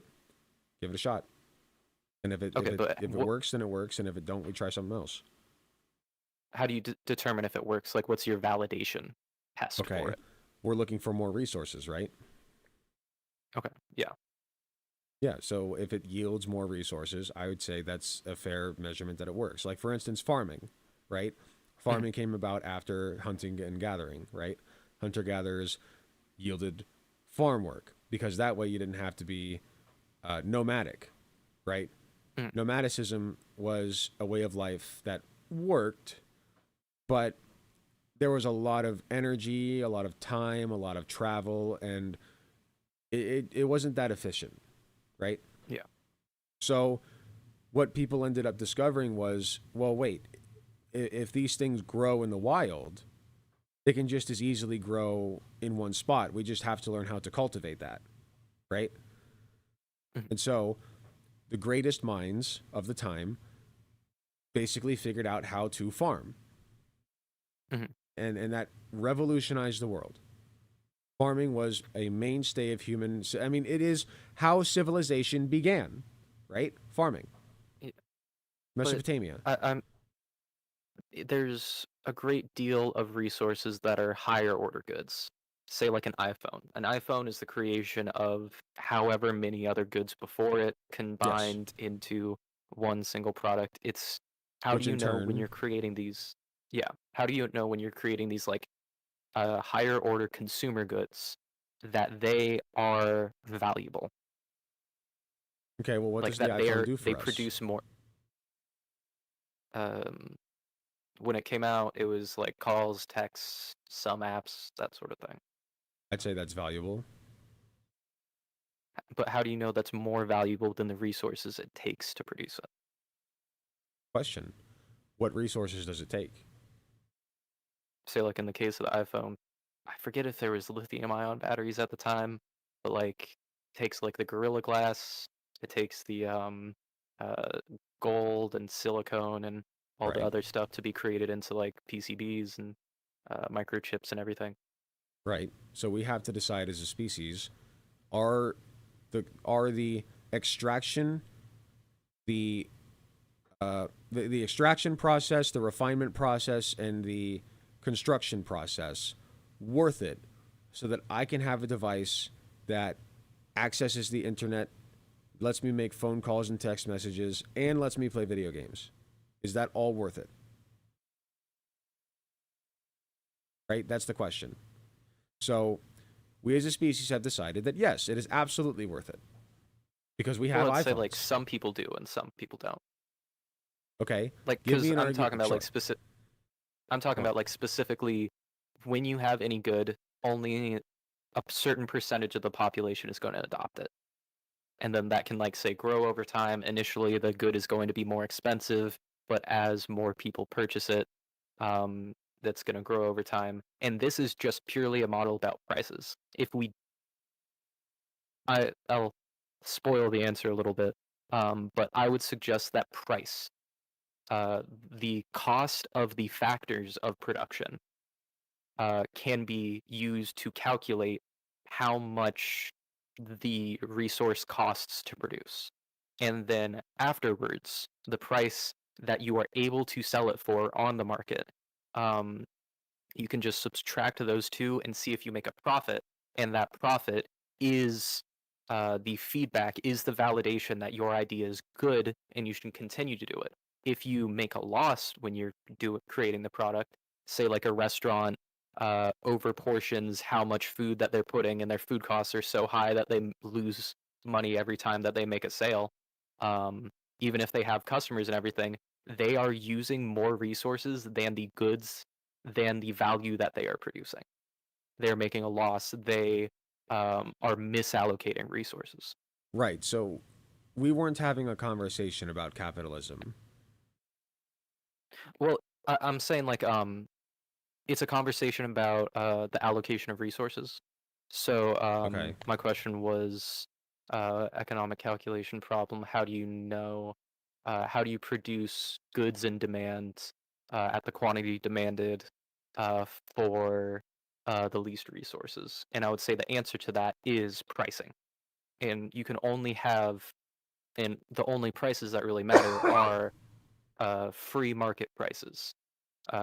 You can have all sorts of adulterations of the free market price, and that will lead to shortages in goods in demand and surpluses in goods not in demand. And those will lead to consequences. People will have mismatches. We have too many of this thing that we have to put into a warehouse, and the store shelves are empty for this. Doesn't that happen anyway? Like with pricing? Yeah, there's error, but the larger Massive the error. adulteration in prices, then the greater the error will be, and then the poorer the people will be as a result. And if we don't have any prices for anything, if we have price controls which completely cap the price, far from what it would naturally be, then you would see absolute shortages, absolute surpluses in goods that you don't want. And then if we have no prices for anything, if everything is just give and take, then you aren't able to make economic calculations. And I would say that you're making all of these decisions by some arbitrary means. Not by arbitrary means at all. Economics bores me because I don't think that it's necessary. I think that you can have a fully functional, capable society with no economy whatsoever. This is why I say the earth is simply a house that we all live in together, and we just got to learn to get the fuck along. Like, you go out, you get the shit you need, you go home. You go out, you provide what you can, you go home. You know, like nobody wants to sit around and be a slouch. The only reason that people have that drive in this current way of the world is because they're overworked by their employers. Oh, you're cutting out for me. Oh, sorry. The only reason people have very little drive to do things outside of work is because of work. Right? So like in my ideal society, there wouldn't be money. There wouldn't be an economy. There would simply be people and resources. People and resources. And I would if say, you need some resources, either go grab it, or if you can't simply go grab it because there's a finite amount of those resources, to the extent that going to grab it would lead to a detriment, there needs to be some kind of council or some kind of gatekeeper of these resources that gets to say, okay, let's hear you out. Why do you need these resources? Because we have a very limited amount of them, and it better be good. You know what I mean? Kind of. And I think to bring it to this specific example, for each individual person, how do they know that they are producing more value than they are taking in? They don't. Than they are expecting. They don't worry about it. You don't worry about it. Okay, so then how do you know that you are not, if everybody is, or say, people don't know if they're producing more than they are consuming. What is the effect of that on the societal scale? I don't know. I don't think that's worth worrying about. People tend to try to produce what they can because they're passionate, because humans don't need money to function properly. We never did. It's a crutch that we lean on because we've lost sight of how to get along with each other. Well, I'd say money plays a particularly good role in acquiring resources. It solves the double coincidence of wants. I mean, even in a barter society. The double coincidence of wants. Yeah. Can you so explain it's say that I want your apples and I have some squash. Okay. You want my squash, and so we're able to trade directly. That is a double coincidence of wants. We both coincidentally want the other's product. But say you didn't want my squash. Say you wanted somebody's turnips or something. But that person wants my squash. So I can trade my squash for turnips, and then I can trade those turnips for your, I think I said apples. I see what you're getting at. Yeah, money solves that issue. Yeah. Then you will grow the apples and you want turnips, but then the turnip guy doesn't want apples, they want squash, but the squash guy doesn't want turnips, they want, okay, I get where you're getting at. Yeah, and so money solves that issue by being a common medium of exchange, and the utility of the money is that I don't have to make all of these trades with these other people, and I'm better able to understand the value of what I'm growing compared to other people. That's like, the best otherwise I could argument spend, I've like, heard. That's the best argument I've heard in favor of monetary exchange, but I will combat it. What if the turnip guy just put turnips out? Put turnips out. Yeah, Well, I it's mean, not like like, every single turnip they grow they're going to keep and use, right? Yeah. I would Just put 'em say out. for small scales, and this is why barter still has utility. He could barter for them, just straight up deal with the constraint that he has that only so many people will want his turnips, and he'll only want so many things that they can give him. Or he can deal in social reputation. In communities lower than like 200 to 150, you can keep track of the social reputation of everybody in that community, and they can give and take to a certain degree from each other. But that tracking of social reputation, I don't think solves that economic calculation problem that I mentioned before.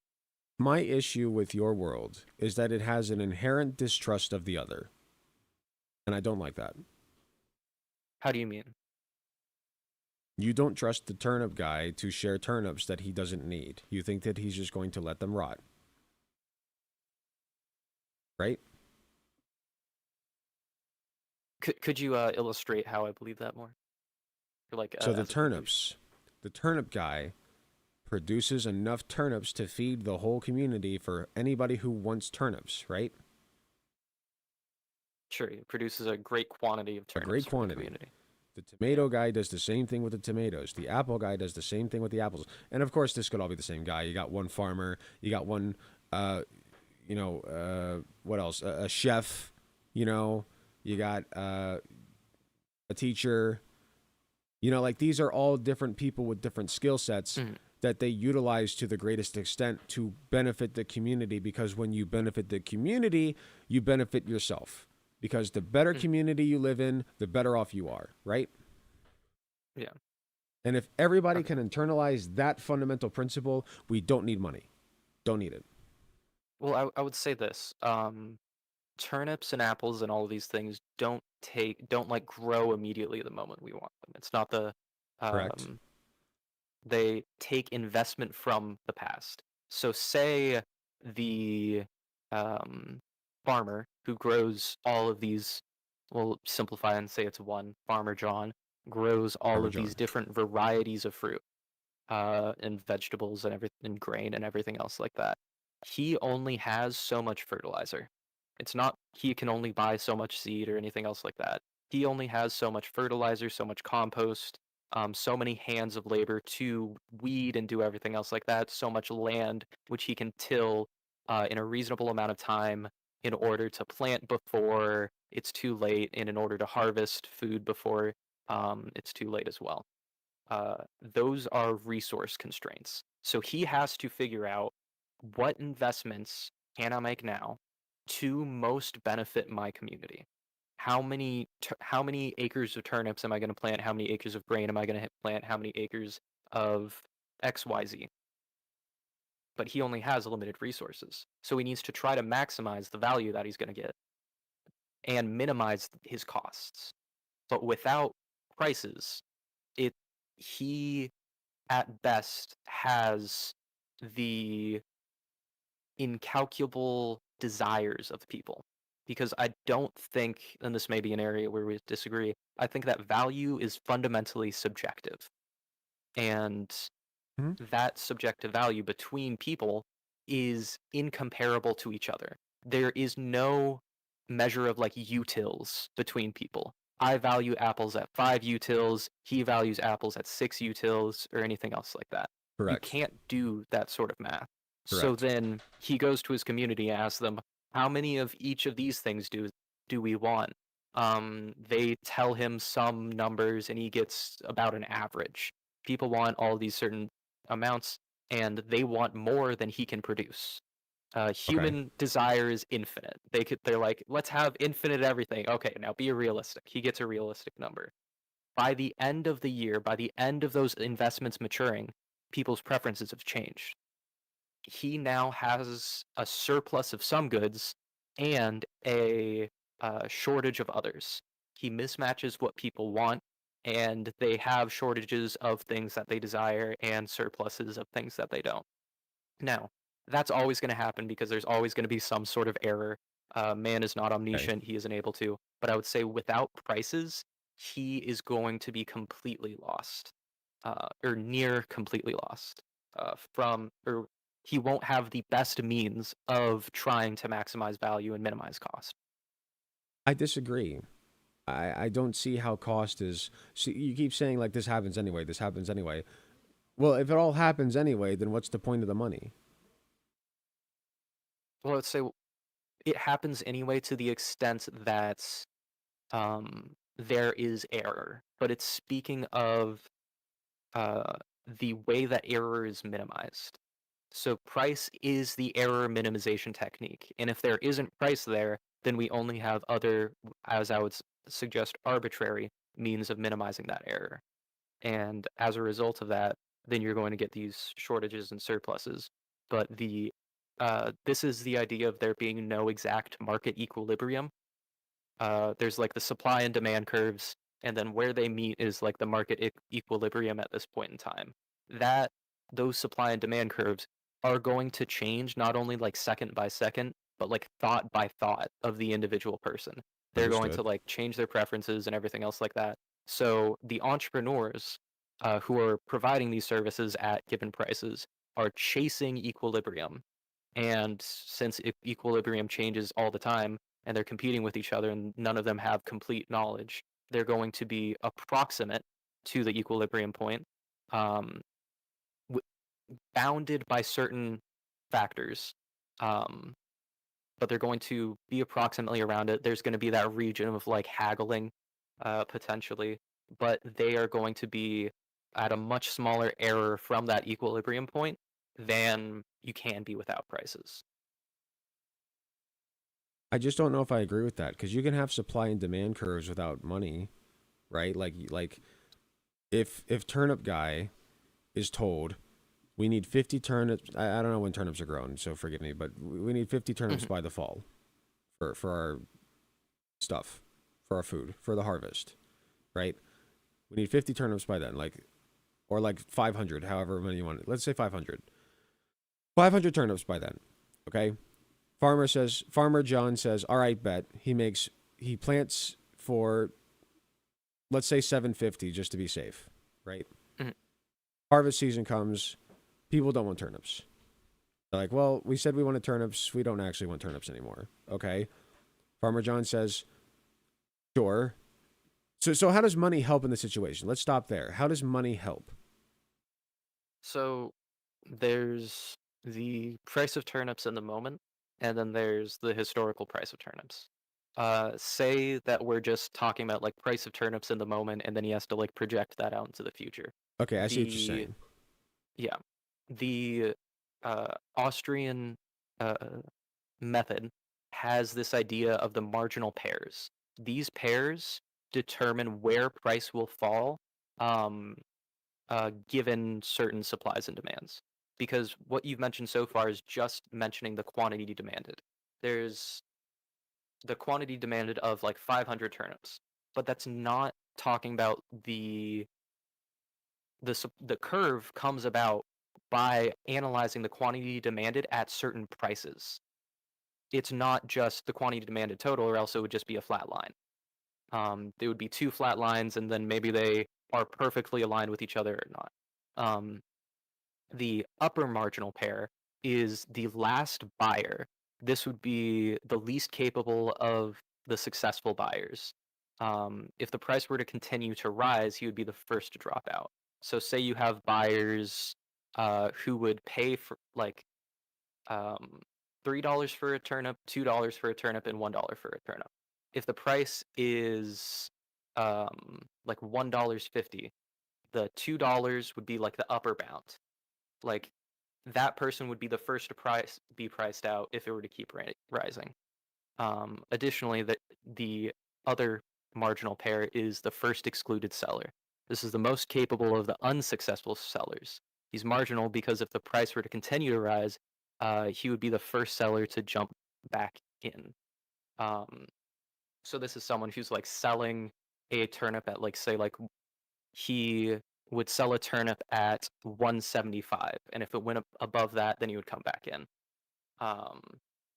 These two, whatever, I'm pretty sure whichever is lower is the upper bound of the price. So no turnip is going to be higher than the 175 of the first guy. And it would take like a bit more to like give out the full scenario, but the idea is there's a good article on it which I can link in the chat of the mystery of marginal pairs. And it is the work of the late great Austrian economist Eugen von Barwerk or Bauer. All that being said, prices give the upper and lower bounds. The price falls between the upper and lower bounds of supply and demand determined by these marginal pairs, which solves this economic calculation problem. I'm gonna be so for real with you. Most of that went over my head. It could just be because I'm tired. No issue. But No issue. I guess my best response to that is, and I want to end this soon because we've been talking for almost 2 hours. But Sure. My best response to that is, let's say we have me and my wife, right? Mhm. We live in the same house. We don't pay for each other's shit. We just give each other shit when they need it, right? Mhm.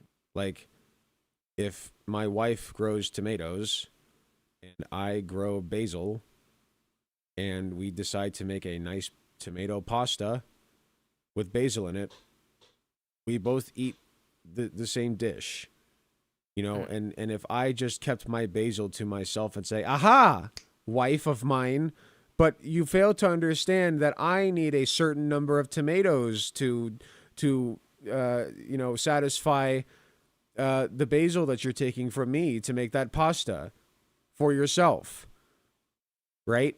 Like, that's silly. No, the reason that I'm growing basil and she's growing tomato is so that we can have a nice pasta that we share, right? And so when I say I want the world, I want humanity to act like we are living in the same house and that we are all a family, that is what I mean. We do things for not just ourselves, but for each other. So if I go to John the farmer, if I'm head council of the village, and I go to John the farmer, and I say, my honest assessment is, and there's no money, just imagine there's no money, no economy, Sure. period. I make the honest assessment. I estimate we will need approximately 500 turnips for the fall harvest. Okay? John the farmer says, all right, I will make 750 just to be safe because I know sometimes they go bad, right? So we end up with 600 turnips. And in the meantime, what are we doing for John the farmer? We're making sure he's housed. We're making sure he has food. We're making sure his kids are taken care of and getting an education. You know, like we're doing all, and we're taking care of his healthcare because we need the farmer to produce turnips for us. So we take care of him, right? So harvest season comes. Turns out 600 turnips survive out of the 750. Turns out we only need 200 of them. Oopsie daisy. Oopsie daisy. You know, John the farmer, thank you very much for your service. We'll try to find a different way to use the turnips or we'll compost them. But for right now, we only need 200. I apologize for the terrible math on my part. John the farmer says, okay, let's, you know, that was a lot of work. It's a little disappointing that you don't need all those turnips, but alas, I'm well taken care of. So is my family. So whatever. I We would say lose some resources. Well, then everybody's poorer off for having lost those resources. You're right. You're right. So next time we do the math a little better. But I'm suggesting that you don't have a validation, like say like in computer science language, it's like a validation function for it. to Why do you need determine that? what better or worse is, because then people can get richer. Because my ideal society is one not necessarily where everybody has equal access to resources, but everybody is Wait, why prosperous. not? The lowest among us is prosperous. There's no lowest. We all live No. prosperously. I'm contrasting our ideal societies here. I'm saying that in your society, everyone may have like equal access to the resources that exist, but due to these misallocations of resources, because there is no validation function to determine if a given use of resources is good, is producing more resources, is anything else like that, as a result, everybody gets less prosperous with every single one of those mistakes. And you don't have a way to not make one of those mistakes. But money doesn't help with that. No, I'm not.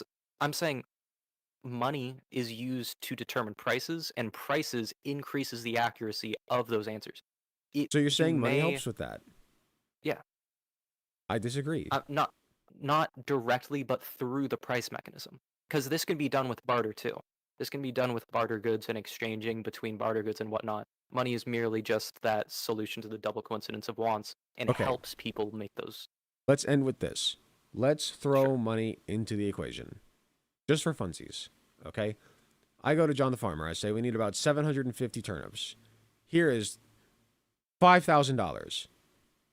Make it happen. And could I would say John the Farmer has certain amount of labor. He's going to buy his seeds. Say like he has $500 to buy whatever. He can either produce apples, as opposed to just going to grab them, grain, which is what barley. as opposed to just going to grab them, which is what my society would entail. He can just take however many seeds he needs. But go on. Yes. Yeah. He has all of these seeds for all of these different things. And then he sees, if I produce 1 acre of apples, 3 acres of barley, and then leave the rest. I'm saying calling it multiple goods, because that's the analysis that I'm thinking that we're going to need here. But we were given, we gave, okay, so we gave him money for turnips. No, okay. So I'm saying, I'll back up. Say there's 3 crops that he can grow: turnips, apples, and barley. Okay. His resources are scarce. He can only grow 1 of them for this simple equation. And the solution of your model is pick one, we'll see how it works out. No matter what, you'll still be housed, and if there's resources, you'll be fed. Yes? Like, you'll have equal access to all of the resources in the society. Yeah, basically. I would suggest. Yeah. In my model, he is entrepreneur for himself.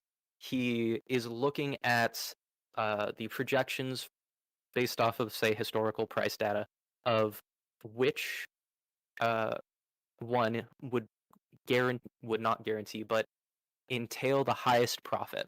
And he sees turnips aren't the way to go. Apples are the way to go, especially because trees and everything else like that. Apples make it weird because like capital goods, but then he's going against what I paid him to do. I wanted turnips. Why is he making apples with my money? I'm saying there's not just one buyer. There's all sorts of buyers in the market. Okay.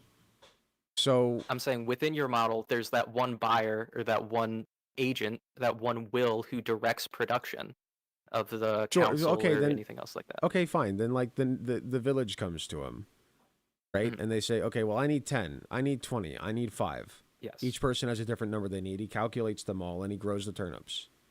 What's wrong with that? What's wrong with that is it doesn't reflect the desire that they have for those. It doesn't.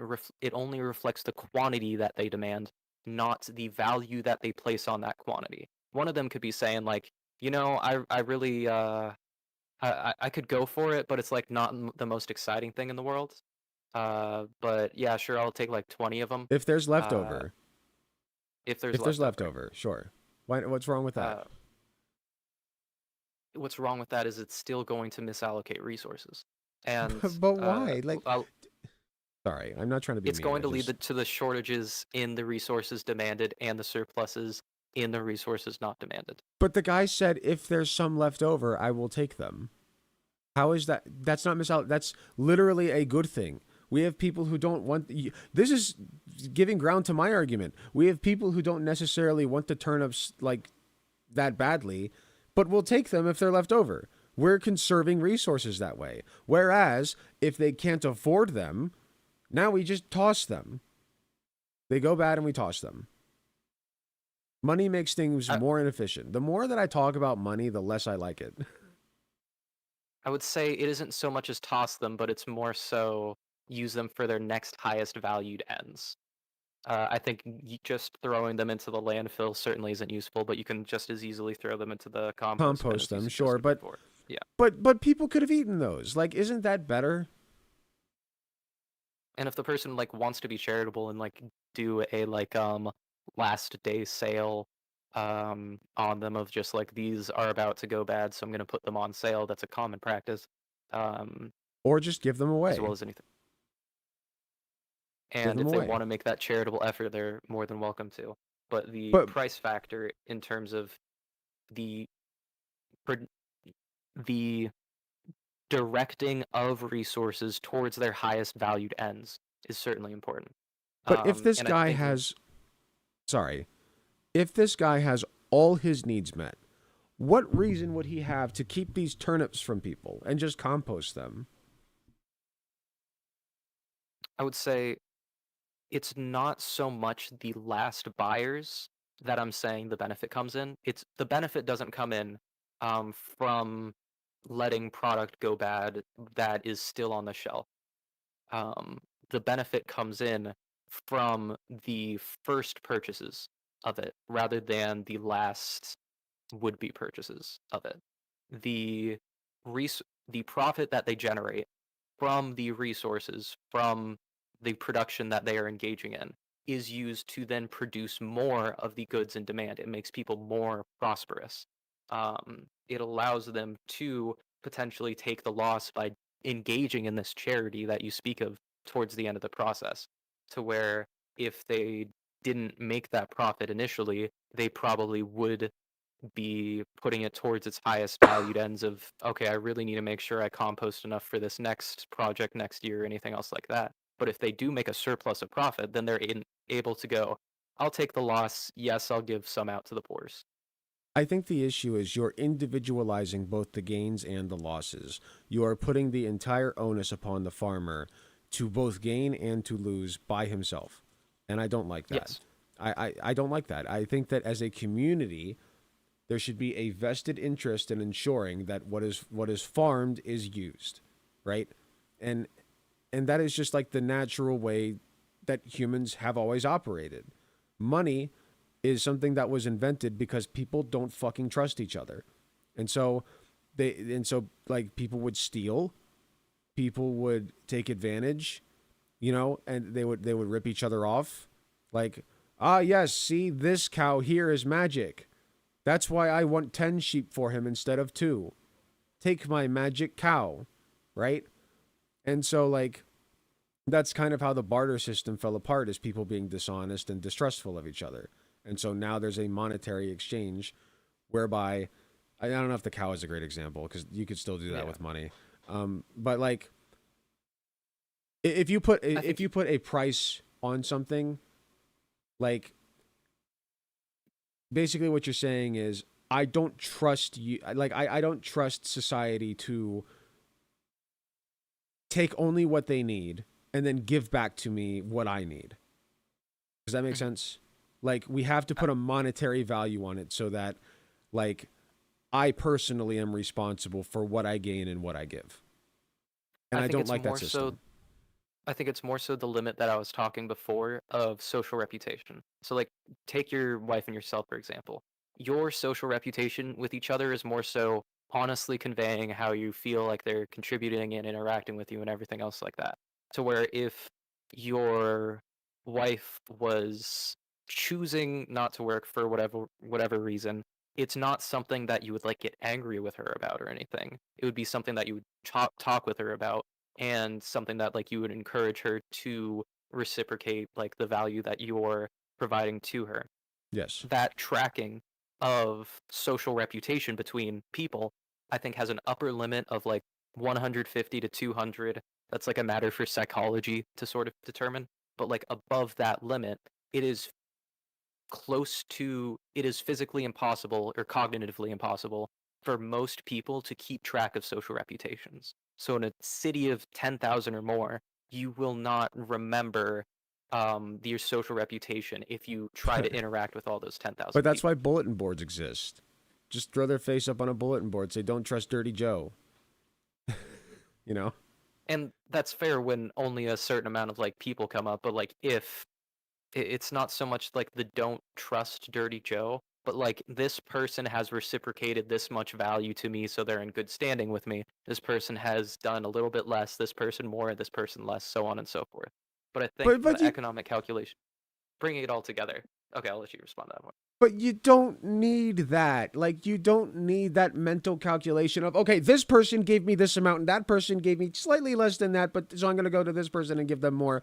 This person won't get as much because they don't deserve it. Like, you don't need any of that. All you need is what you need for yourself and for the people that you care about. And then you give back to the community based upon that, right? Like you give back what you can. You take what you need, you give what you can. Would you concede that this model would produce less prosperity? No, as a not result? at all. We It wouldn't can make economic in fact, miscalculations. in fact, this is the secret sauce to unlock more prosperity than any human has ever imagined us capable of getting. But people can't determine if their behavior is producing more value than it's using. What do you mean? Like a person has an indefinite number of ways that they can use their labor to produce value. Go farming, go be a plumber, go be an electrician, so on and so forth. They don't know if the resources that they use to endeavor on those things and acquire those capital goods to engage in those uses of their labor are producing prosperity for society or consuming prosperity. That's the whole economic calculation problem. Okay. We have to decide upon that as a group. You know, like I use yarn to crochet plushies. Plushies have no inherent value. It's not like you can eat it. It's not like you can use it for anything besides just looking at it. You know, the things that I make are entirely useless. They are simply there to be appreciated. Okay? Let's say decoration is a use. Decoration. Well, you can call it a use, and we can. The point is, it's not a necessity. Is that fair? Yes. Okay. So I take resources to create non-necessities, right? Mm-hmm. I can do that in this society. I can do that in my ideal society. Because in my ideal society, there would be value to that. People would arbitrarily assign value. They would say, you know what? We like your plushies. Have all the yarn you want. Have all the stuffing you want. Have all the button eyes you want. You know, like make your plushies. And if they want plushies, they will provide me with the resources to make those. Right? So like, you don't need money for any of that. You don't. Money is a crutch. It is an antiquated tool for weak people who, like, I should say a weak society, because I still use money because you have to. Sure. But a weak society that does not trust itself. Now, all that being said, I'm going to log off, but let you get the last word, and then we'll call it a night. All right. I think when it comes to something like the economic calculation problem and these economic laws, I would suggest they are constraints on the possible paths through the forest or through the cave.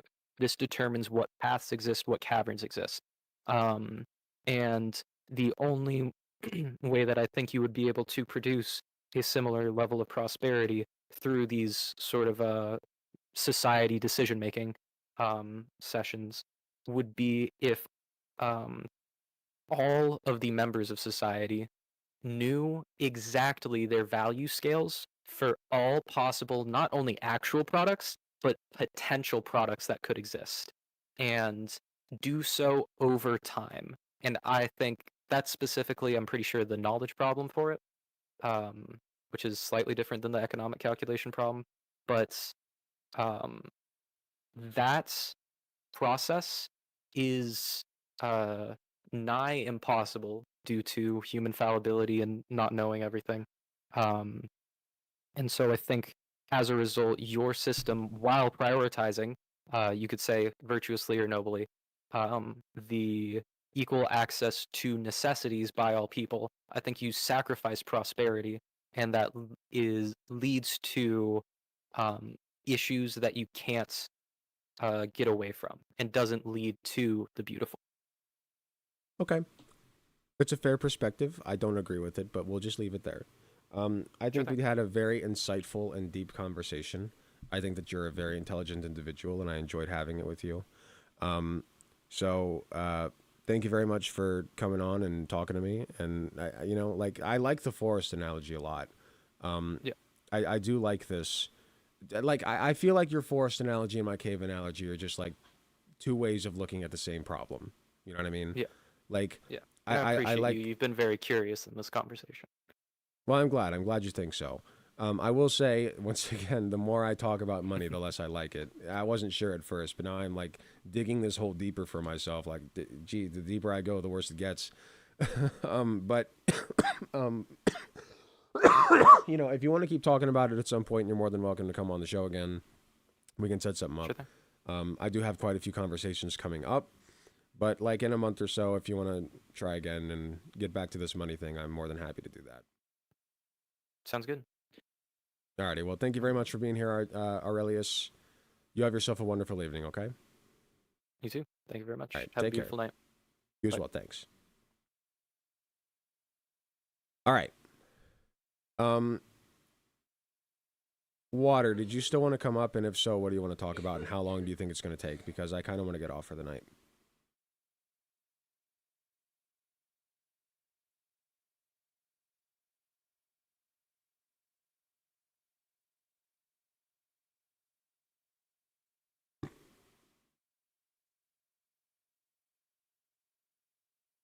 Liberalism is based. And that other guy's cringe? I don't think he's cringe. I think that was a very good conversation. Liberalism is cringe.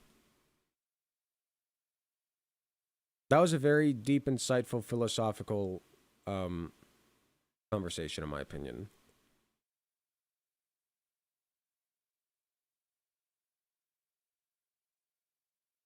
It was cringe and blue-pilled? I disagree. Water, tell you what, I'm not really in, like, the mood tonight. If you want to set up a conversation just solo, we can do that. Just DM me. I might have an opening on Friday because there was somebody that unfortunately had to be removed from the server that I was initially going to talk to, but now I'm not sure what the situation with that is. So hit me up. We could probably have a full-on conversation Friday. Okay? All right. But yeah, I'm going to get off the Discord and then say goodbye to my stream and log off for the night because I'd like to be with my lovely wife who is in the process of finishing up dinner. So, all of you take care. Have a wonderful evening. Water, feel free to DM me. We'll get a conversation going soon. Good night, guys.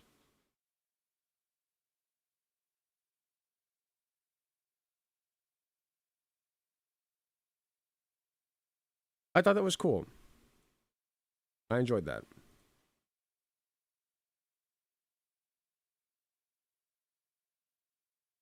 If I hadn't, then I wouldn't have been doing it for 2 hours. Okay, who's live?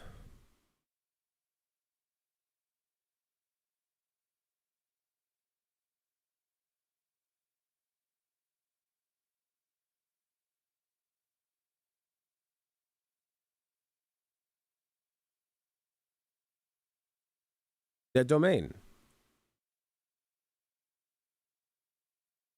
Do a raid into dead domain.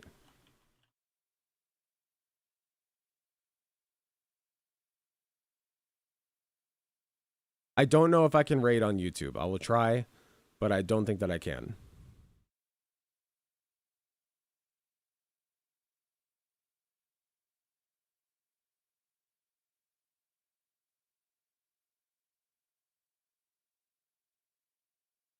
I cannot. The raid is happening exclusively on Twitch and the site.